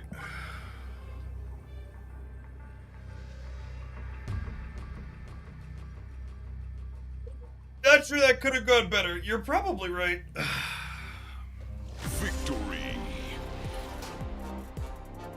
Just lost to a blob that ate 2 cards and was 629. Yeah, I really don't think. I think if you run the simulations on the non-Thanos blob decks, eating 3 to 4 cards is not a good enough fix. It's still gonna be a 6 almost 30 in a lot of games.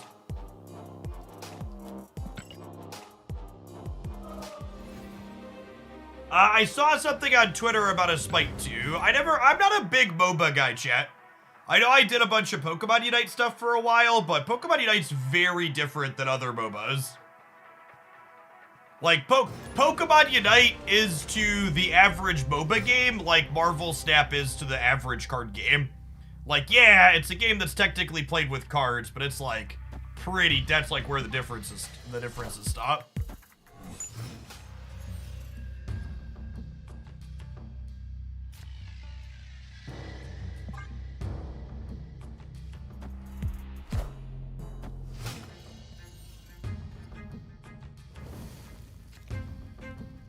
Actually the best draw on my deck. Snap.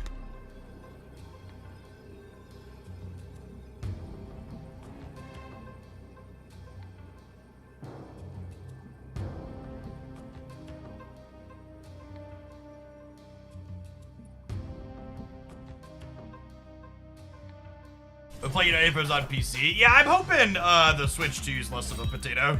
The performance on the Switch is just so terrible. Oh my god, we burned their copy of Mr. Negative, LOL.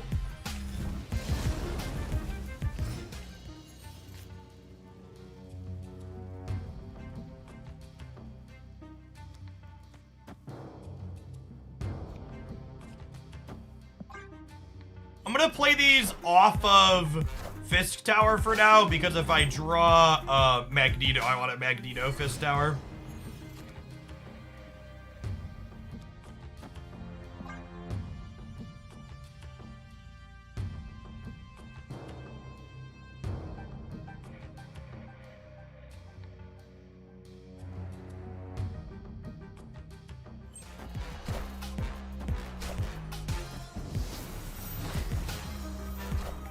Please, Magento! Magento to me! Such a bully, chat. Oh my god, we're such a bully. And this is one of those spots where new Fisk Tower is actually better for us than old Fisk Tower. Because he's gonna keep all these things in play with negative stats.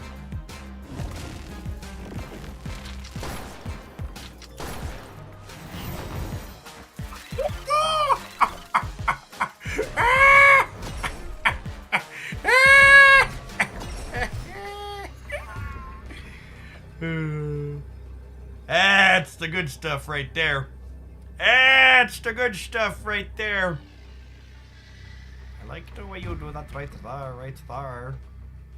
Victory. Yeah, we get to Blade Hella. Bring back Cat, Death, and Infinite.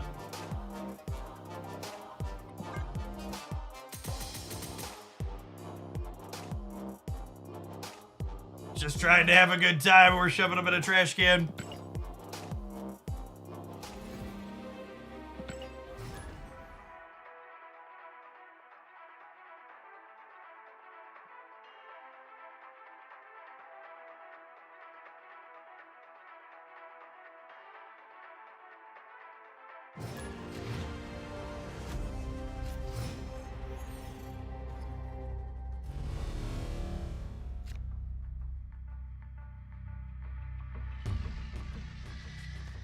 Hey, Matthew, thanks for the 13 months. Welcome back. Snap. I'm gonna snap their Thanos, which means unless they have Power Stone or Soul Stone, we should have 3 energy next turn.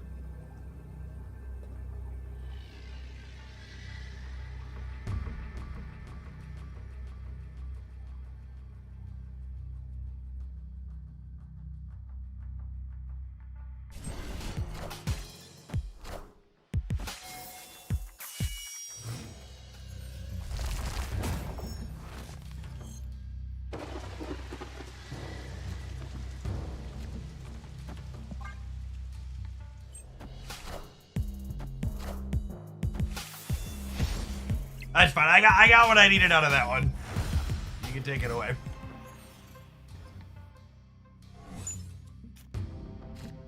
Oh my gosh, and we drew this to get the blade. I think I wait on lockjawing because I don't want to spin into blade. Oh, I guess I have Hella. So if I spin into blade and discard the blade, Hella just brings it back. Yeah, this is fine. Never mind. Yeah, because we have Hella as a guarantee, I'll take this risk. Hey, Francisco, thanks for the 10 months. Welcome back.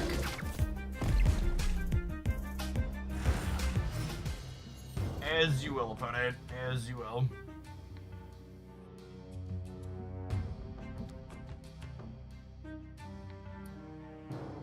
Now, Lockjaw spins could hit Lady Sif, who... Now Lockjaw spins can hit Lady Sif, who would rebid my Hella, which would not be ideal.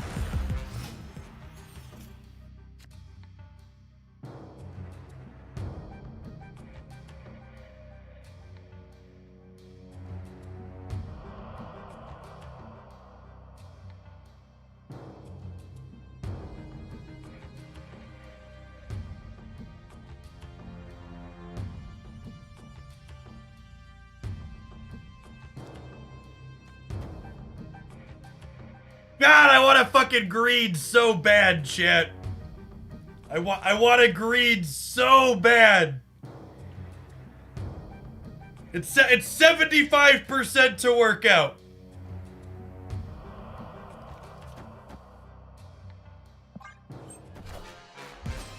My mama didn't raise no coward, chat.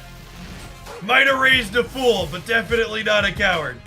Woo! Touchdown, sports ball! Oh, God. Marvel snap. I think we win anyways, but it's just not fun. It's not very fun. Victory.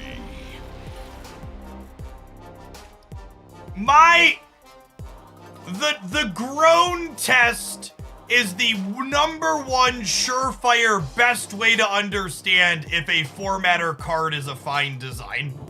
The groan test is when I involuntarily groan even though I'm in an incredibly favorable position and probably going to win the game anyways.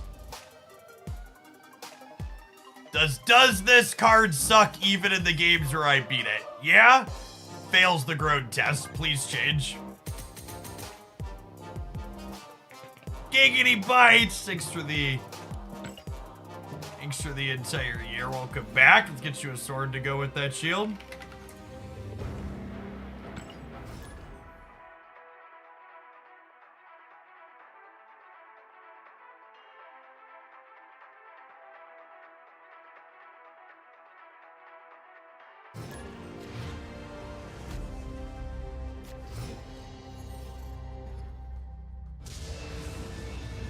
It is this week, Giganto, and I'd be lying if I told you it wasn't half the reason we're playing this deck.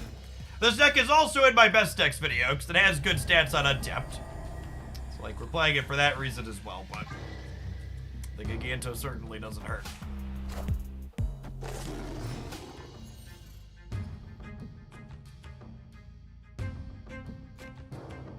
That was not the fatty boom I wanted for Christmas, Chip. Yikes.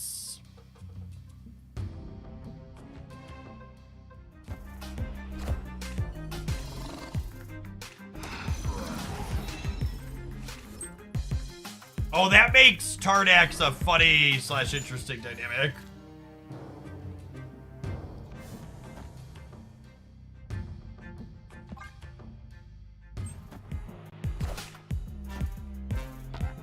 They're lucky nowhere's there. That card's terrible against us.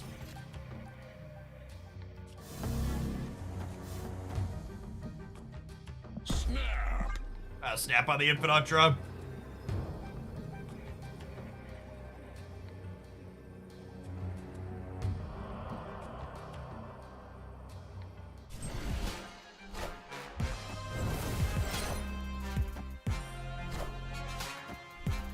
any blank hit that punishes us on the right? I don't think so. I guess he could have technically hit 0. He could have technically hit 0. We've been pretty unlucky today, so I think the odds of hitting 0 there are pretty low. We also managed to have, not have priority. Actually, the reason to not play Blade right was to guarantee we were going second. Hela could be Destroyer. Yeah, maybe. That's fine. If Hela's Destroyer, I bet we win center and right still.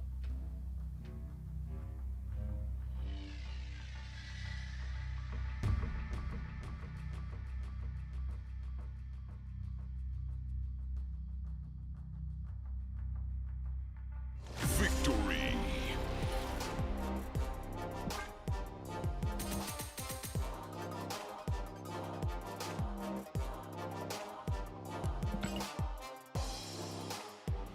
Alliance would be funny.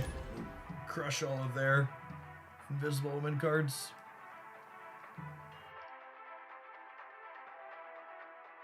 Is Marvel Snap beginner friendly? How easy is it to understand acquire cards? I think Marvel Snap has the best onboarding of any digital card game in existence. It's very good at getting you into the shallow water and teaching you the basics that you need to know.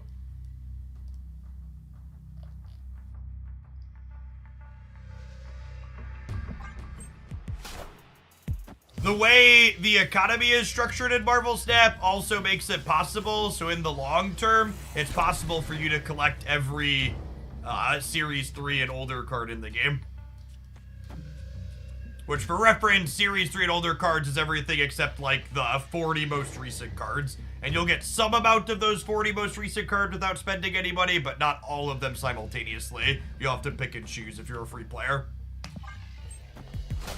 Yeah, I should have snapped on the turn 2 Lockjaw. Son of a bitch! My opponent's gladiators are so unreasonable.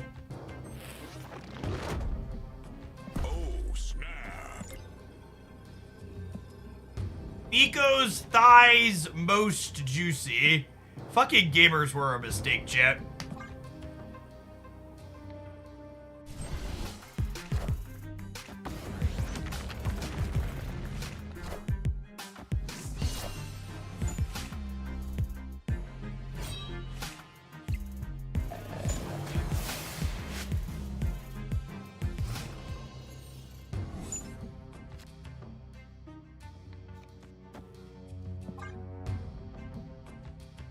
It's pretty good. Hello, goodbye.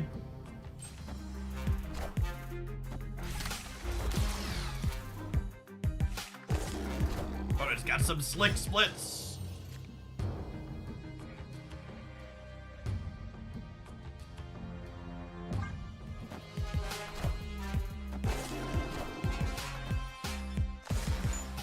Hello. Oh, are they Loki? They might be Loki, actually.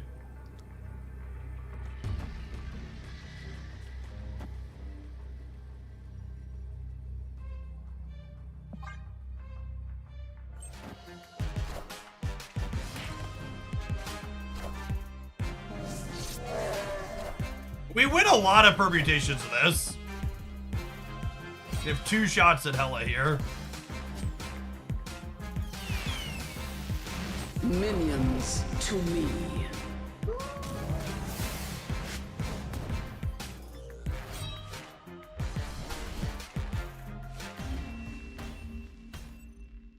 Victory.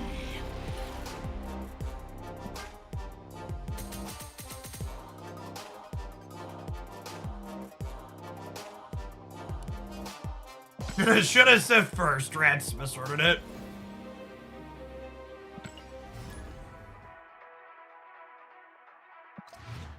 Time for an opponent. It's time for adverts, chat. Alright, we're gonna spin the Lockjaw wheel and the Hello wheel some more when we get back. Thanks for hanging out and gambling with us this afternoon. Don't go anywhere. YouTube gamers! There's over 300 of you. Can we get up to 300 likes on the live stream there? We're at 231, I believe. I believe.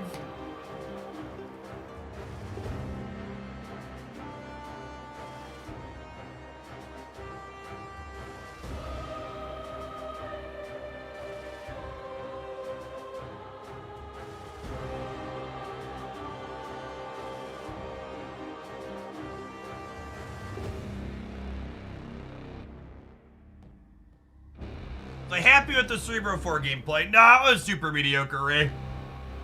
The deck literally only won games because of Sarah and to Miss Marvel, Mystique, Miss Marvel. Like, the actual Cerebro part of the deck was very trash and bad.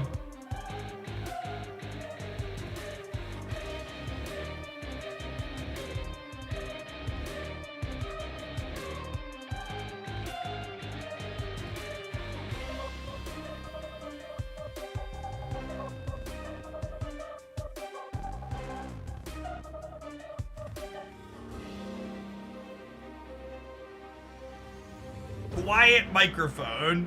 No one else said anything about that.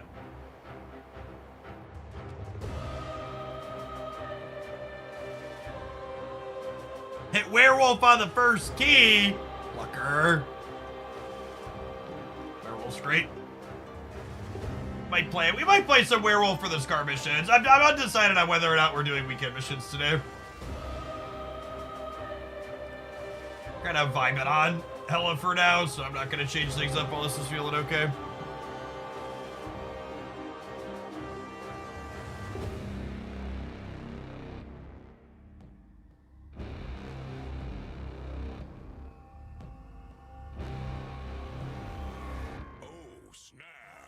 Is our whole Hella deck inked or gold? No, we're missing on Dracula and Giganto. I actually spent all my Giganto boosters already. Dracula has a whole bunch unspent though.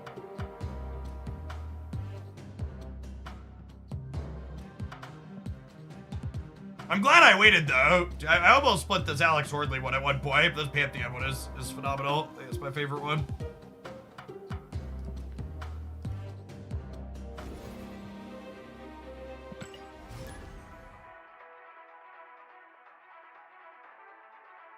Deck is most fun for me. So in my best decks video, if you haven't seen it before, those videos aren't just all sweaty best decks. The last 1 to 3 decks are tagged as Jeff's picks, and they are the decks that I am enjoying playing the most that also have a reasonable shot at winning. Couldn't help but notice you didn't spend those Drac boosters yet, my guy. All right, we're gonna go for that 4th split Drac ink here in a second.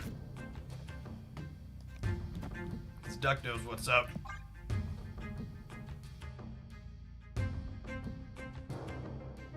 Thank you, as always, Duck, for your absurd generosity. Duck's responsible for a large amount of the shinies in my collection at this point.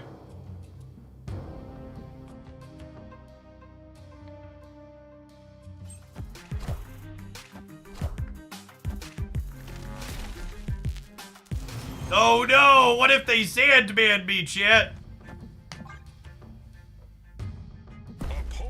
I'm actually gonna leave because Hella's the rightmost card in my hand, and there's a blade in my deck. Escaped. And I want to split my Dracula because Duck gave us money. The whale emote is behind the paywall. Of course the whale emote's behind the paywall. Only Hooglandia whales have access to the Hooglandia whale emotes.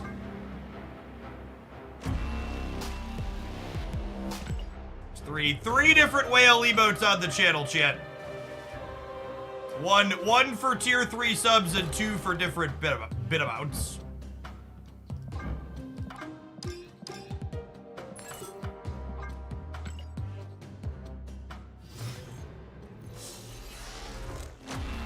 Infinity.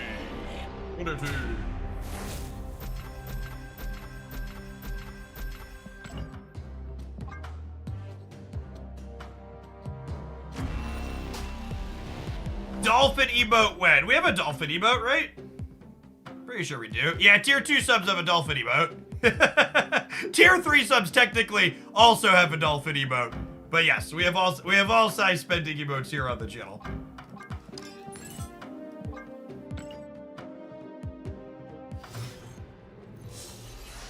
When will we get a minnow emote? Of course tier 1s have a minnow emote, chat.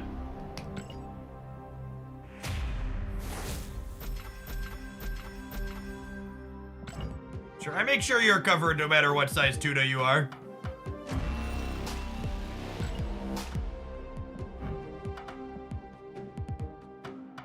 Alright, we got 2 shots courtesy of Duck. Let's see if we need them both.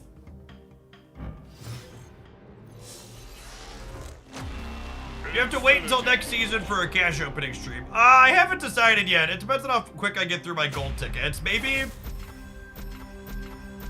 I also just like don't want to sit here and click all of them because it takes me a while.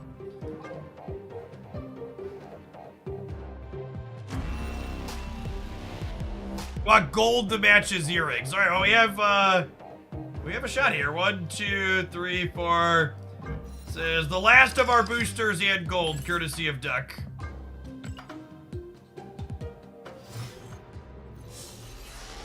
Bulbasaur is the best Gen 1 starter. I know a timeout request when I see one.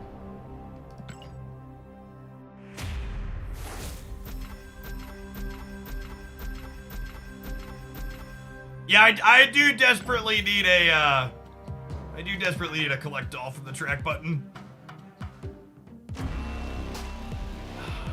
Unlucky.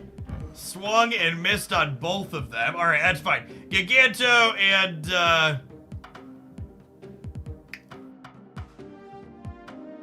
well, I finished Echo. Giganto and Dracula get added to the top for cards that are split. I actually didn't even have them listed at the bottom. These are all cards I have boosters for, but haven't had credits or gold for yet. There's so many.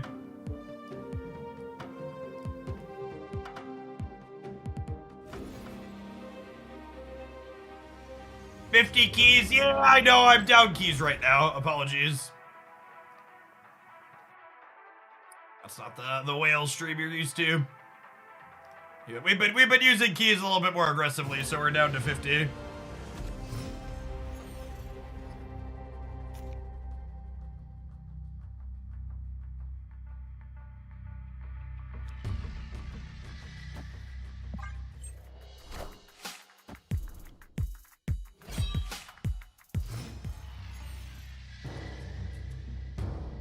Did they ever make Shauna Dazzler real? If Mockingbird releases as data mined, Shauna could potentially be a real card with her.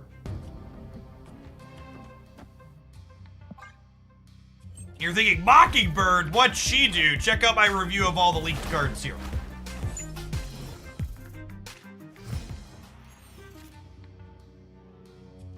Does Blacklight need to be on the board for his effect? Yes.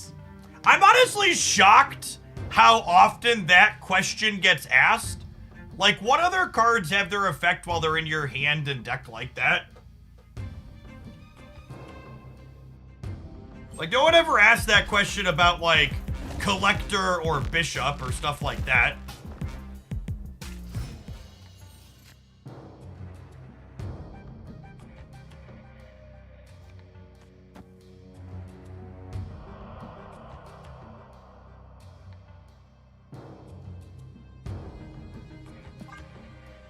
The card, how is it not clear that it needs to be in play?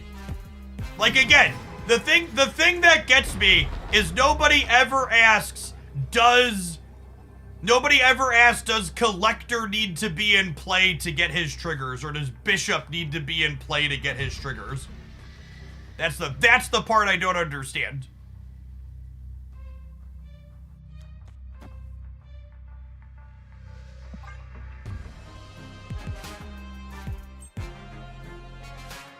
Alright, now we just lose to a blob on the left, right? Is what's gonna happen here? Should've left Blade right. Probably doesn't matter.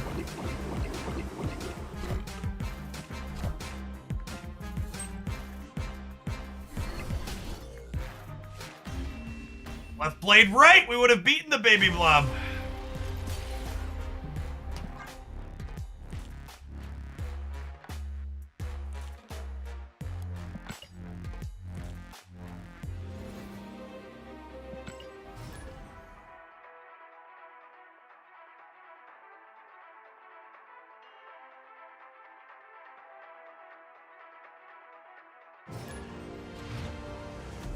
Missing Black Knight, Gladiator, and Gene. Which order should I use tokens? Black Knight's the card out of that list that unlocks new decks that are good.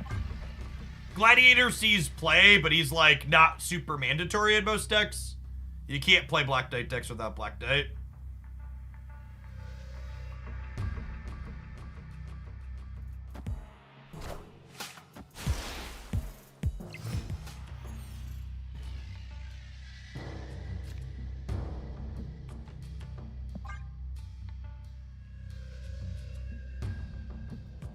Wish we had some Destroy love. I mean, Destroy has had consistently reasonable Marvel Snap stats for a very long time. I think there was like one window where it wasn't included in my best decks breakdown, but it was there again this week. Maybe we should play some Destroy. It's been a while since I played that deck on stream. It's got good, interesting sequencing decisions a lot of the time.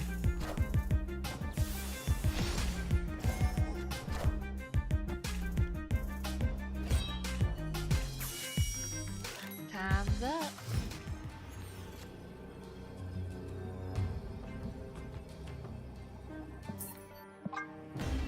No, you don't play Lady Deathstrike and Destroy. Escaped. Do you want to see what the best Destroy deck lists look like based on the metrics, in my opinion? Check out the best decks video here.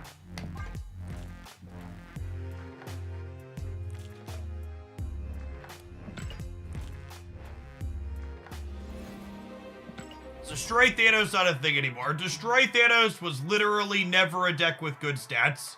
It was a thing that people did to do it. It was always worse than playing regular Destroy without Thanos.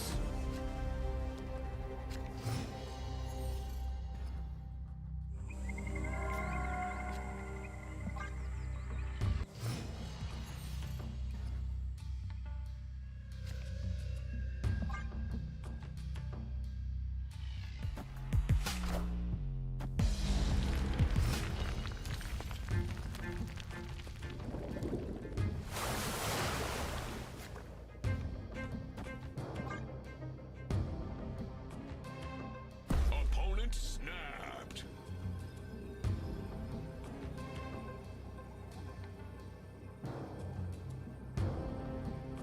I'll say. Dragon's alright.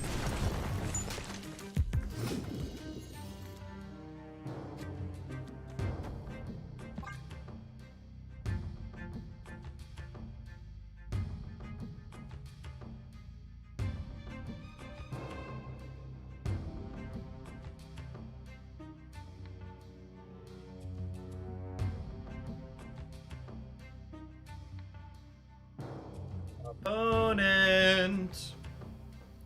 So, like, moments like this always make me head scratch a little bit. Like, when you snap because you think you're in a strong position, but then you have to go into the tank the following turn, like, you should probably have a plan for your snap when you snap me. Like, if you're not quite sure what's gonna be going on exactly, maybe you should reconsider why you're raising the stakes.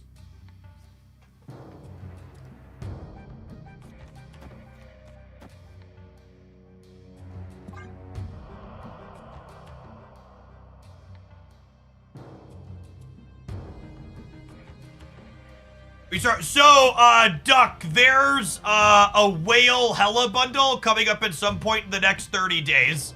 No, I'm gonna bank that unless you want to put it towards something else. I'm full not splitting hella until whale hella gets here.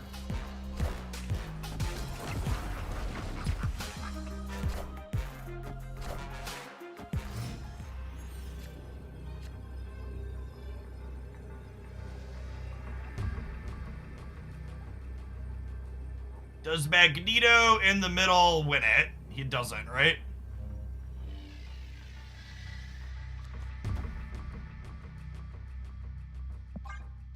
Let's do a Shang-Chi, gamers.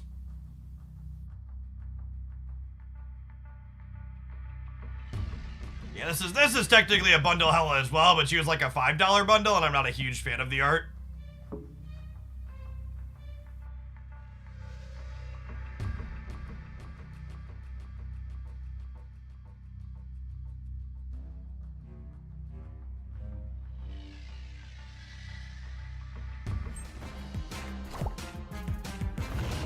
You. No, seriously, fuck you. We were still huge percentage to beat you there after you win your coin flip and we lose the fucking 2/3. That's so frustrating.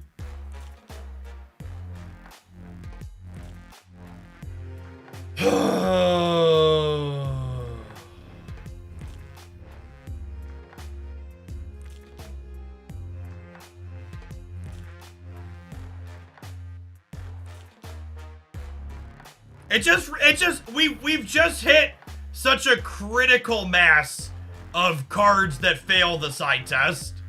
It's Blob, it's Goliath, it's Leech, and they're all just fucking everywhere.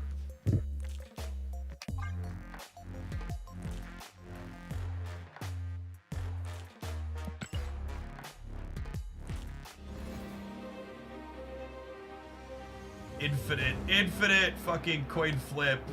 Frustrating cards.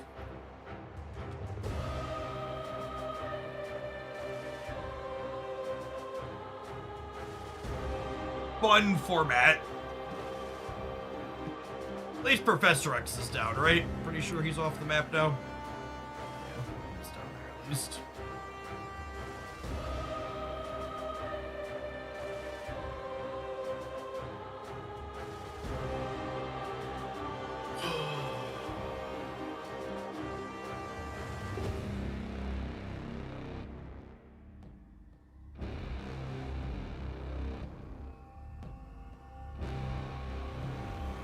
Oh, snap.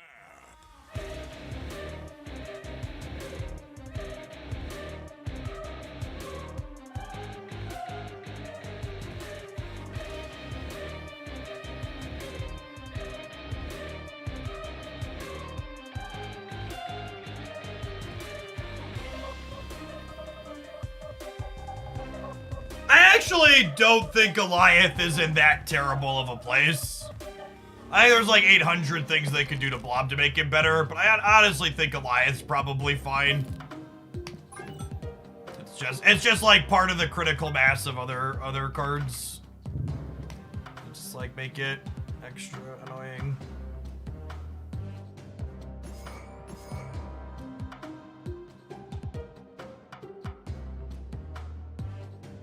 Afternoon, Rosa.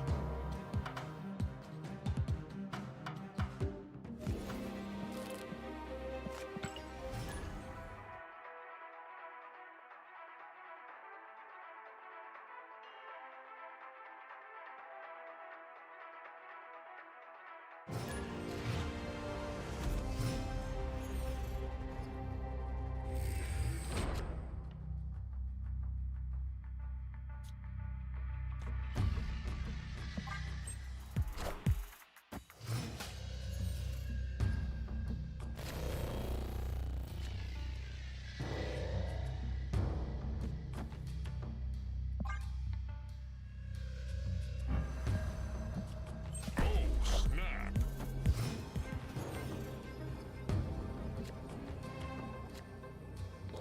Oh, I forgot I opened the Sick Taskmaster off the collection track. Hopefully, lad.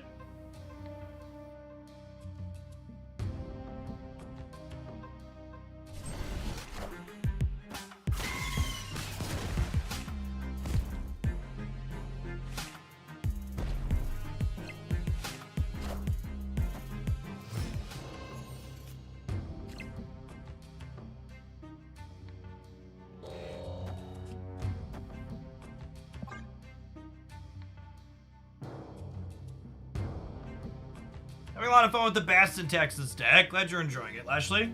That one is a ton of fun.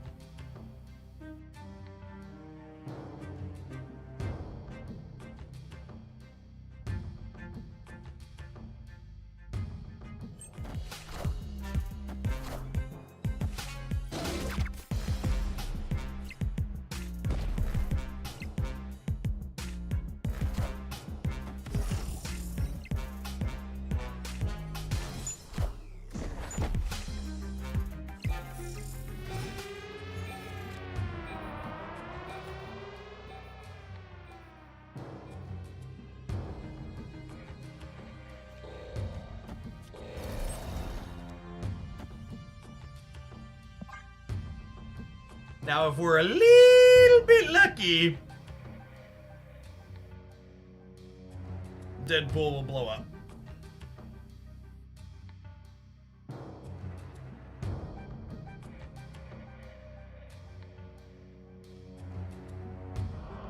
But I did end on death just in case Deadpool doesn't die.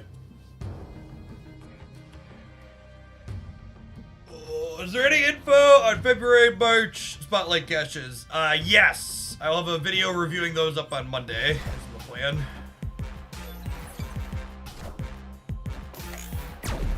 Nailed it. Easy game.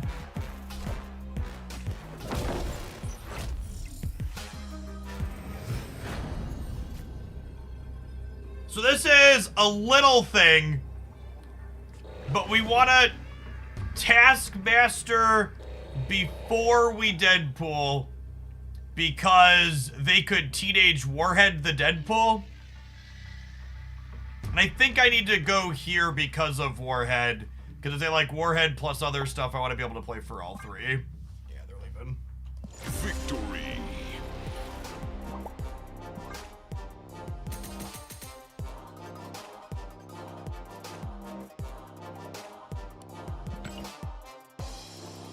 Is it not better to do both Taskmaster and Deadpool? And if I Taskmaster and Deadpool right, I lose to Warhead plus another 2-power thing plus move the Nightcrawler, right?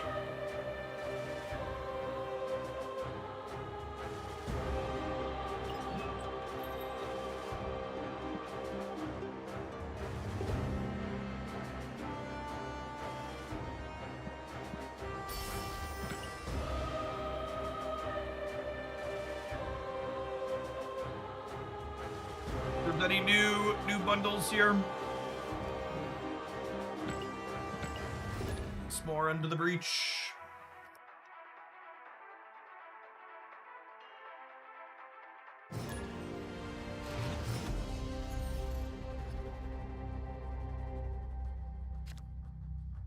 Yes. Yeah, it was. Well, it's not technically a coin flip medal either, right? Snap. Forge into Deadpool on Shuri Slab with a destroy card teed up is an easy turn 1 snap here. Against the Dr. Stinkfartson. Is Mobius worth buying? I think Mobius is a very good tech card in the current metagame, yes. Victory.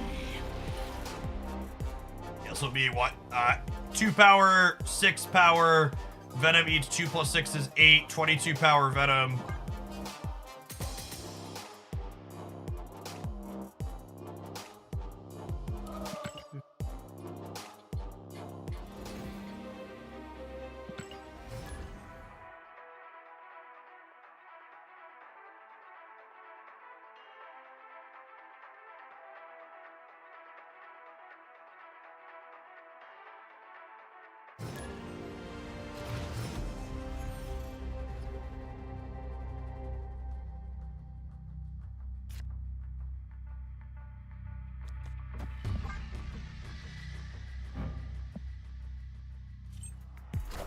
This is one of my favorite Rions.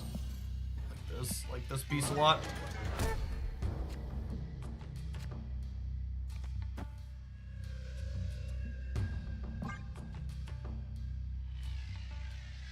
You know, maybe it's right to wait on the Deadpool, because if I draw Forge or Nico for pumping, I could put it into Murder World this turn.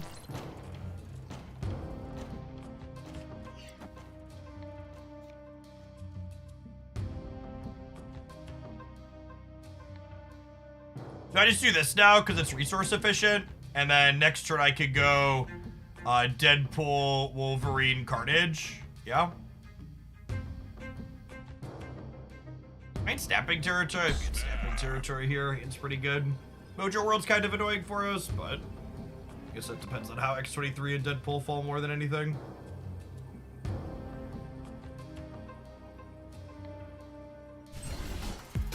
Friendly neighborhood Spider-Man here.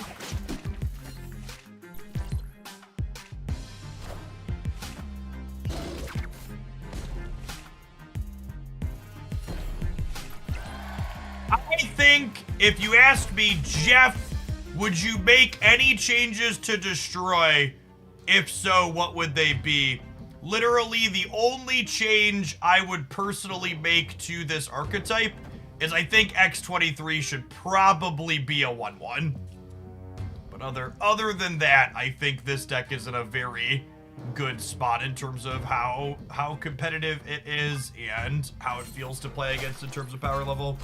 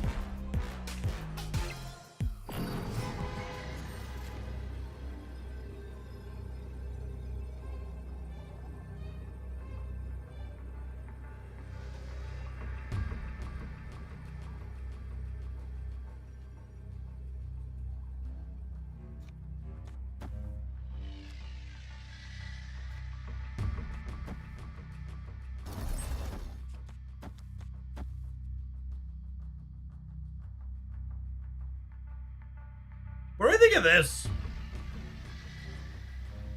I think I like it.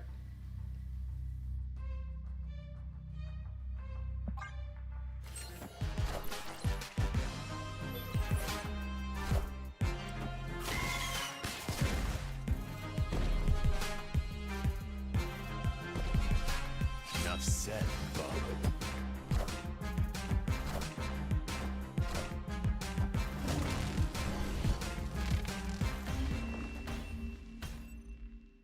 Victory.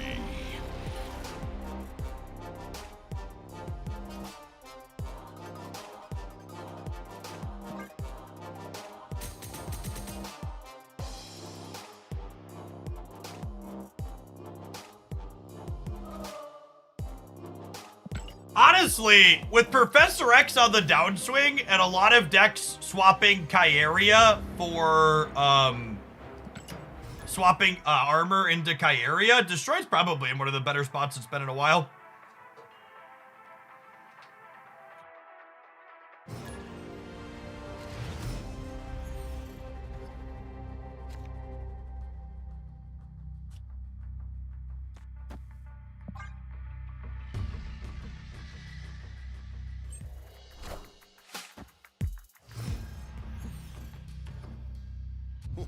This land is always changing.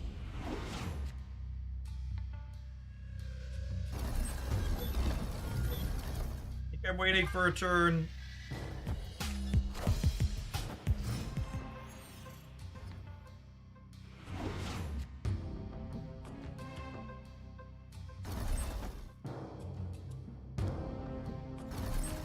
I guess I'll do this, and then we'll probably like Time Stone Carnage over here.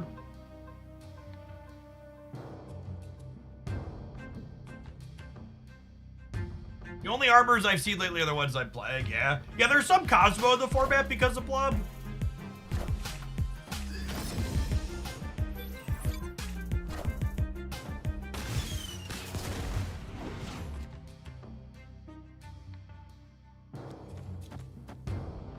This gets Death down to a 6 for us.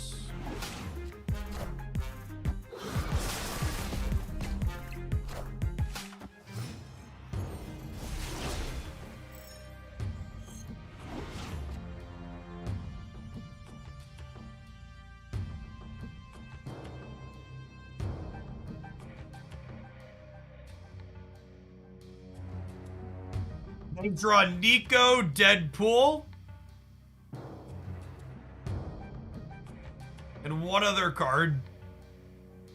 That's a small blob, but I think it's still fine, right?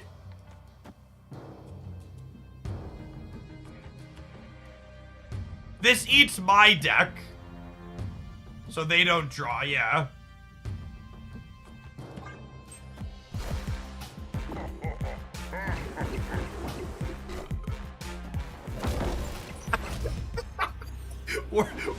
World record smallest blob.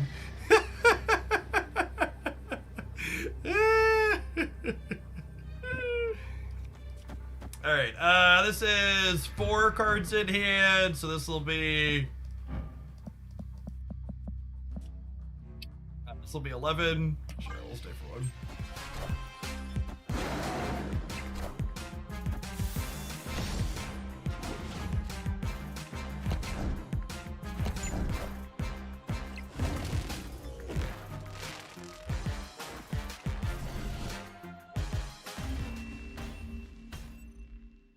Victory.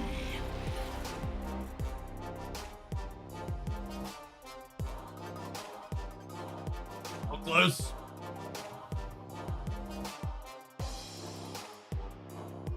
Yeah, Time Theater giving us an extra card won us there. Sometimes reality doesn't suck, chat.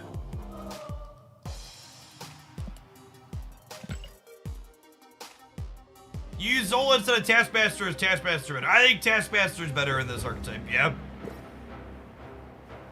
Zola is awkward and high variance with cards like Wolverine and X-23. Zola gives you bigger high rolls. When you like Zola, you're null, but I think on average, Taskmaster is better.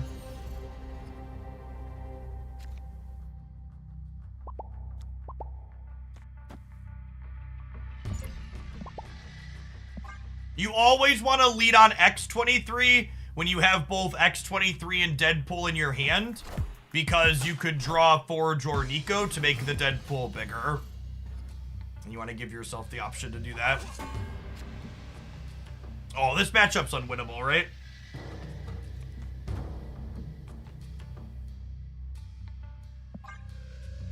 You get to murder their Quinjet at least here. Killmonger's a good draw, but I think this matchup's very hard for us.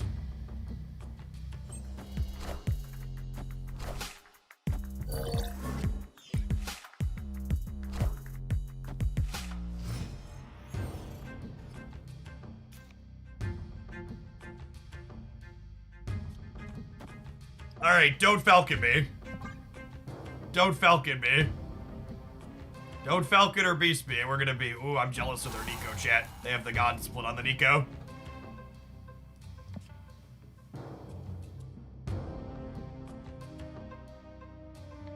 Don't we want another Killmonger? Yes, I'm dumb.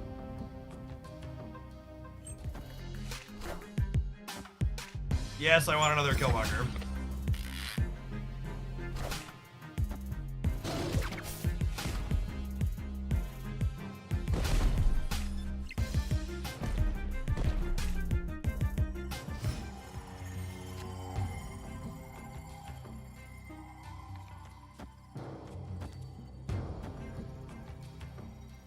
Death comes back to my hand, Deadpool comes back to my hand, Deadpool comes back to my hand, Venom comes back to my hand.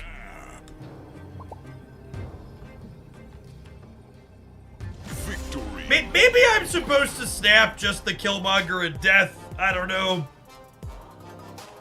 This might qualify as a boomer snap.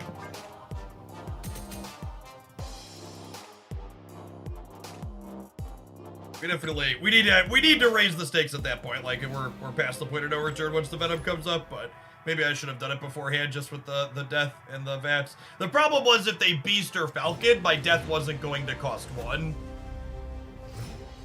And then I think we could have been in trouble.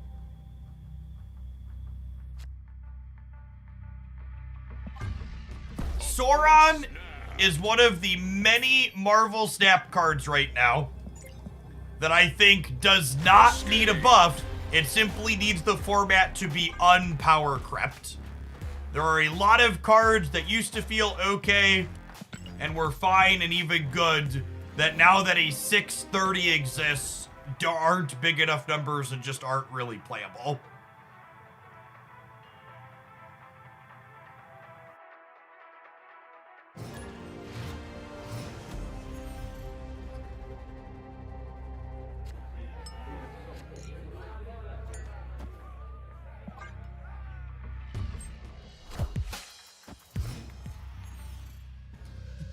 It's actually a little scary with X23, but I didn't raise no cowards, so here we go.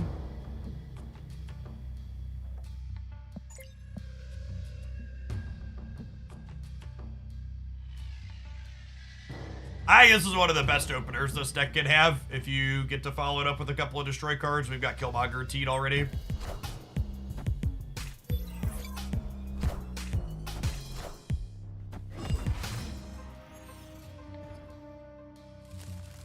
We're going to want to be conscious of playing around Leech in this matchup if possible.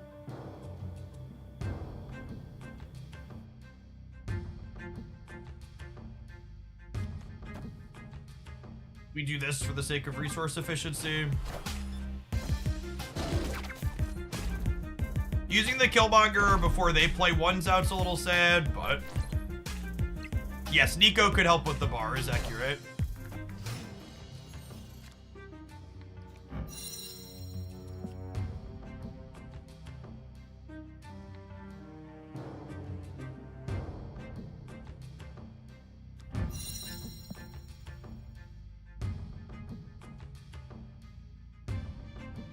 Man, I want to greed so fucking bad.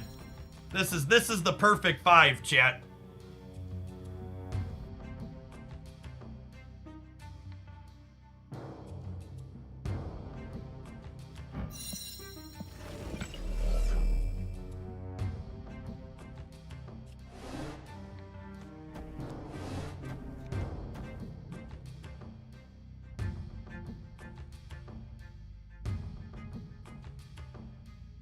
They might magic the bar. Yeah. Fuck it. Oh, snap. We might also be getting Cosmo on the right this turn. As another reason to play the Nico into the bar.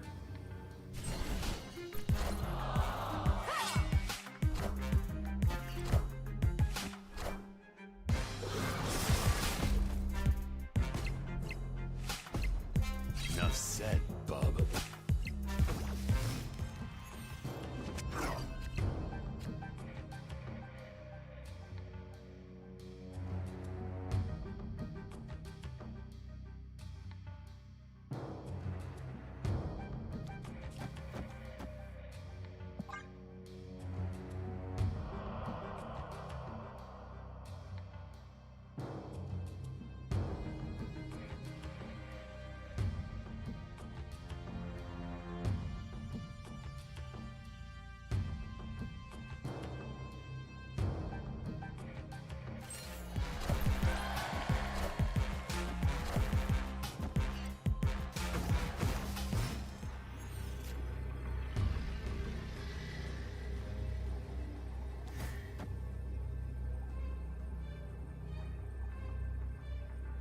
Why not null this turn? Because they could leech me, Steric.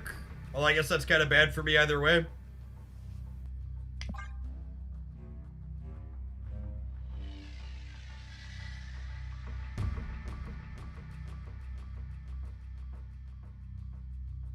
I'm beating Infinite, right? Losing to Infinite plus Misty. Stupid bar with no name.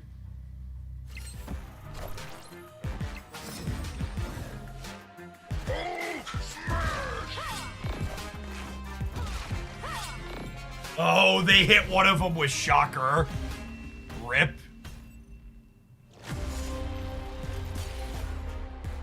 I forgot about this. Oh, we're only playing into one card.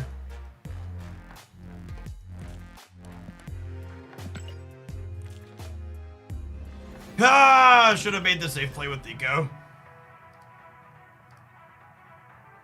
We couldn't have competed on all three lanes like we could have.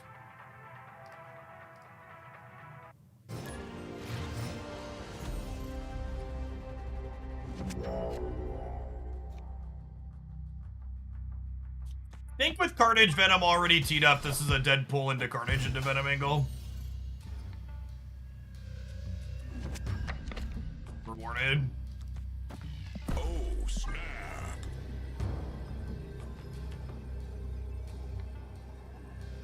Victory. Yeah, most decks just gotta leave when the Deadpool deck snaps you on clothing vets.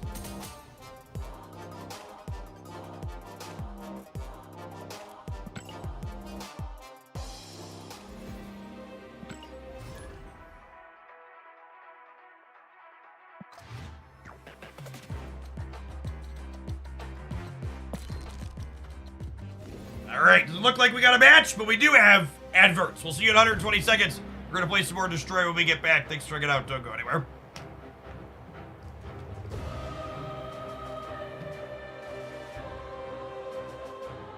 Stand up and stretch for a little bit.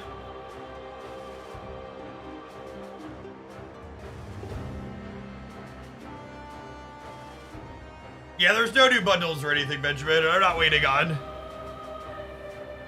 I'm not waiting on any regular variants. Hercules is only 200 collector tokens. Holy second dinner, what a mess.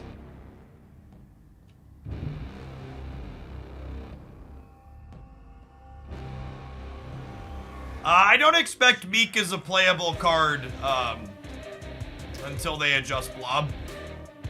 I think Tuesday's gonna probably be another non-release. Maybe after the OTA on Thursday if they tackle Blob. We'll have to wait and see.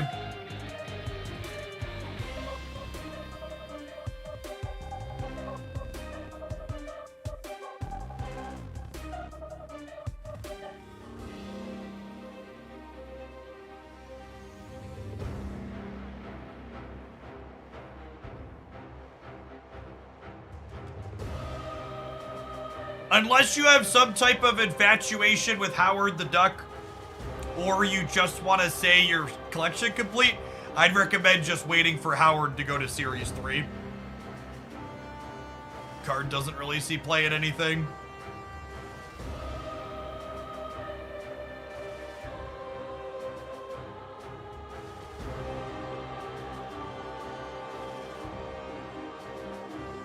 I don't really want to speculate on what the format looks like if they properly adjust Blob. But if they don't adjust Blob on the 18th, that means he's not getting changed until the 1st at the absolute soonest, or more likely the patch on the 6th. Which, yeah, I don't know, chat.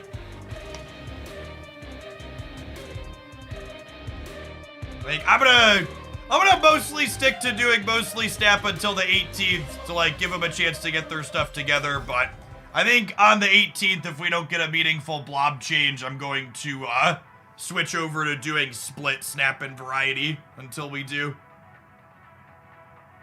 We won't go to 0 because we got bills to pay, but I think it definitely won't be 100%.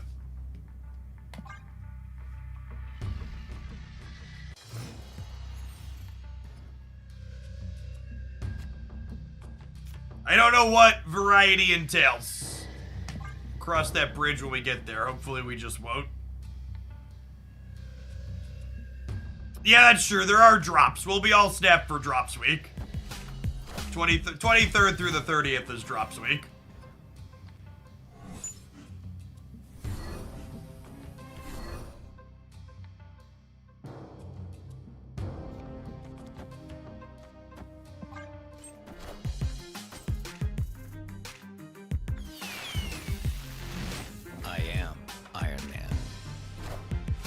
Fairly weak Iron Man path, all things considered. Got a Mr. Negative deck here, it looks like.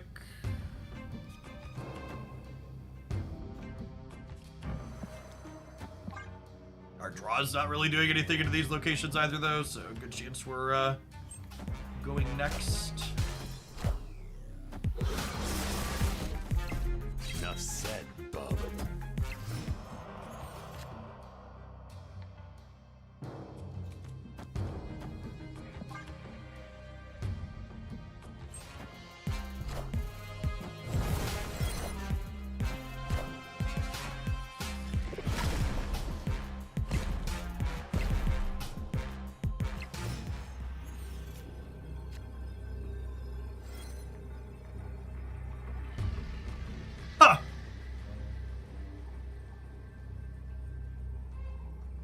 Think that draw gets me to stay?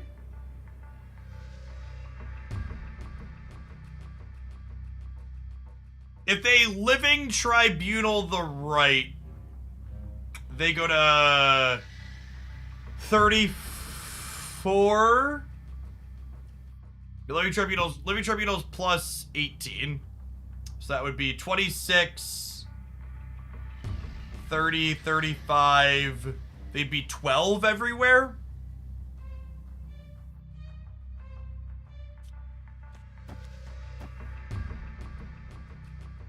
This is good enough to stay.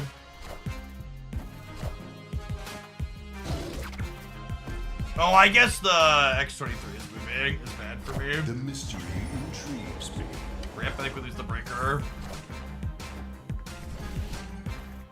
Yeah, shit. I forgot X23 was gonna jump.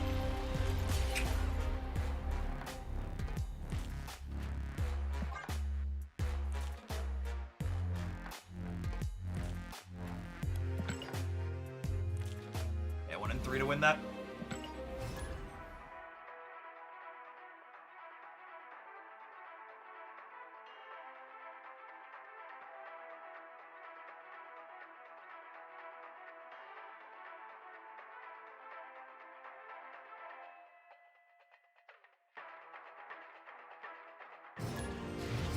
Going on, Kupo, 6 for the half a year. Welcome back.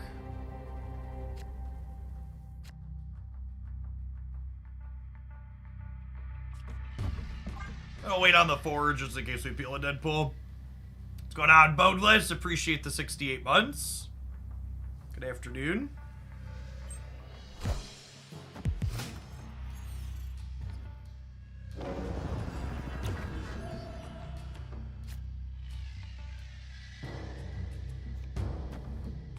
Oh, snap.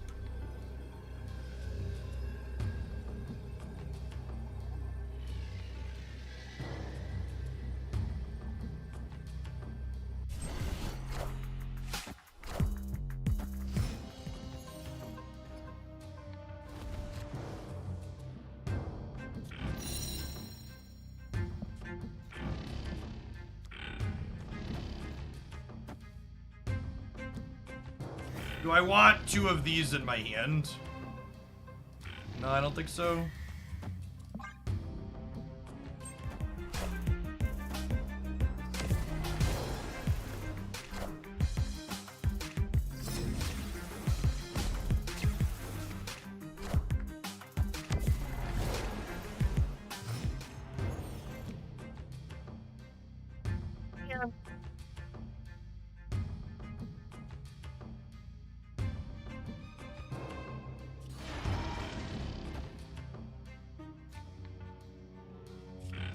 Guess I venom these so that way the bonus from the forge doesn't go away.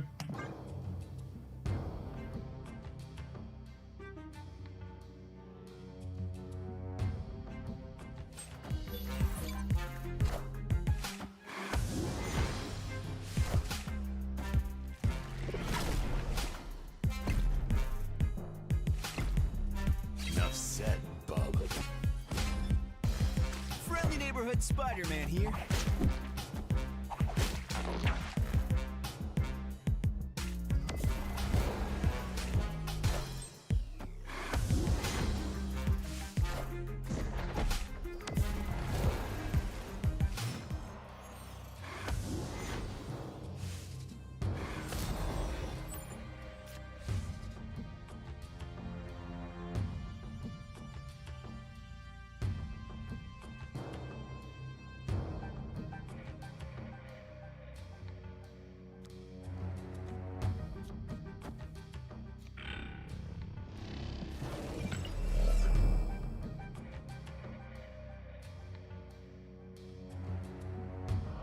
What if I just blow up the middle twice and then null on the last turn when I don't have priority? These movement decks aren't usually playing Goliath anymore. And if I just like plunk a big null in the middle and take Baxter Building, I should win Sanctum as well, huh? Is that crazy? Obviously there's cards that beat that play, but I think we win it more often than not, right?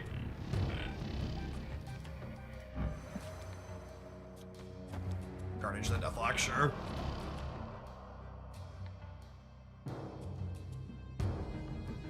The problem with Taskmaster plus Deathlock is I don't throw priority. This line loses to Miss Marvel into Doctor Doom.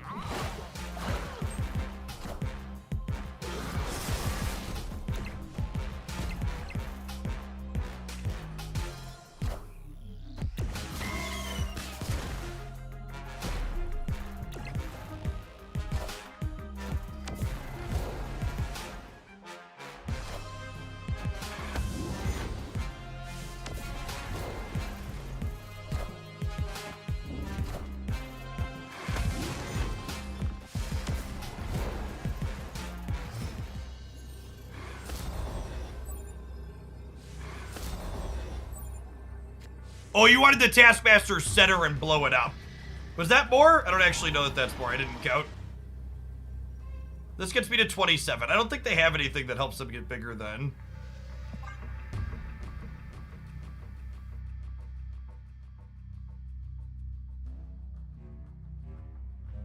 Would have been 4 more. Okay.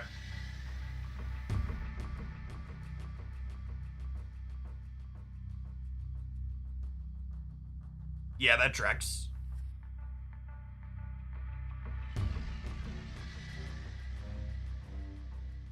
They could move Nightcrawler plus Doctor Doom here, but a lot of these movers lists have not been playing Doctor Doom.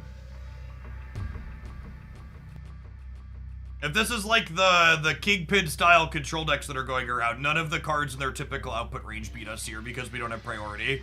Shang-Chi was the one we needed to dodge, and we dodged that.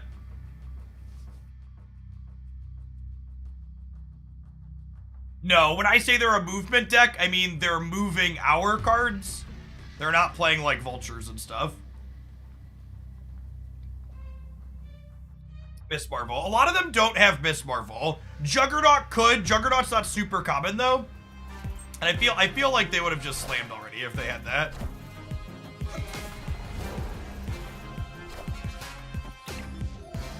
Silk's a card in their output range that can beat us. The absolute full fucking rope to play the card that beats us is typical Marvel Snap Ladder experience.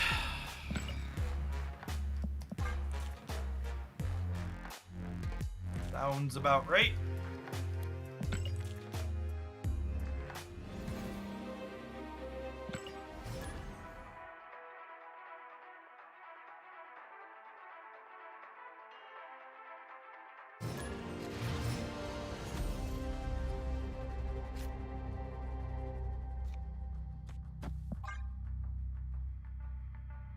Playing Thanos.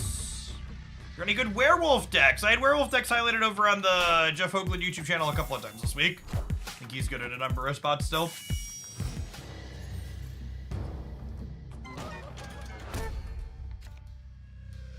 Lovely.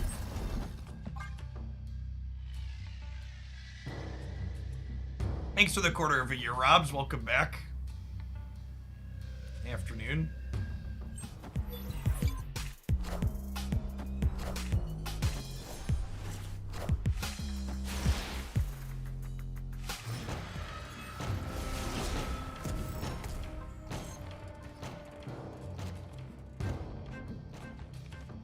Alright, if they reality stone us, we get to Venom at least. And Valley of the Hand will refresh our forge, which is nice. I think Werewolf is in a really good spot in terms of balance right now. I think they ended up getting him good.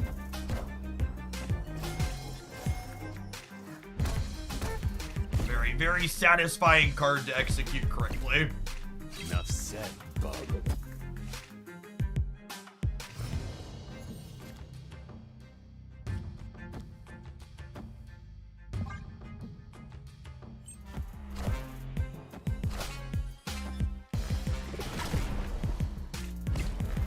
Enough said, bub.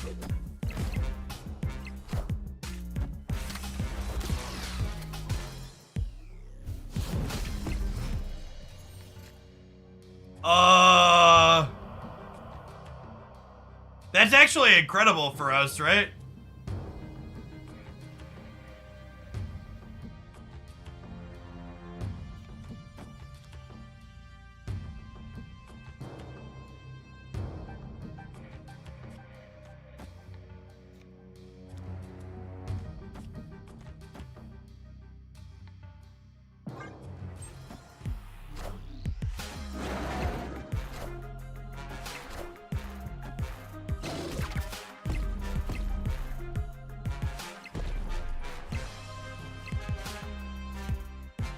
Dota is for squids. Thank you for the 15 months. I appreciate that. Welcome back.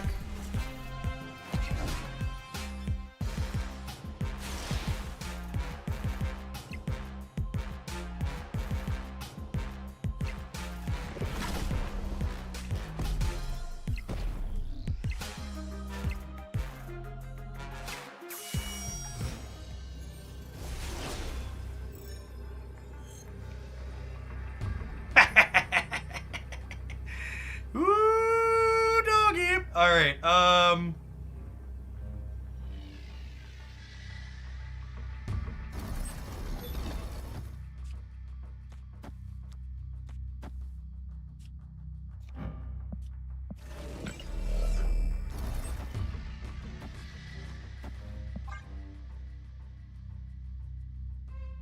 We might even win the Blob Blade.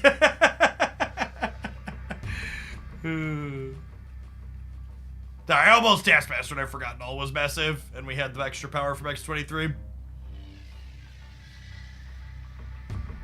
Look at how hard we had to work for our 48 power card, chat. Like, I've never really felt cheated by how big a null was outside of like a Lamentis game, because generally speaking, when this thing is massive, you had to work your butt off for it.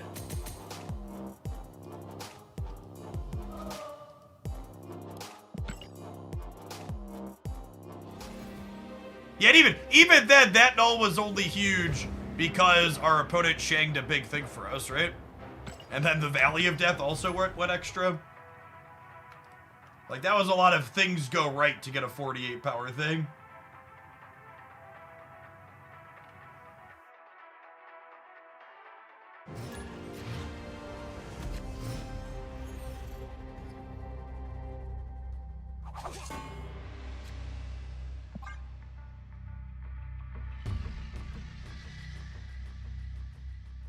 It feels good when a card that's supposed to get tall gets tall because you earned it. Completely agree.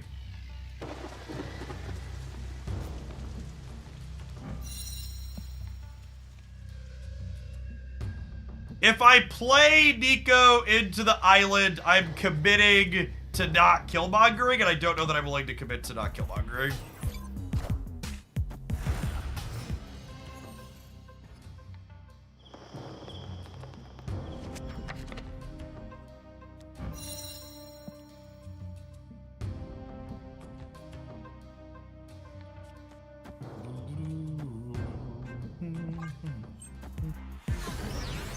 Their start looks significantly better than ours. Good chances just to go next angle.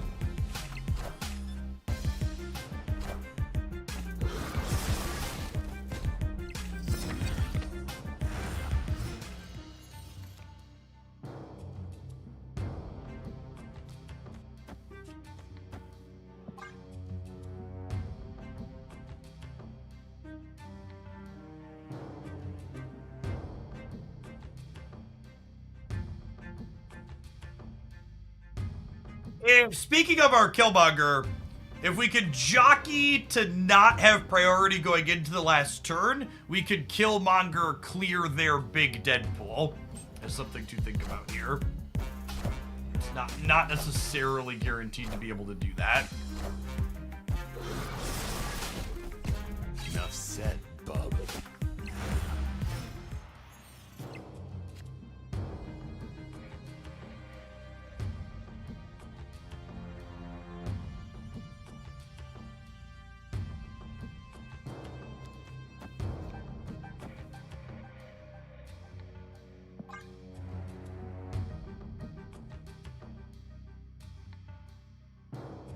Are there any fun high Evo decks without Hulk? Yeah, we've been playing a Gene high Evo deck recently that doesn't play Hulk.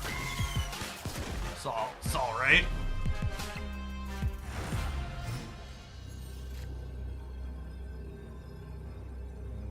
Okay, and then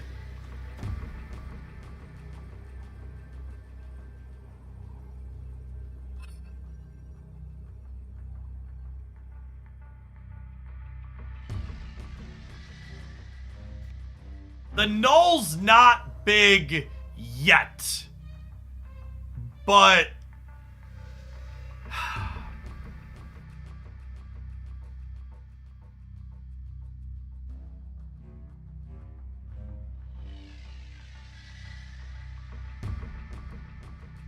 playing right means I lose to their null, left or right, but maybe that's fine.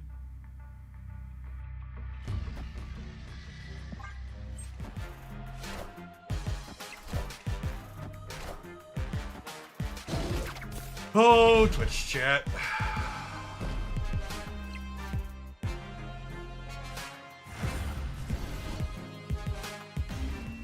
Twitch chat. If I would have played my original line in the middle, we win 66% of the time when the X23 goes left or right here. That was on me. I should have gone with my gut.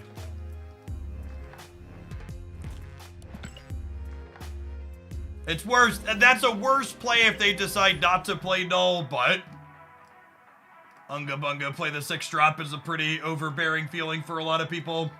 They could have also just, like, not had a better play in their hand. I think you lost if it went right. No, I was winning the middle, Big Slam.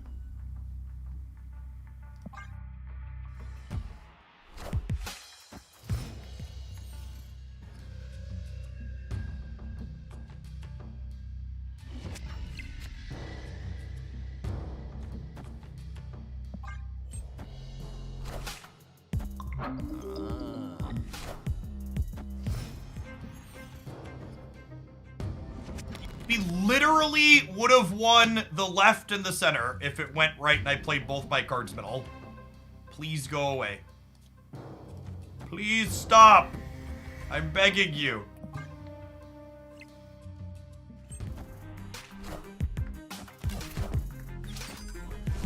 Well, glad I didn't try and Killmonger this turn. Their Falcon deck drawing triple 1-drop off of District deck sure is fucking something, though.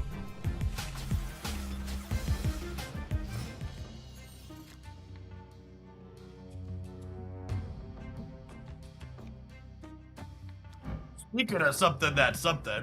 Snap.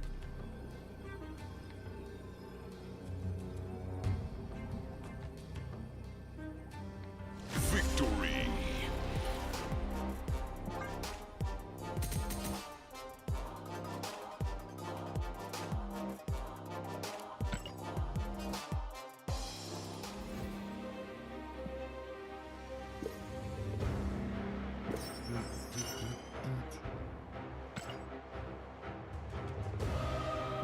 Well, Angel flies out of your deck.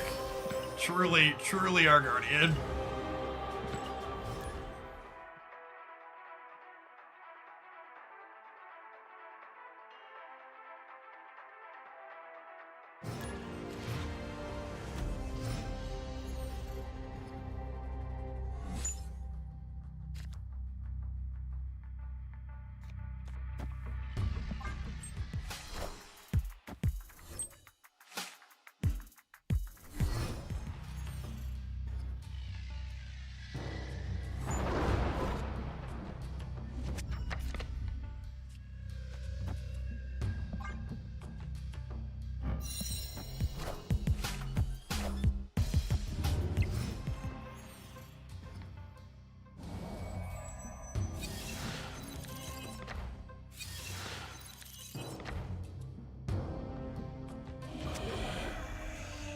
Actually super awkward. I have to miss 2 draws now.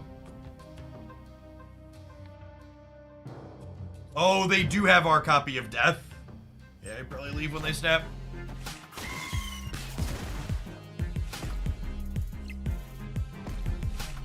Enough said, bub.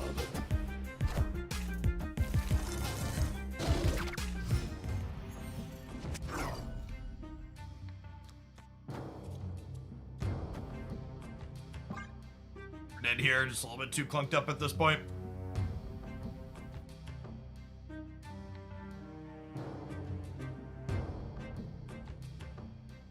Hey, Trouble Fight, a good deck to climb with this season. You should check out the pin message there.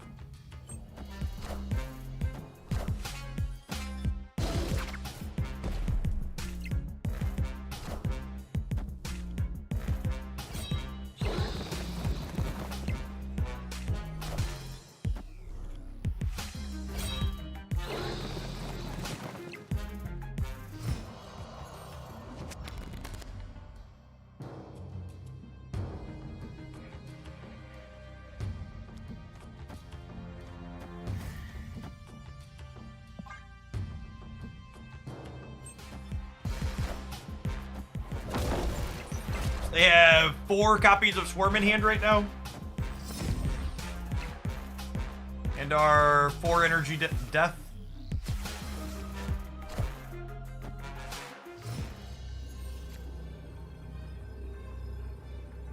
And a leader. Escaped.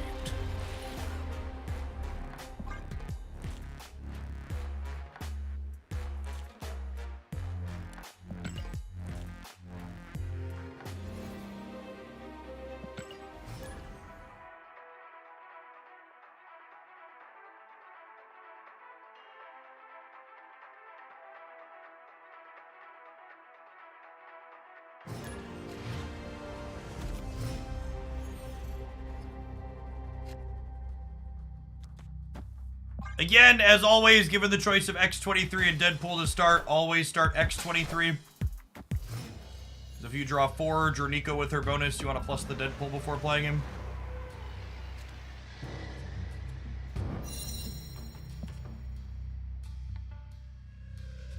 Waiting to play this is bad if I hit the 4 out of 7 to hit a destroy card, but it's good if I hit the destroy mode on this or otherwise. Nico and Deadpool mid. Maybe? I don't know that I want to use my Nico. They're playing Surfer.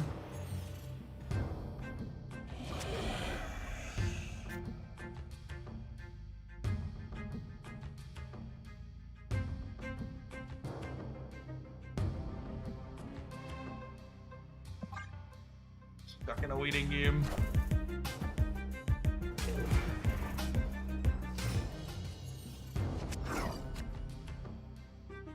Opponent I think I snapped. just have to leave. Do anything.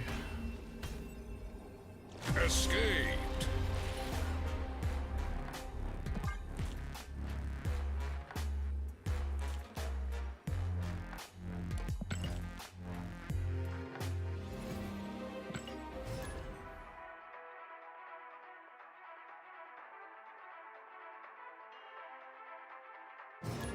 Destroy's okay. Honestly, this deck feels like a more consistent Phoenix Force in a lot of ways. It has a ton of draws where you just, like, functionally don't do anything, while also having draws where you, like, really pop off. That's got interesting sequencing decisions, at least. And there's less tech cards in the format that jack you up than there have been in recent memory, which is nice.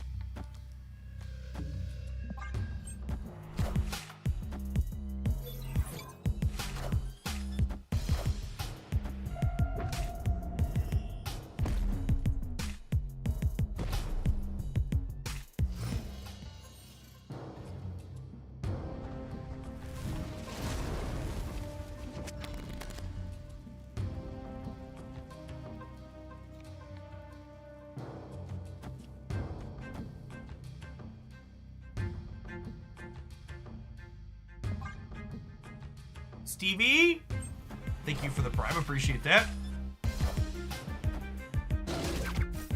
The most common Sentinel deck right now is Cerebro 3. Some Thanos out there too, but mostly Cerebro 3.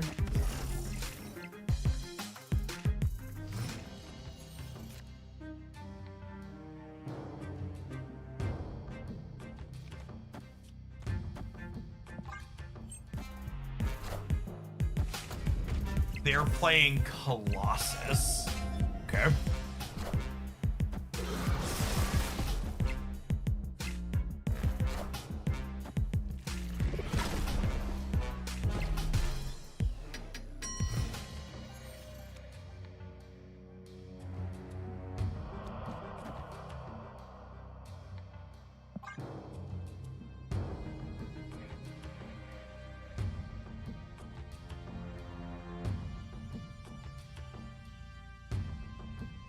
Some of these builds are on Shang. Almost all of them are on Valkyrie.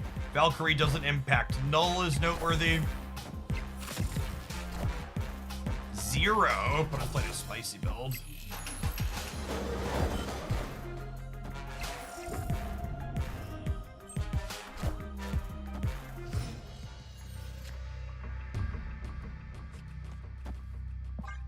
For copying the Null here. See if we can dodge the Shang. All bets are off on which cards my opponent's potentially playing here. They've got Zero and Colossus in their deck.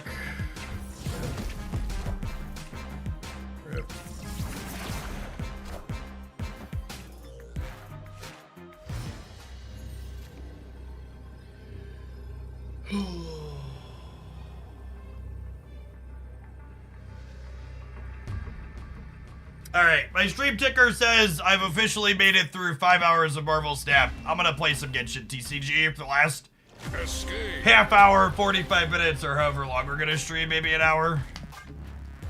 Been enjoying that significantly more than Marvel Snap lately.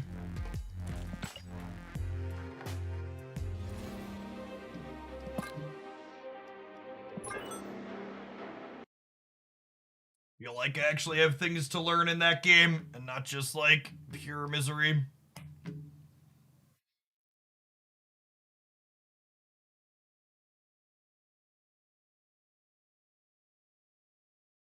I am very dead in the week-long qualifiers I'm playing in the Genshin thing. I think I'm like 10-10.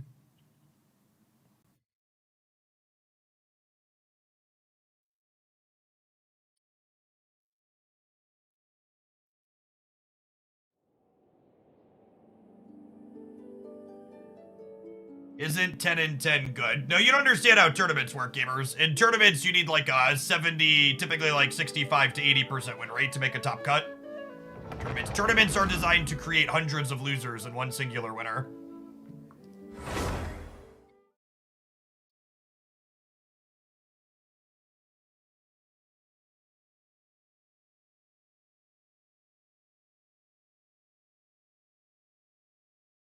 I'm leaving because you don't play games you don't like. Holy shit, that's a new.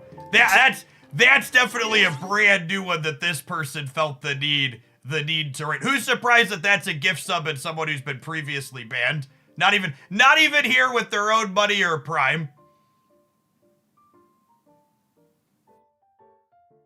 Your disconnects when the game you're playing isn't to your liking is selfish. Holy shit.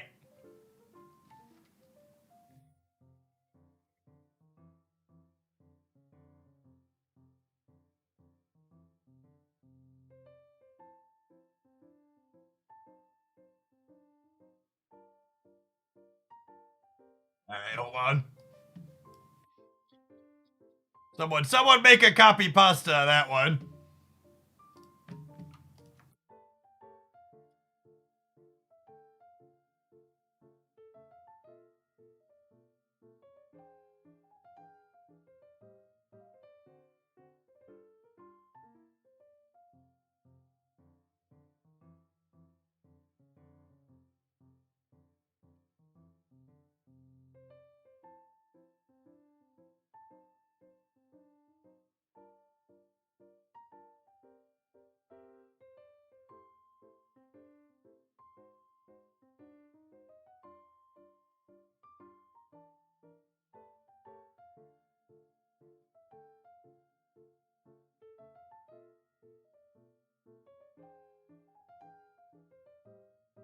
Wow, read a lot of entitled Twitch chat takes the last decade, but calling me selfish for playing games I enjoy and not slogging through ones I'm not having fun with might take the cake.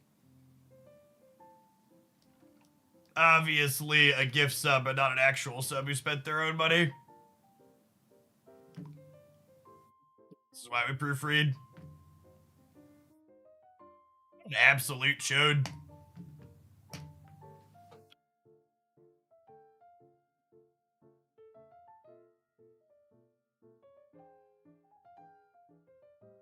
So, like, obviously that person posted a message that, like, went up over the top, but unironically for people who aren't aware, one of the reasons why, like, Snap has to be, or, like, my main game has to be in a pretty bad spot for me to stream another game is that me streaming Genshin Impact TCG for the last hour of the stream today will cause a significant number of people to unfollow the channel. When you are a one-game streamer, even if you just got done playing that one primary game for the last 5 hours of your stream, people get mad and feel entitled that that's the only thing you should be playing, so they unfollow.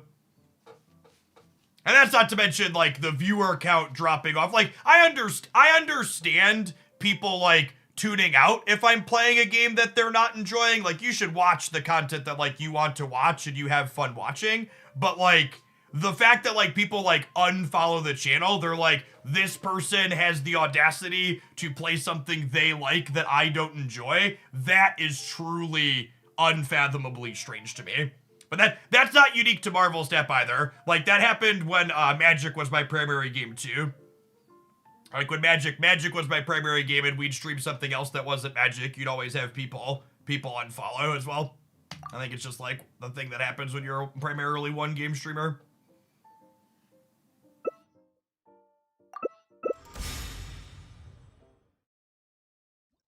I'm going to loosely explain some of what I'm doing, and I'll try and cover questions, but I'm also newish to this game, so I'm still, like, fumbling through and trying the ropes a little bit.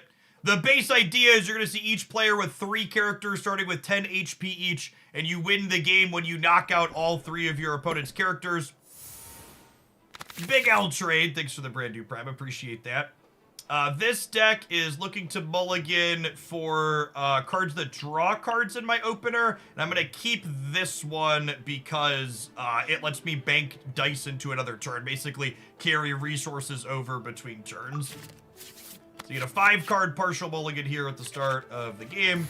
You pick one of your 3 characters to be the active character. Exactly is, primarily, only the active character gets attack. However, asterisk, there are other things that go into what can attack backline characters. And the deck that I'm playing actually has tools to attack backline characters, so we'll see that in a second. The dice are part of what lets you use your skills. I open on an ice character, so I want more ice dice. I'm gonna re-roll the rest of these. You get 1 re-roll. It's actually pretty good. We got 1 rainbow and then 4 ice here. I'm going to... So each character has 3 skills. You have a normal attack, a special attack, and then an ultimate. The ultimate has to charge up over a couple turns using 2 other skills in this case, and my Wanderer needs 3. I'm going to open on this skill here, which you can see does 2 damage to my opponent and applies a cryo element to them, and then it uses these 3 dice up. The primary difference between my middle skill here and my base one is not only is the middle one more powerful, but it requires more specific dice. So it requires explicitly 3 ice elemental dice, whereas this one is 1 ice and 2 of any kind. My opponent smacks me for 3 and applies Pyro. If you've never played Genshin before, kind of the core loop of Genshin's gameplay is, what's the word I'm searching for? Is combining elements together. So the basic idea behind this deck that I'm currently playing is that if you put cryo on someone, and then you use either of these characters, which use Animo, they do what's called Swirl the Element, which makes it so it kind of transfers the damage across everything. So I can't do anything else with these extra dice here, so I don't have anything that's only 2, but that's where this card comes in. This is a support card that collects up to 2 unused elemental dice. Actually, Eula's in one of the decks that's considered top tier at the moment. Someone asked for places to net deck Genshin decks. There really aren't a lot of places to net deck. So there's a invitational tournament going on in Asia right now for the game that I was going to pull some deck lists from, but...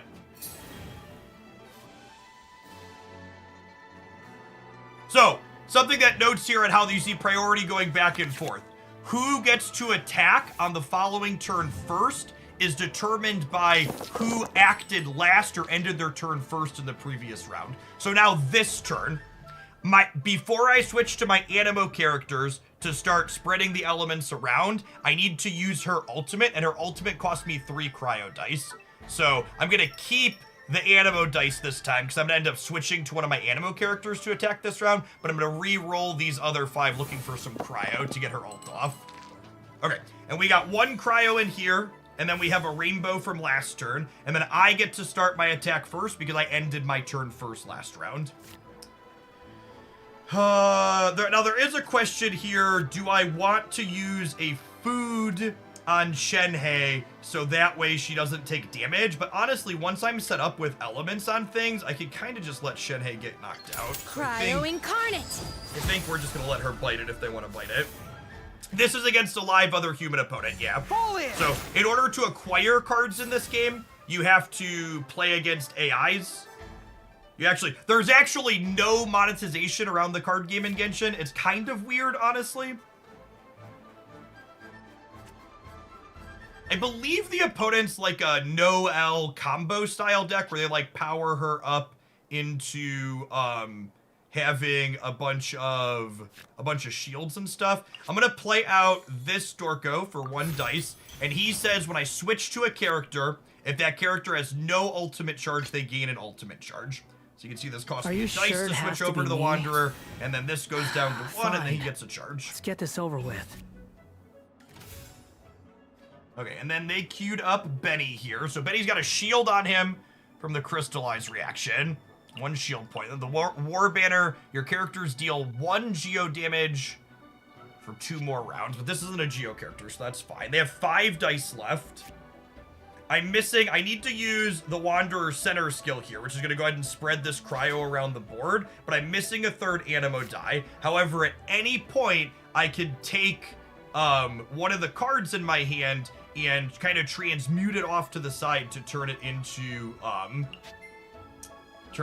one of my things through elemental tuning. So let's do that, and then let's hit them with this. Behold.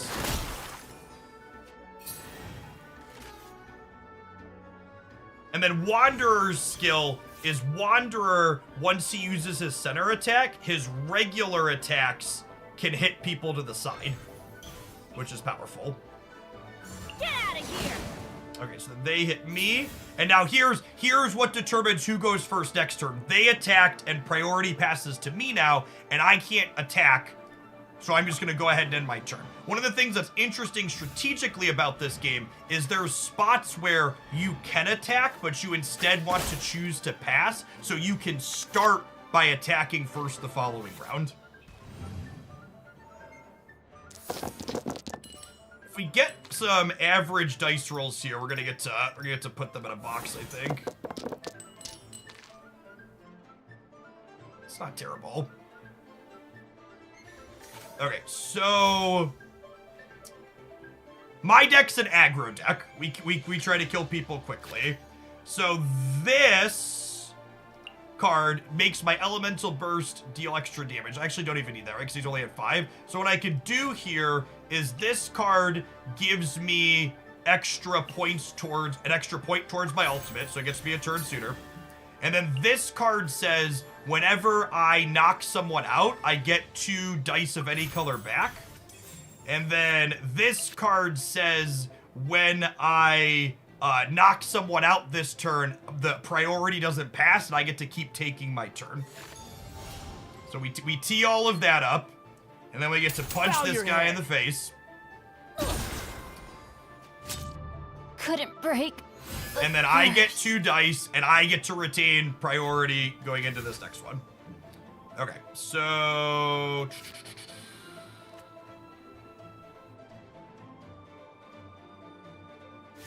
now I think I want to put this on him, so the next time he takes a hit, he takes less. And then I think Catherine, I gotta burn. I need to use his center attack again to kind of get his powers going. Because this only does... Oh, that does swirl over for 2 still. I think I want to do this, because this does 2 and 2. But I need to burn a card to get an animo die for it. I think I want to burn this one. I don't think I need extra elemental burst damage at this point. And this card lets me swap characters without using an action up, which is really valuable. So we'll hit them with this. The wind rises. Now, I think the opponent's deck is a control/stall deck. This character has a bunch of shields and stuff in it. So we're ahead here, but I don't think the game is over by any Stone means. unturned. And now they're passing to us, and I'm gonna go ahead and end this, and then we'll get to attack first next round. Are there any plans to make the card game of Genshin accessible without playing the game? I don't know.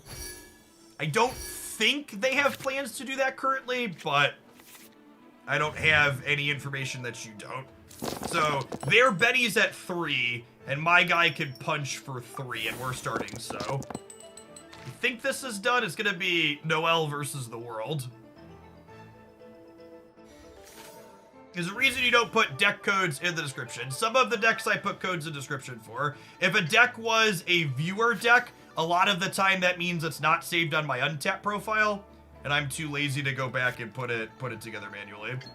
Yeah, so this kills this Dorko and knocks her shield down. Oh, in the best decks video. Yeah, the best decks video don't have dex links because it kills video performance. Because people don't have, if I put deck links in the video description for the best decks video, people don't actually watch the video. They just load it, pause it, and click on all the links. And then the watch time's abysmal. Okay, and then I have another copy of this card here that lets me get an extra point towards my ultimate. So if they don't knock us out or do something silly this turn, we actually get to ult them again next turn. Which if they don't shields up, they're gonna get KO'd. Oh, they have their ult queued here. Deals 4 damage and gains sweeping time. Your character uses a normal attack. That's extra. Okay. I think they're dead though, right? Because this does 8 exactly. So we'll keep this up, which gives us a charge. Wretched vermin. Wretched vermin. I am a disgrace to the knights. So the way this game mode works is it's like a little mini tournament battle mode. The Arena of Champions, they call it. So you have to get to 5 wins before you get 3 losses. So I had 2 wins in this run, and you have to use the exact same deck for all of them. So if we want to continue playing this, we have to keep playing this deck for hopefully just 2 more. We'll get 2 more wins.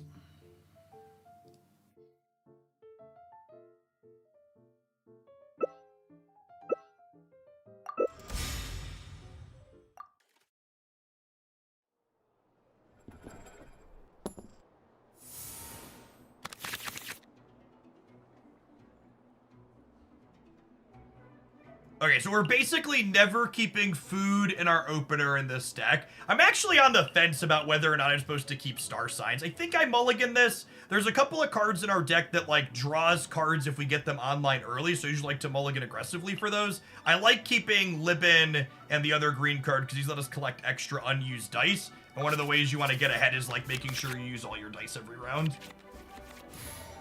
Our deck basically always opens on Shene. What exactly is teamwork? Because we need to get the ice effect from her before we can start using the Animo to swirl it around. Opponent is an Overload deck. They have 2 Lightning and a Pyro character. Raiden helps their characters ult faster, so most Raiden decks start on her. Yeah, I'm gonna reroll everything that's not ice dice here. A high roll on our first turn is like 6 ice dice, so we can ult and then also, so we can double skill. That's pretty unlikely, unfortunately. There is no escape.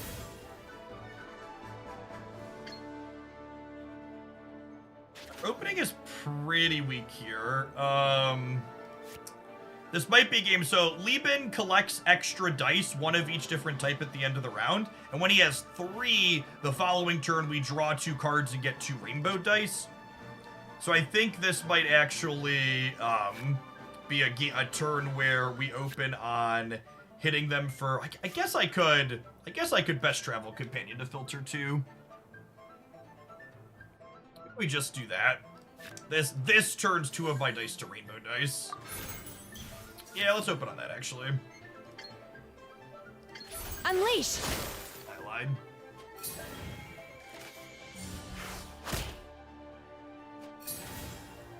And this is one of the things you gotta watch on the auto dice. It always tries to prioritize leaving ones of the same kind open, but because I have Lieben and Lieben collects different dice at the end of the round, when I use 2 any color, I want to use 1 of each different kind, so Lieben can collect these other 2.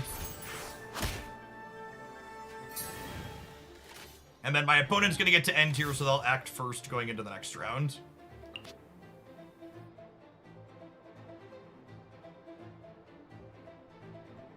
You know, I might actually want to play this out this turn too and only collect 1 dice on Lieben. This gives my character an elemental charge when I switch, or an ultimate charge when I switch to them. And my opponent's an overload deck, and the overload reaction forces me to switch characters. So if they have like a fast swap, they could force me to switch off of Shenhei next turn. I'm probably going to start Animo attacking this round, so I'm going to keep those, and we'll re-roll these looking for more rainbow or ice dice. We got a rainbow, perfect. You can see my opponent has 10 dice here because they carried some over with Vanara from last round. Inazuma shines eternally. So there's Raiden's ultimate. I think this is a spot where... So it's important that my first Animo attack land on someone that has the element on them, so that way it can swirl it around. And if I use my ultimate here on Shene, it's going to reapply cryo to a character that already has cryo, and then they're likely switching to someone else, which means they won't have someone with cryo up. So this card's really powerful. It lets me switch to a character without giving up priority. So we can use this and switch to him, and it gives me a dice back, so it's a free roll. But this card is a deck building requirement. You can only play it if you have 2 Animo characters in your starting deck. So there's a number of cards that have small deck building requirements like that. So I don't have Shenhei's ultimate going here, which is a little unfortunate.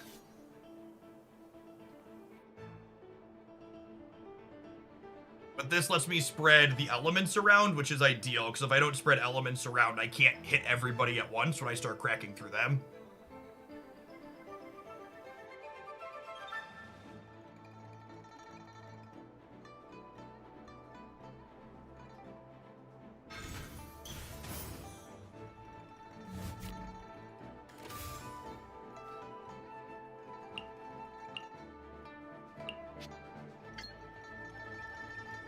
Extra damage across the characters does a bit less without Shenhei's ult up, though.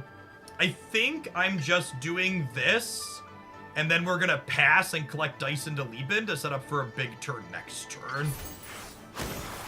Because I'll also have, this gets me my 3rd point on my ult, and with 5 dice, this only does 1 at end of turn. I think we're okay. Then they attacked me, so I'll get to end my round first, so I'll get to start by attacking next turn. I wonder if we're going to see them switch off of this character, because I'll get to open on my ult next turn, which means I can KO her.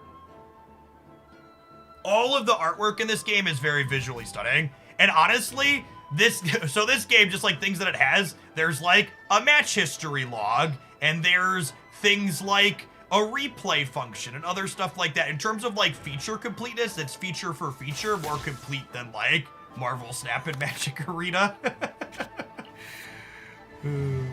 It's funny in a sad sort of way. So I am re-rolling anything that's not Animo or Cryo here.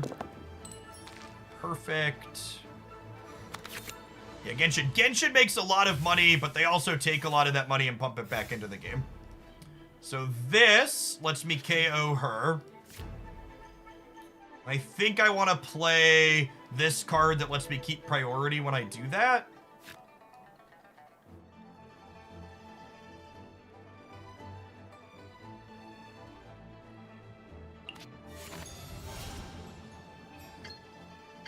Unsightly insects. Men fought back.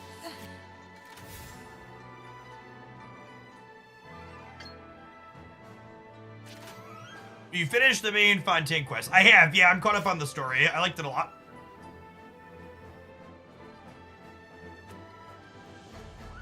So, I have 7 dice here.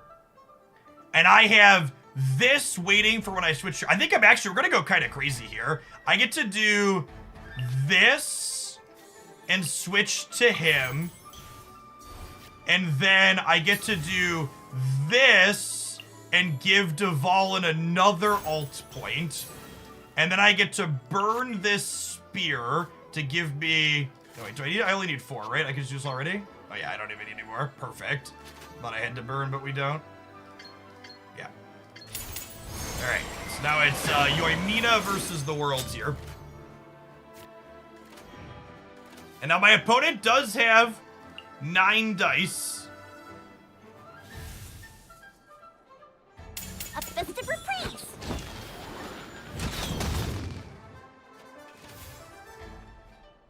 What does this do? If your character uses other skill, this deals pyro damage. Okay. They have, their dice is right here. They have 6 remaining. We might actually be in trouble. I don't know what their output range is. Like I said, I'm not super familiar. A lot of the things I've been playing are me just focusing on my deck. I've been playing mostly aggressive decks. So I'm still learning, like, what's the output range of my opponent's decks. Which is scary a little bit to a degree.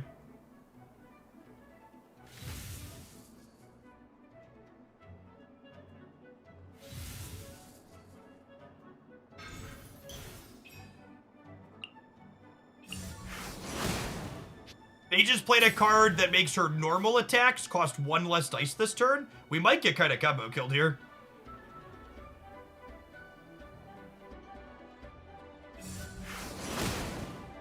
Yeah.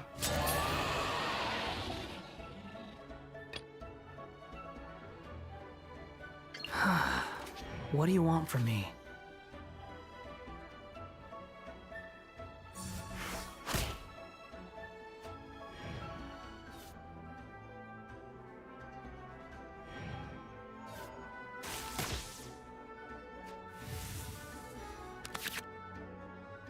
Ooh, that's a good one. That gives Wanderer, the ability to hit real hard. I might just reroll everything here. Although I don't even know that it really matters. I'm gonna keep the ice dice. Wanderer's probably gonna die. We're probably gonna be attacking with Shanae.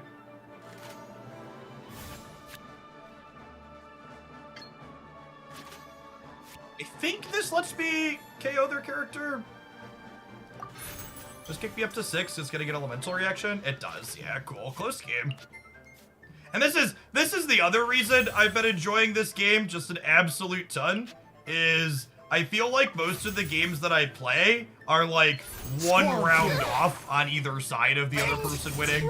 And part of that could be I'm just not experienced enough to be getting more out of my decks yet, but a lot of it, it's like really, really thin margins in the games that I'm playing. Just like, oh, if I had 1 more turn, I'd get there. Or if they had 1 more turn, they'd get there. Fun sequencing choices. I'm gonna play this for a little bit more on stream, but I do still have an ads contract, so I'm gonna go ahead and tap the ad roll button really quick. I'll wait to get into our next game until after that finished. Thanks everybody for hanging out for a little bit at the end.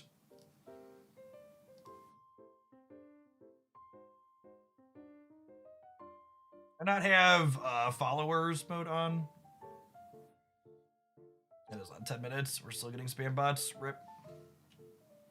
There are a bunch of community tournaments for this. I've actually been playing in.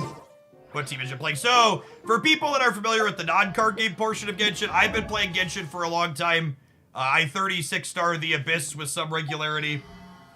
I've got a lot of characters built. number of Pokemon at 80 and 90.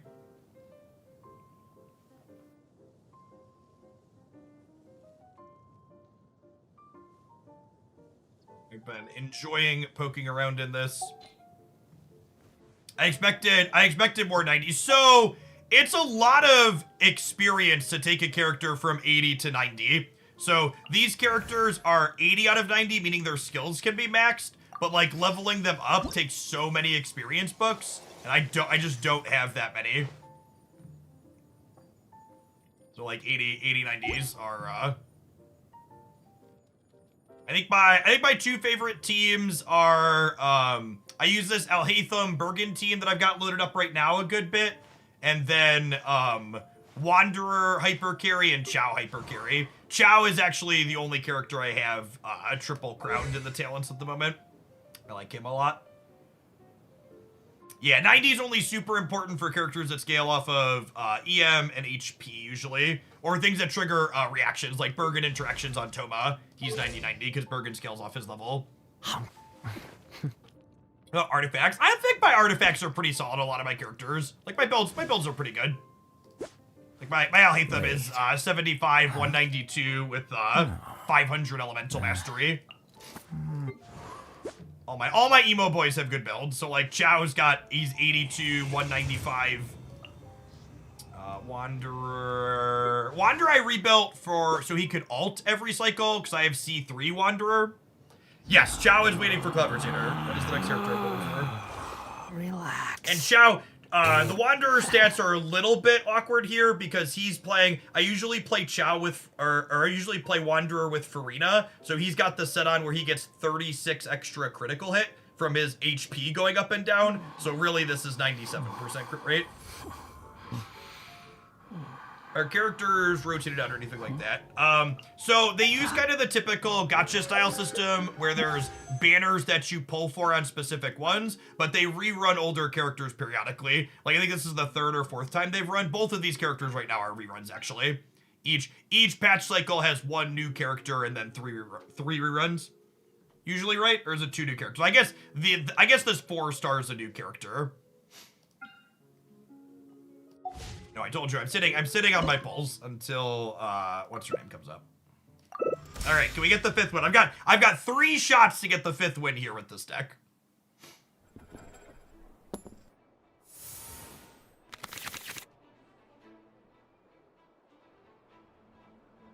If you're someone that decides to Genshin after hanging out today, whether it's the card game or the regular game too, Genshin's a genuinely good RPG. In the subs Discord server, you're someone that supports the channel. We got a very active Genshin thread. You should pop on in. I think I prefer keeping Lieben to keeping Venara. You don't want to keep both usually. Keeping the Switch might actually be okay too, but I kind of like mulliganing for my Treasure Seeking Sealy. I actually haven't had Treasure Seeking Sealy in any of our openers so far. I will do as you command. Does the 50-50 pity apply only on the first hit on a banner, or can you reliably pull more than once if you have more gems? And more than you can. So every time you hit the banner character, your pity resets. There's another 50-50.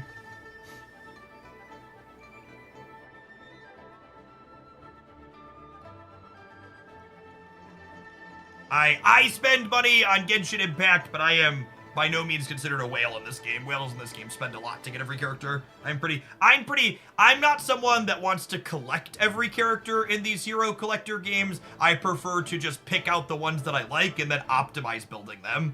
The building characters and figuring out artifact stats and stuff like that is the part that I really enjoy.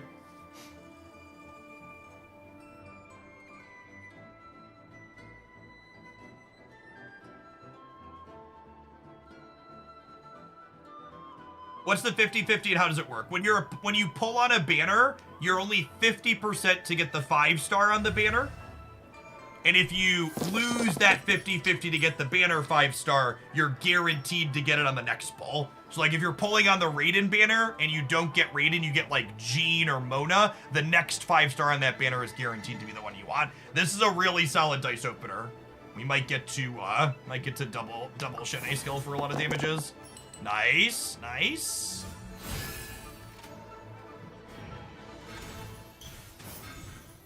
What is this character? I'm still in the mode of this game where I'm like reading a lot of the characters people play. The character's statue takes damage, decrease its damage by 1. When geo damage is decreased, consume an additional. Interesting. And they played a bunch of cards out here. The next switch you perform this round is considered a fast action. A combat action will cost 1 less elemental dice. Okay. They did a bunch of stuff and then switch characters. What's the bonus this has? They can switch for free. Got it. Manifest!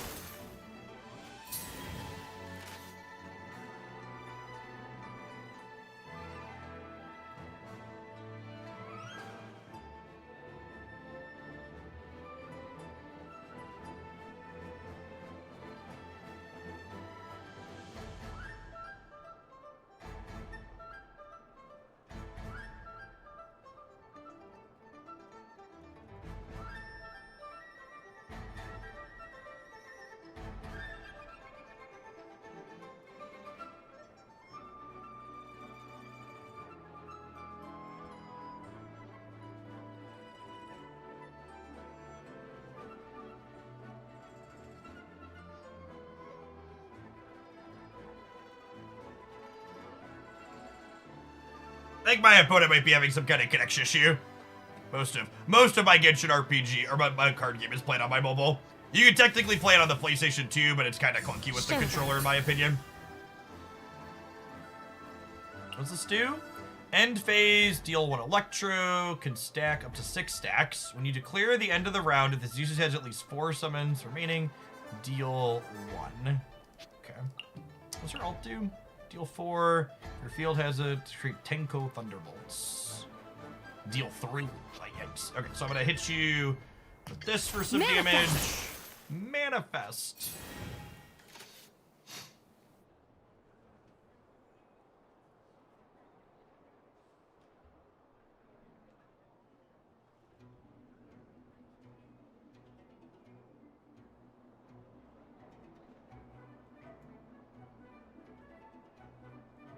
Oh, we have a full wall of shame command now? That's great, Duck Doolittle. missed that. Okay, so they had a fast action switch. They ended their round, so they're going to get to open the attack next round. We'll play Lieben, but remember, Lieben can only collect different dice at the end of the round. So I'm going to want to spend one of these. I think I want to keep Catherine as a surprise, because switching as a fast action has a lot of potency to swing tempo in the game.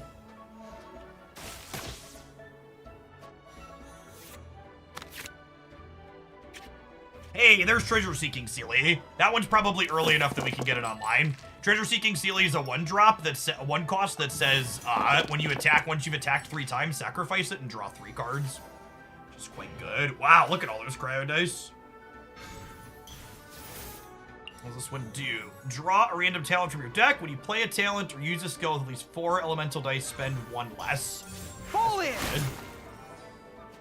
Crystallized me, got a shield. Let's go ahead and put Treasure Seeking Sealy out here. Do I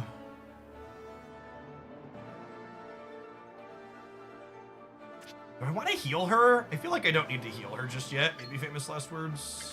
By ordinance divine.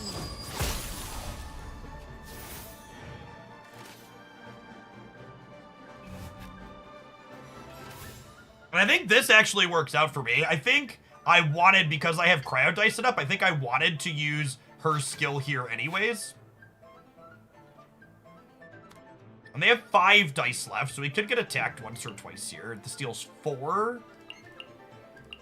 Honestly, if Shanae goes down, that's probably fine. It kind of gives me a free swap without using her dice next turn. Obey! Obey!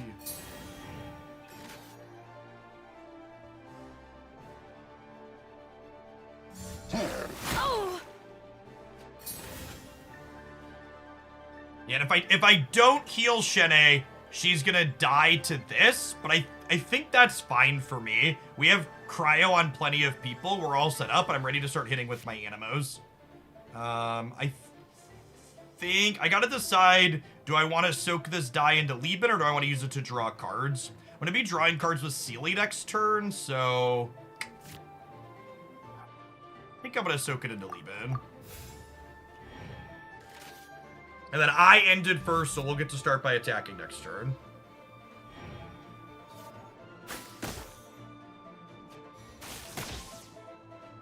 My curse! To bear. Are you sure it has to be me? Get Wanderer going here. Fine. This is the Let's get this over downside to with. letting Shanae die last turn, is I haven't lost yet card, which I won't be able to play because my character died last turn. Gives us a bonus if a character died that turn. So this is 2 and 3. I think I'm gonna draw at least once here to start, because if I hit my one of that gives me a weapon for the Wanderer, I could kill their character. I think we'll open on the draw too and see if we can spike that off the top. Did not.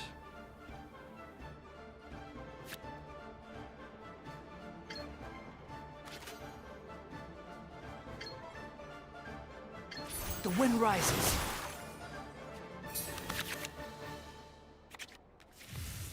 Oh, I'm lucky there. Your hand size is Right capped now. at 10, and I didn't check if I was gonna overdraw before that happened, and that could have been bad. So this makes it so he gets 2 extra dice back when we KO someone. And then this is the, I get to keep taking turns when I KO someone.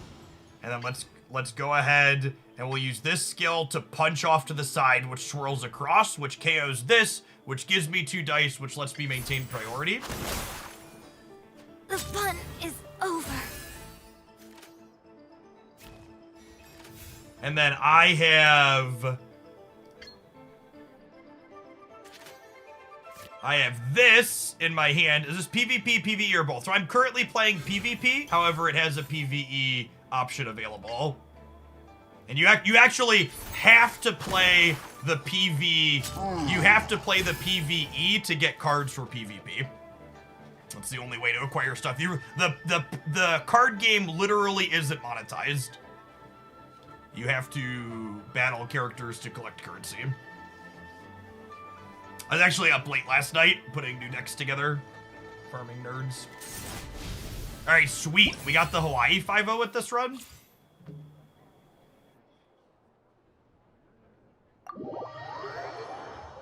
Yeah, there's community tournaments that have some cash prizes with official backing, which is fun.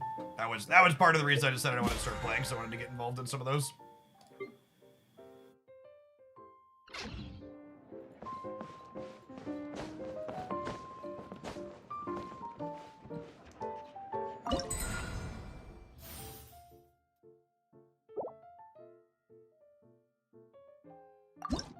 I think you can take a picture, right? I think I was happy with this list. I go back and forth on this card because I feel like a lot of my characters die at end turns in the current metagame. You prefer the TCG side or the main game side more? Well, I've done only the main game side for forever. Like, I'm an end game, main game player. I genuinely enjoy the RPG aspect of it. I've only just started dipping my toe into the card game part. Definitely not experienced at it yet. Like this deck list, Diona Freeze, I haven't played any games with, so let's queue that up and fumble through it.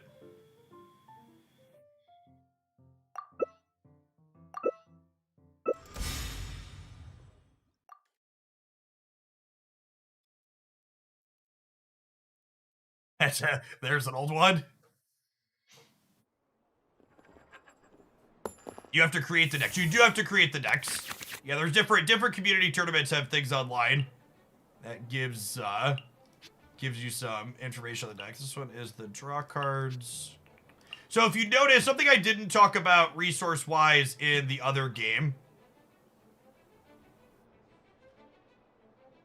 Something I didn't talk about from the other deck is you notice that one card, if you might have noticed the one card with the gem here, always started in my hand, and that's intentional. You can only have one of this special event card, I think it's called an arcade or a legendary or something, in your deck, and it's guaranteed to be in your opener. There's like 6 of them. Oh, this is like the best, this is the meta deck that our opponent's playing.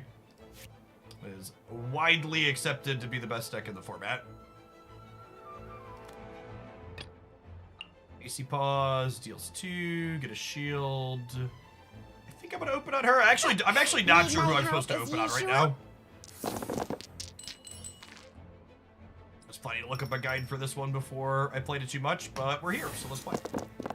Can fumble a little bit.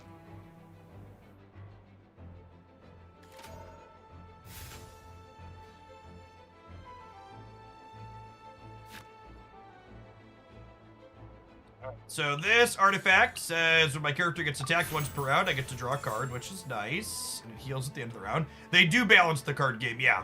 Yeah, every major patch, they release new cards. They periodically do balance passes on top of it. I don't have enough dice to really use her skill here. I think I'm just going to draw to start and see what we get. Liebin's not bad.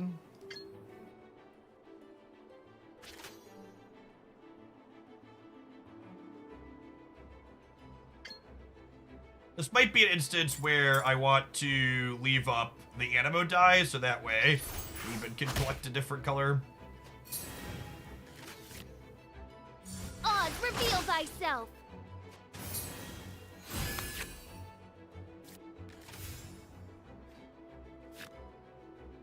So there are animated versions of the cards like you have here, but there's not like variant art. Everything is the game is very anime. I think I'm actually going to burn this and convert this to a cryo, so that way Liebin triggers next turn, collecting 3 different dice here. This might be wrong.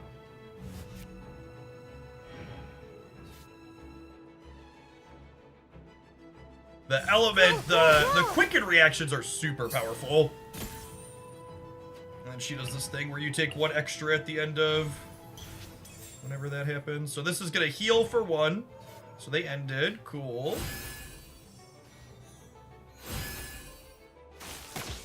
Yeah, some of the themes are a little bit more adult in the game for sure. But in general, kid-friendly anime is pretty accurate, I think.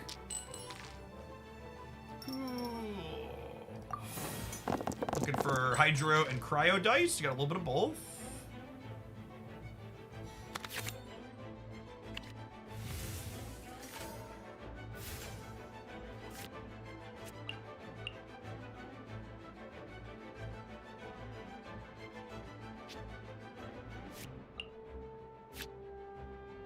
I think I might just switch off to Barbara here and get some healing going.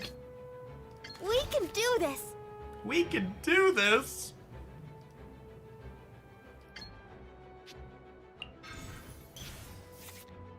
Ardek's like this is the polar opposite of the previous aggro deck we were playing. This is like a stall control deck. This deals 1 and then summons a melody loop. A lot of the cards summon these types of characters over here that have different effects. This one heals all my characters for 1 at the end of the round. Oh, I should have used this, right? Forgot about that. Mistakes were made. Oh, I could have also put this on her, huh? It's a real sloppy turn.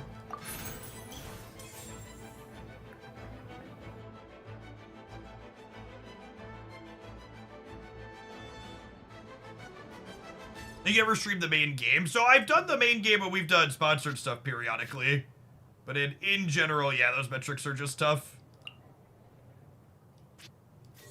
Let's feed her. I might just put Lieben out and pass again, honestly.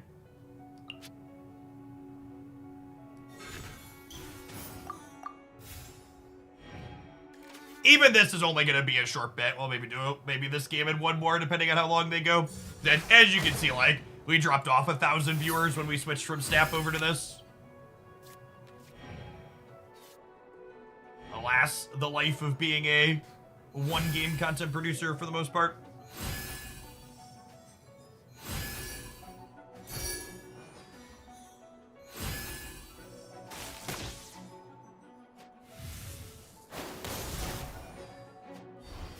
All right, that triggers Overload, which forces her to switch, but honestly, that's kind of okay for us, I think.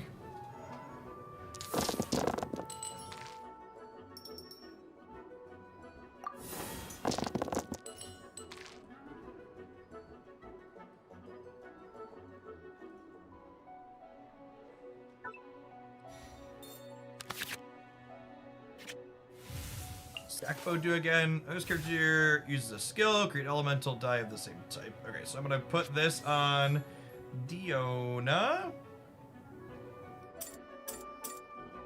gonna take my Hydro Dice to do that. And this, so they have water on them, and this applies freeze, so their character is going to be that one's frozen for the turn.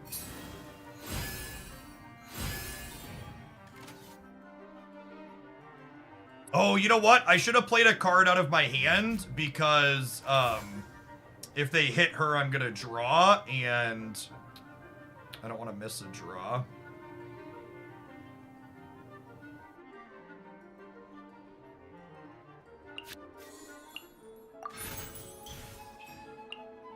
Let's do the character that's attached to you gains a shield at the start of the turn. I could do that for 3, or I could do that for 3. Supplies cryo, which means they get frozen at end of turn. I almost want to just put the unmovable mountain on my Darko and then pass. That might be wrong, though.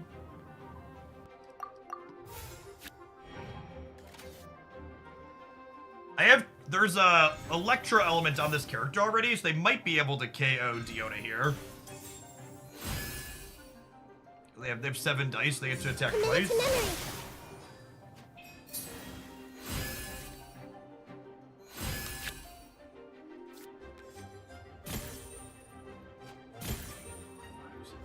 Eight, so when we draw 2 next turn, we're still okay. It might have been right to play this out here, because this heals my active for 2 and then my standbys for 1. It's a new game. This is Genshin Impact's card game. It's a little over a year old. I think it released end of 22. So this is going to hit me for Pyro, which will overload and kick to Xingqiu, and then Xingqiu will get hit by this, and then they'll all get healed.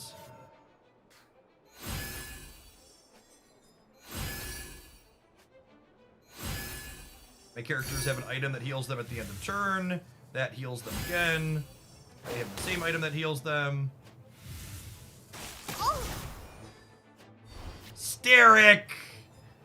thank you for joining the ranks of Oaklandia's Shillionaires. I appreciate you watching an incredible amount over the years. Welcome, welcome, welcome back.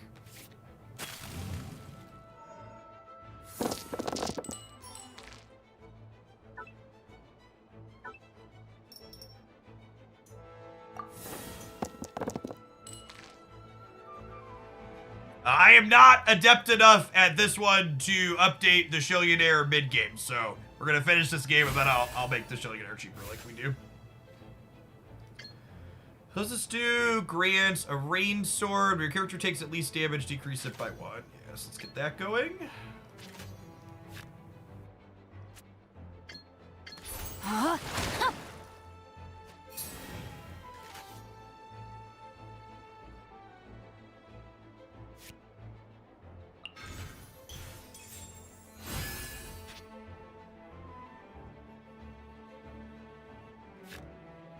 Egg revives a character, which is nice in this deck.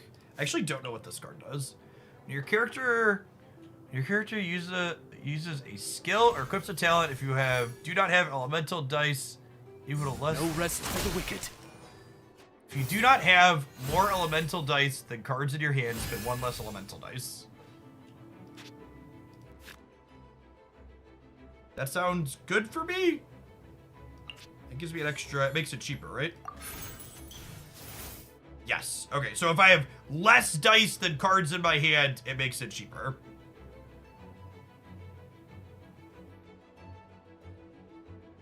Once per round.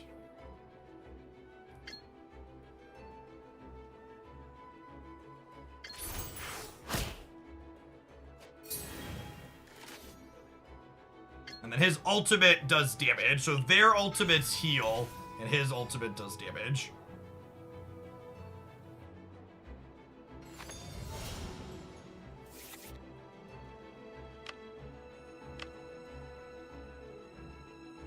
This is definitely the longest game I've ever played against the opponent's deck. Usually they murder you very quickly.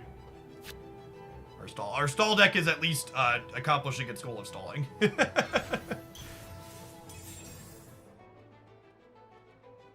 As you wish, main Fräulein. Wait, what? It does damage to everybody? Why has everyone... Oh, it does piercing to characters on standby. See, chat, reading the card explains the card. All right, we're super dead. We're super dead. All right, let me, we spoke too soon. Viewer rewards, channel points, manage. Shillionaire, 1 cheaper. Don't forget to pick me on Discord, Steric, for the special roll. Appreciate you. Worked until today. Can I drop? I feel like when you lose the first round, you're supposed to drop and enter fresh, right? Exit. Yep. Cool. Let's try one more time.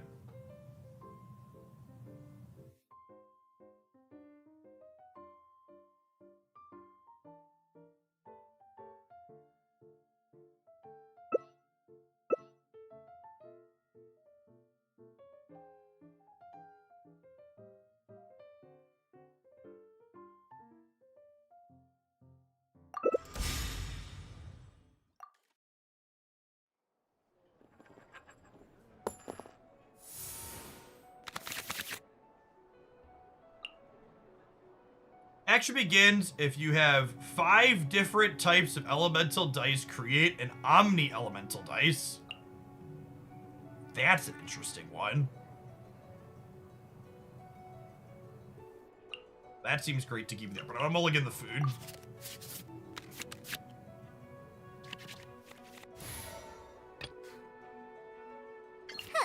Need my help as usual?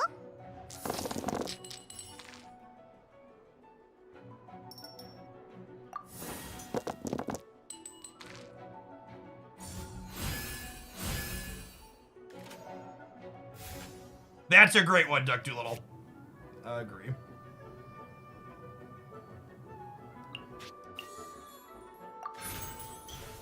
Think you can bully me?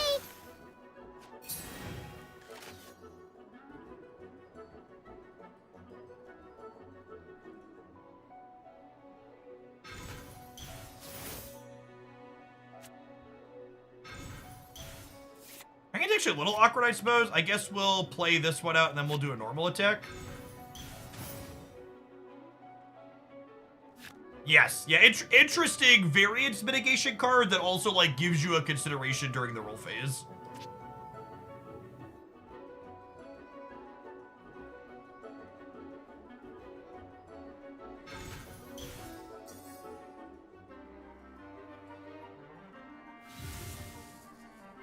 Not now.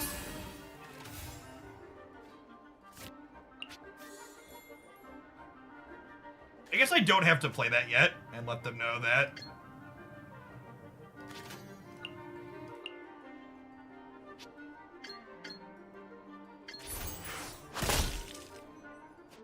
So, Yolande decks usually, like, set her up for, like, some combo kills. She does this exquisite throw after your character with normal attack, deal 2 extra for 2 rounds. They, like, set up a big combo of normal attacks after they alter.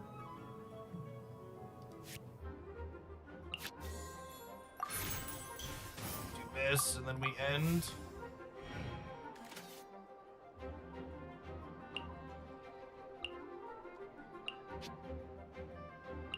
Her signature mix deals the damage, and then heals this character for 2, and then end turn deals 1, and then heals the active character for 2 more twice.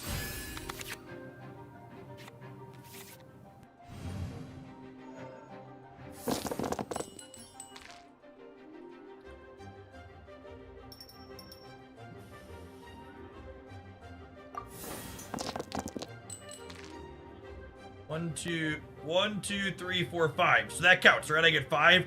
I wonder if the Omni counts as one of the 5. It's gotta, right? So Omni plus 4. Feels like that gives you a free a lot of the time. Yeah, it does. Okay, cool. That card seems stellar. I haven't seen that in other... Yes, so Genshin at this point easily has triple-digit hours worth of fully voiced story content. Just so you know what you're getting yourself into.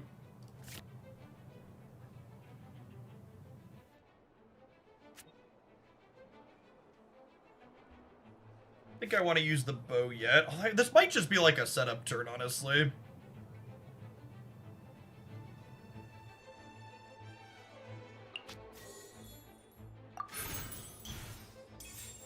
I have to burn this to be able to grab her shield, but that's fine, I think. Shake a hamster!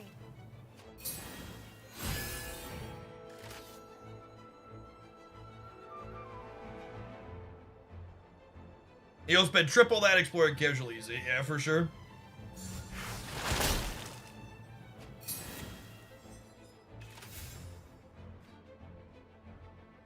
I don't think I want to burn to... don't think I want to burn to Chivalry will never die. I don't think I want to burn to ultimate her.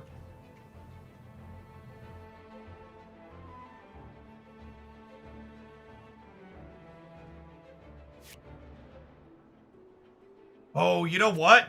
Maybe I should have burned a Hydro Dice and then leave it here.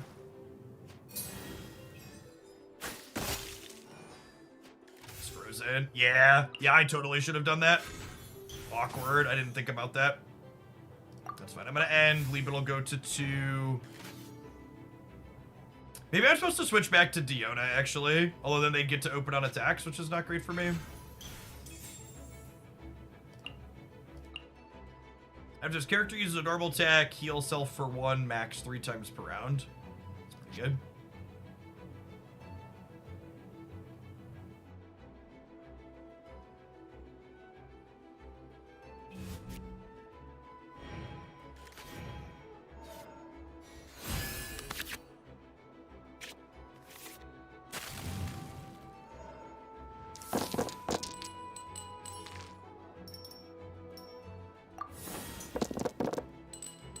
That is correct, Duck. No longer relevant. 1, 2, 3, only 4, so I don't get the bonus one this time.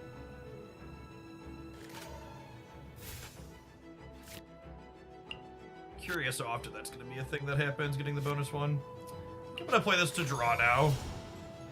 There'll be one for each round we've been going.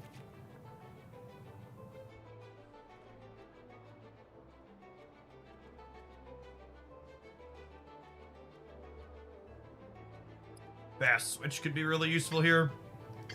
No, my sword!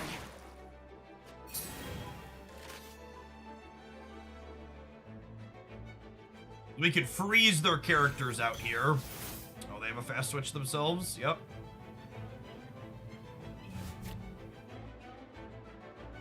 Game's up. Fun's over.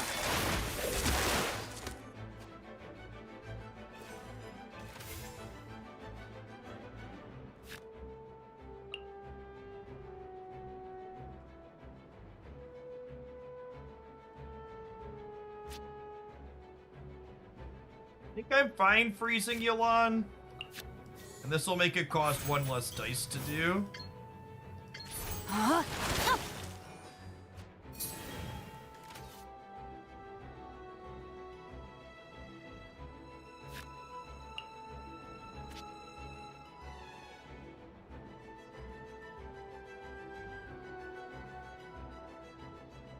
I need to switch off of Singcho here.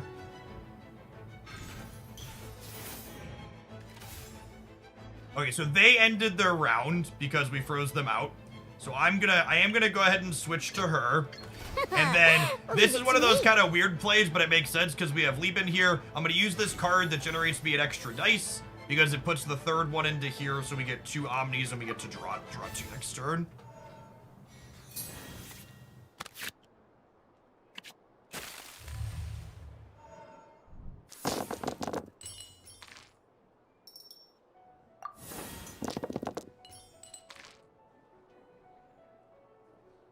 I think a singular time we fit that other one. I wonder if I'm supposed to like save my dice a little bit more conservatively in spots. This one, if the cost of elemental dice hits your card's equips out less than your opponent, you get extra dice. Yep. So we have way more equips than they do, so this is gonna be give us extra dice for a couple of turns.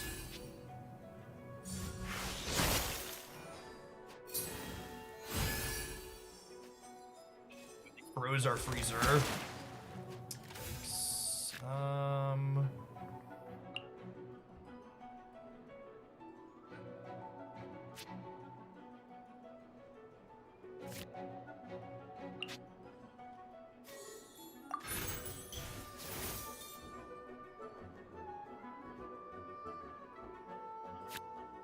I'm switching to Barbara. We're gonna start letting the show begin here. Wish me luck. Wish me luck. We're gonna get, it's gonna be kind of a setup turn. We're gonna get her healing going, and then we're going to get, some artifacts down on our people. Oh, with her freeze, they just keep freezing everybody. Noted. I should know that. Things I should know, but didn't. I could have used a fast switch here to avoid that. Mistakes were made.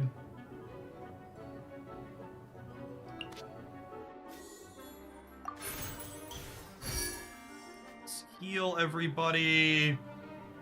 Let's put a sword on Singcho. Let's put this into play to collect 2 of my 3 remaining dice. Let's end the round.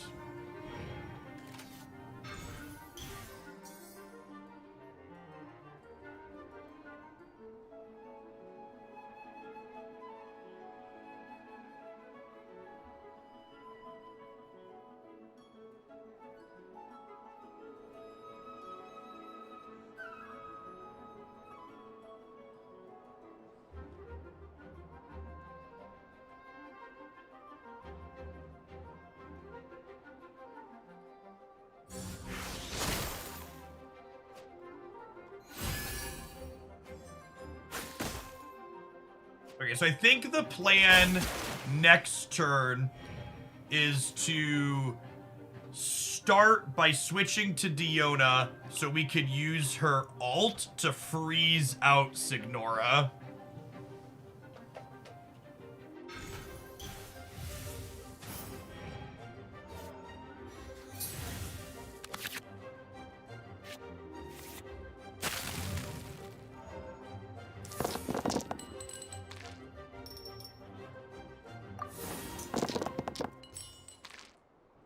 2, 3, 4, 5. We get the bonus from our item in play this round, which is nice.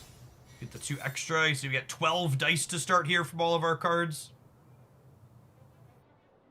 Not a safe place to have an opinion without ample. Yeah, exactly. The fact that that person said that and unironically thought that, like, saying that meant this was a bad space is just like, oh, you're telling on yourself, bud. So this makes my next switch a fast action, so I get to Leave do it to this. Then we get to freeze her. Yes, you have to play the main game through to collection level to progress account level 32. It's like 20 hours worth of gameplay. It's not a small amount, unfortunately. Cold, mine to command. Oh. That was a metric ton of damage.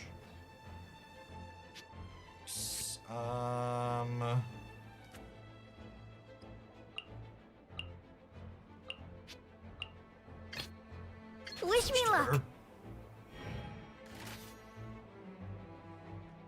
Probably about 20 hours.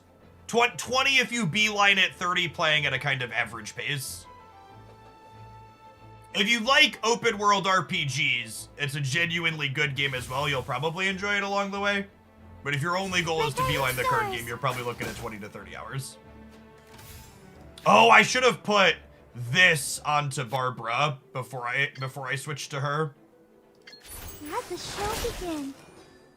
It would have drawn me a card. Little things like that are things that I mess up when we're playing.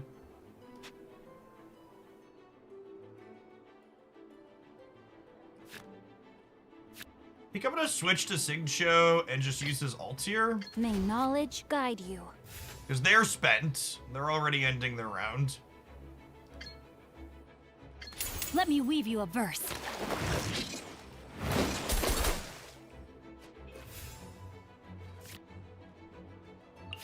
Let's put this on her anyways, because it will heal her for one at the end of the turn. Open world RPG is my go-to. Yeah, it's a genuinely good, fun one of those.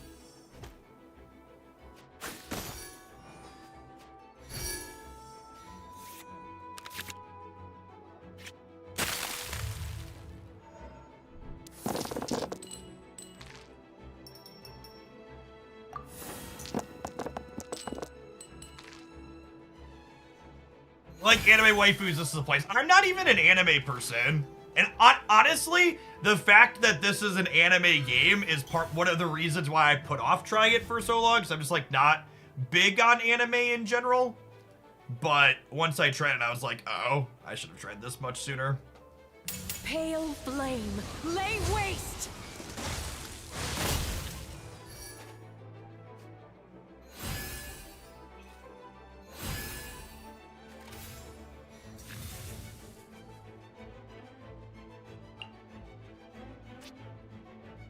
Oh, so he's frozen.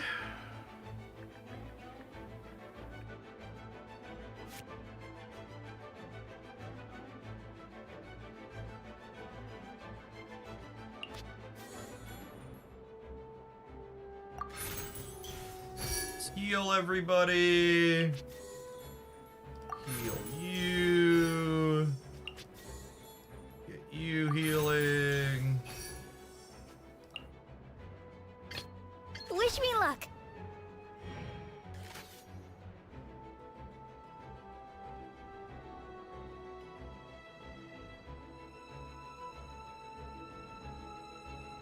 Honestly, Duck, I think it's probably fine to get rid of that one.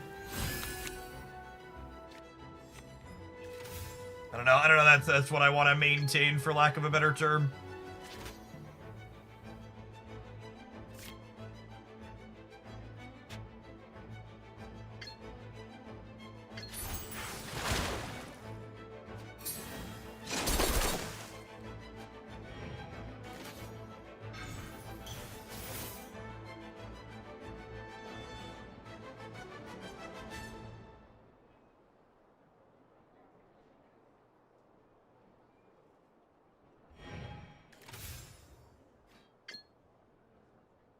think I want to do this just to refresh this, because like main attacking doesn't really accomplish a whole lot for me here. And they already ended, so I'm going second regardless. And then let's just do Fear Elemental. This is what if I have more things equipped, right? Which I definitely do. So we do this, which gives us a dice back. And then I think I switched to Sing Cho here. Well, I guess I'm healing for a bunch at end of turn, right? This does 2 to the active, and then this does 1, and then I can open on Barbara's heal. I could also switch.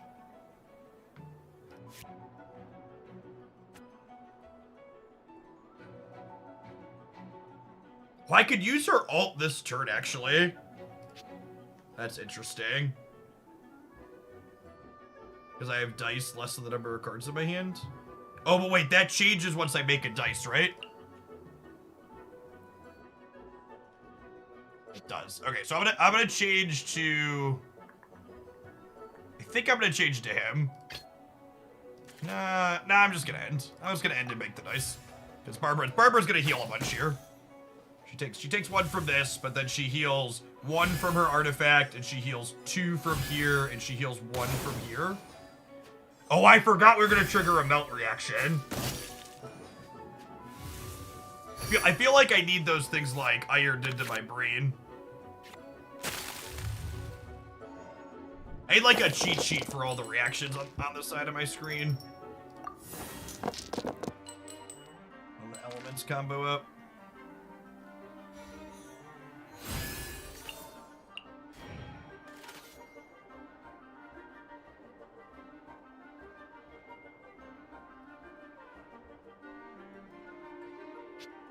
Hope they kill me because of this. Yeah, fuck me. Why has everyone stopped singing? That's probably the game. Need my help as usual? Shaken and stirred!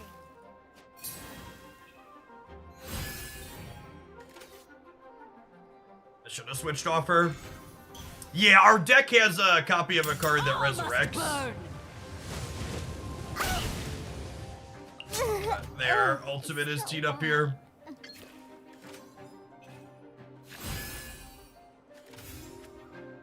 Sing Cho versus the world, gamers. To be fair, the world is kind of low on life.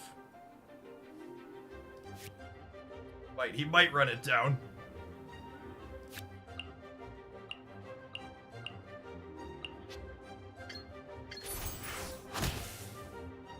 I never asked for redemption.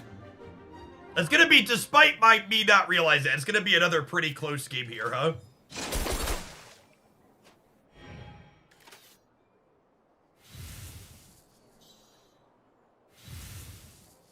Not now.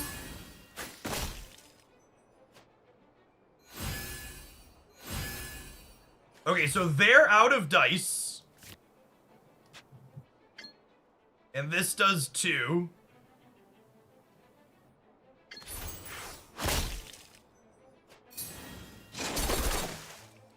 I'm sorry, Professor. Just wait till they play Blood. Well, that's, honestly, that's such a big part of why Snap's been so frustrating lately, because it doesn't feel like there's a lot of close, interesting games in the game right now. Let me weave you a verse. Like, so many of it, like, your game's, like, kind of close and kind of interesting, and then Blob happens. And it's just, like, it stops being both close and interesting.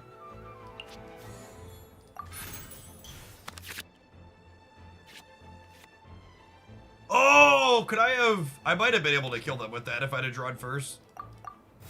Well, I think... Are we actually going to win this? This thing's kind of sweet. I'm feeling it. A lot of good, interesting, meaningful choices.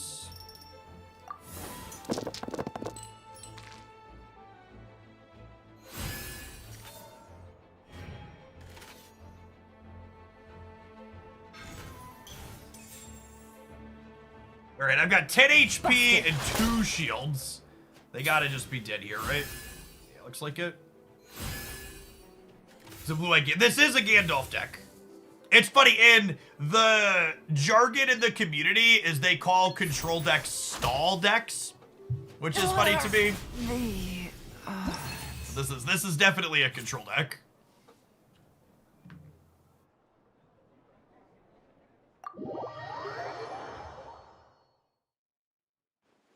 All right, gamers, I think I'm gonna go ahead and call it an afternoon. It's after 3 o'clock, which is usually when I look to aim to stream till. I'm gonna be off this weekend. I will be live again on Monday morning. Thank you, Duck, for doing spring cleaning in all of the commands. I've been meaning to do that, just haven't gotten around to it. Remember, if you want to hang out, Discord server is a great place to be. I'll be around all weekend. We'll have content up on the Jeff Hoagland YouTube channel this weekend. Appreciate folks that hung through, checking out some extra different things. Yeah, it's so funny. I think we're gonna mix some of this in at the end of the stream between now and when they fix Blob at a minimum. Maybe not Tuesday. We'll have a new card release on Tuesday, so we'll like lose a bunch with Meek. But like Monday, probably Monday, we'll end on some Invocation TCG again. Catch you later, gamers.